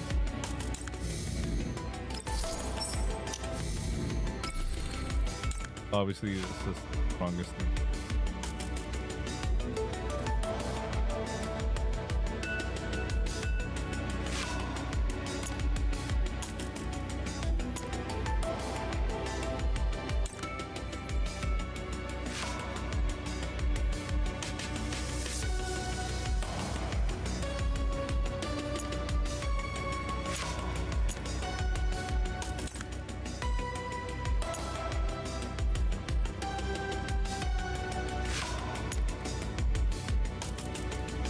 Why is my brain blanking out right now? My brain is so dead.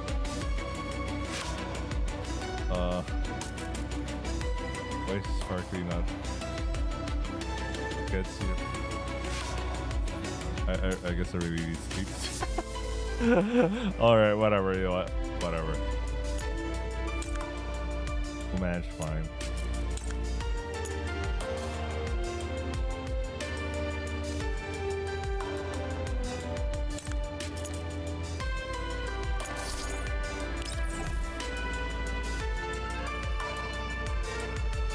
Oh wait, they're fine because they have a unit.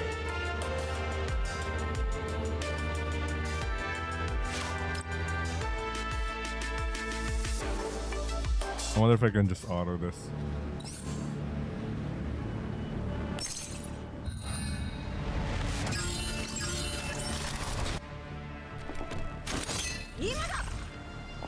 I don't know. I actually don't know the mechanics here. 逃げられるとこ了解。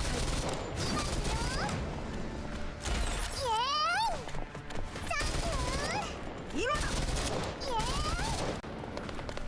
賞金もう今だ。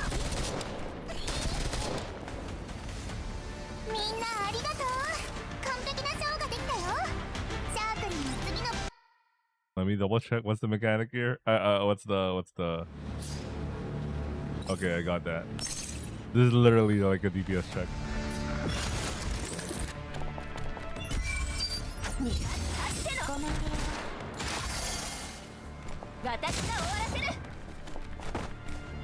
みんなの I should have fixed the order though. This one. これは決意の重さだ千軍万馬の勢いよご拝聴よからわれば楽器立てれば兵器ごめんねこれならどうだ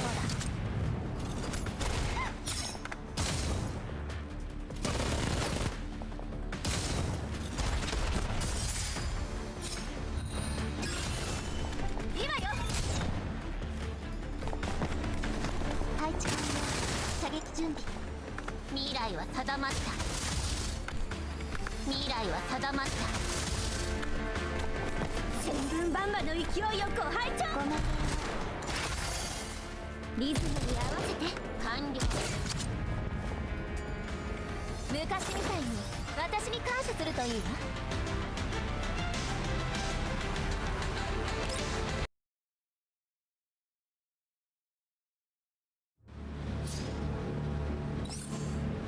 Oh, it's gonna be easy.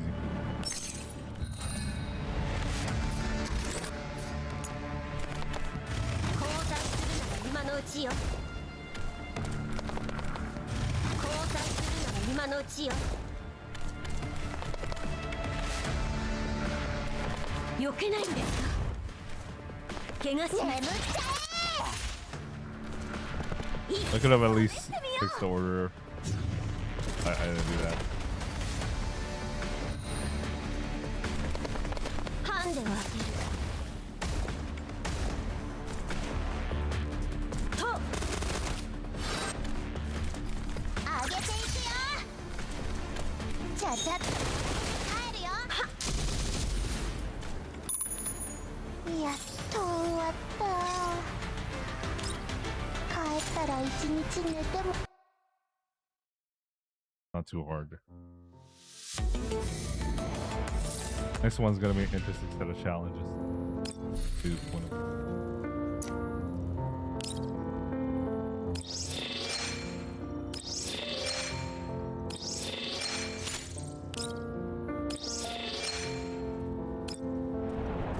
Oh no, no, no, we could actually reach it wait today.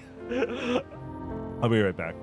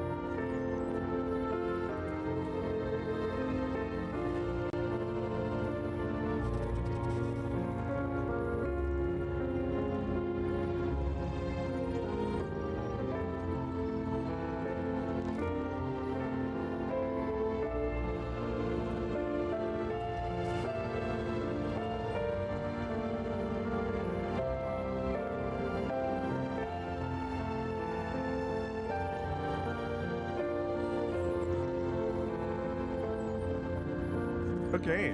Okay, let's do this. Let's do this. Let's do this shit. Okay.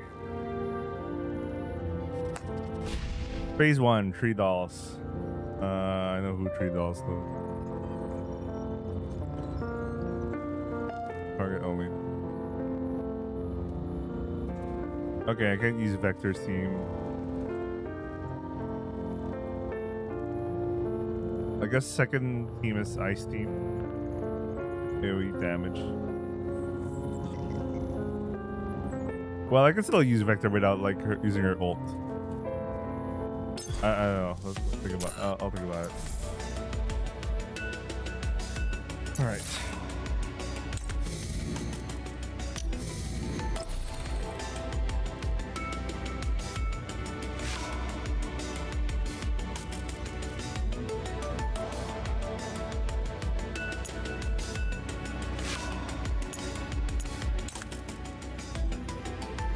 For Vector, I just don't use her ult basically.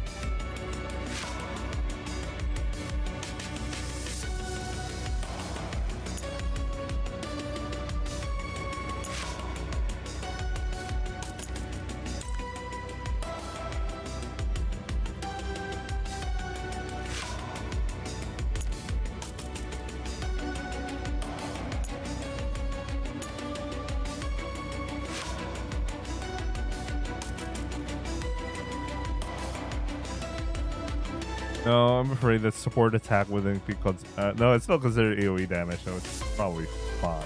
Yes. I'm a little confused by the wording, but it should be fine.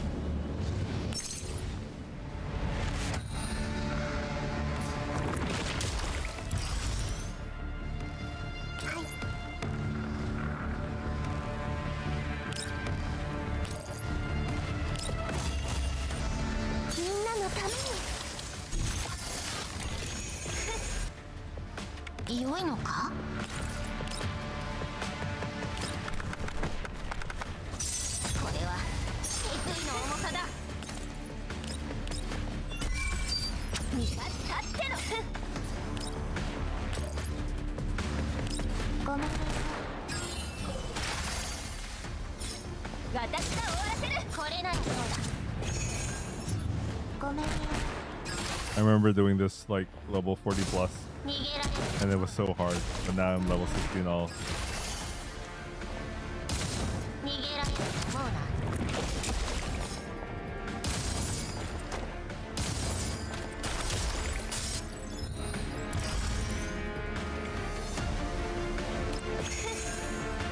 Although I do remember being annoyed by like the fucking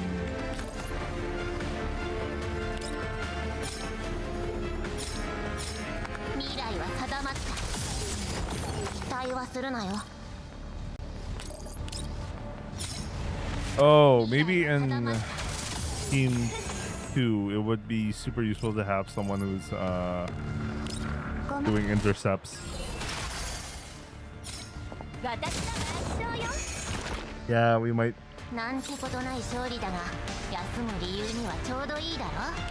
Yeah, we might need an intercept team. Someone doing intercepts. Okay, it's easy to repeat anyway, but like.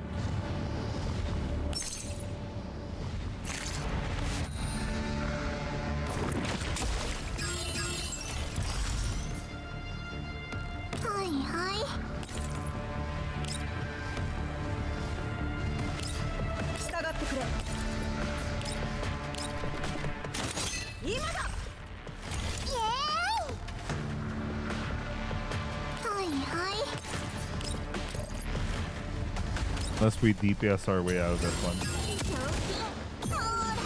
We could try that. But I think we should have brought like Diana or something.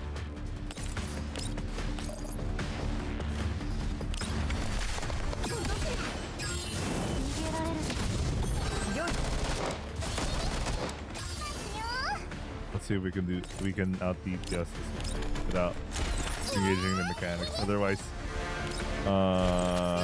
I need someone who's doing intercepts to deal with the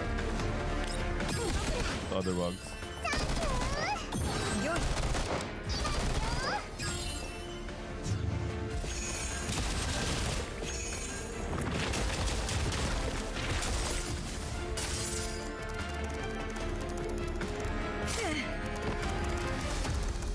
Our primary DPS is dead. 降りるかな We still do this? I don't know. One way to find out.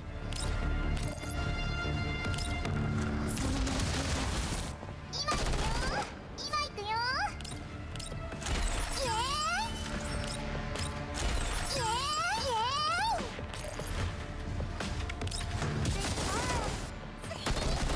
今行くよ性格が傾いたみんなありがとう I wonder if that counted. I don't know if that counts. Wait, there's supposed to be no dolls that died, right? Oh.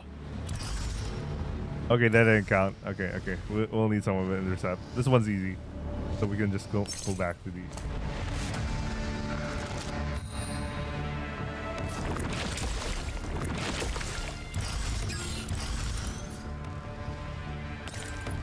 We'll redo the other one. どうってことないわああ何見てんの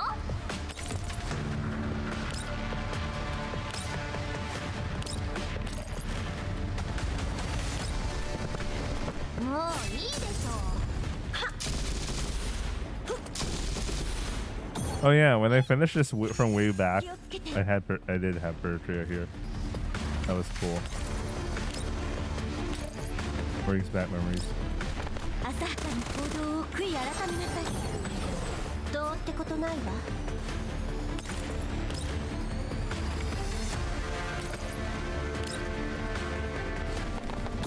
交代するのは今のうちよはっはっはっ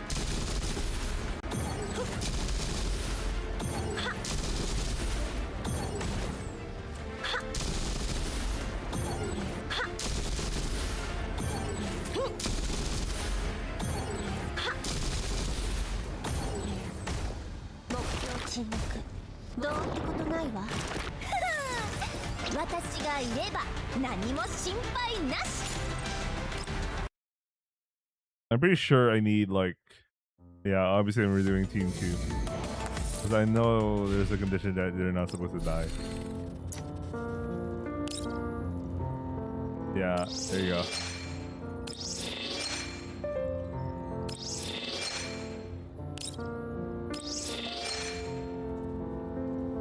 How close are we? Alright, we just need to complete team 2 and we have the buddy doll outfit. Yeah, I already messed that up.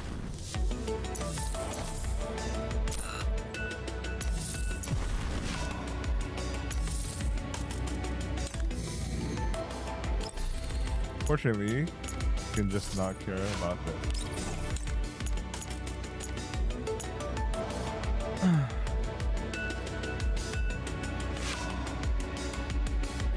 Actually, we could even... Yeah, we could even put her in.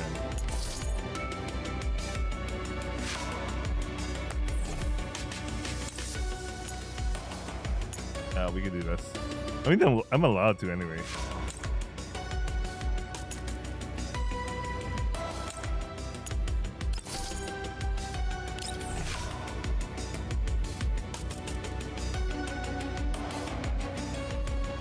Send her Ressi.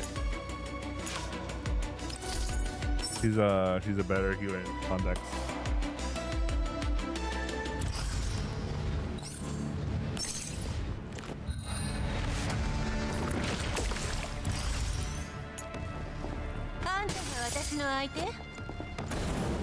That's cute.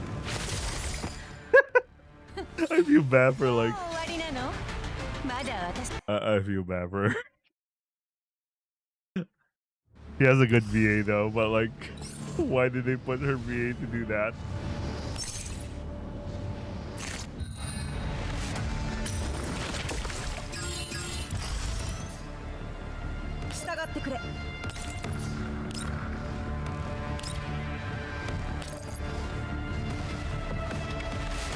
Wait, that doesn't kill... Oh, okay.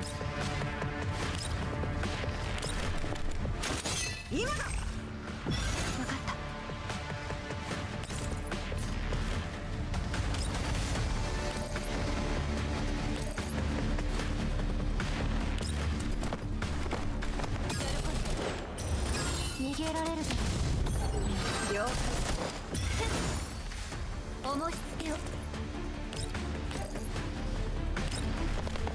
つでもどうぞ今だ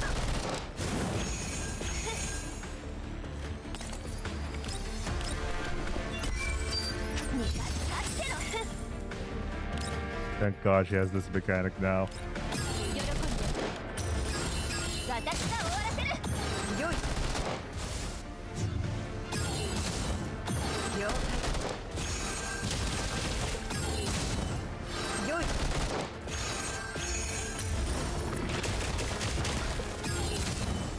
今だ今だ That works.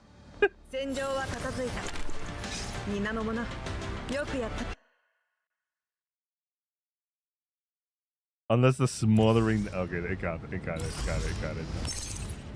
Rest in peace, Goldpen.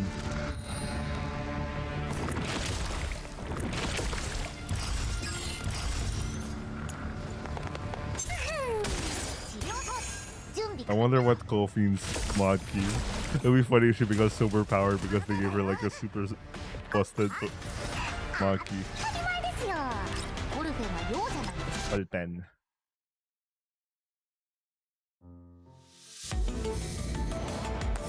Yeah, they got it. They did that for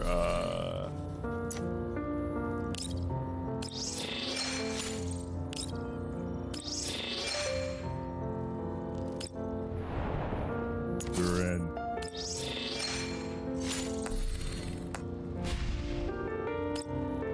あおかえりなさい仕事は終わったの We paid for this, 仕事は終わったの but we like this better.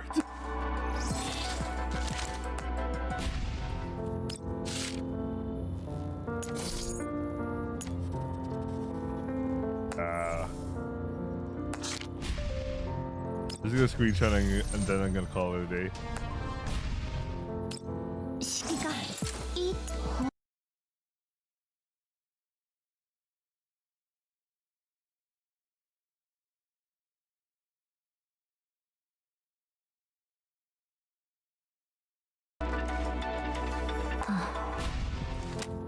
All right, that's it for today's Girls Frontline 2 Exilium, and I guess I'll go back to the usual. I'm uploading stuff and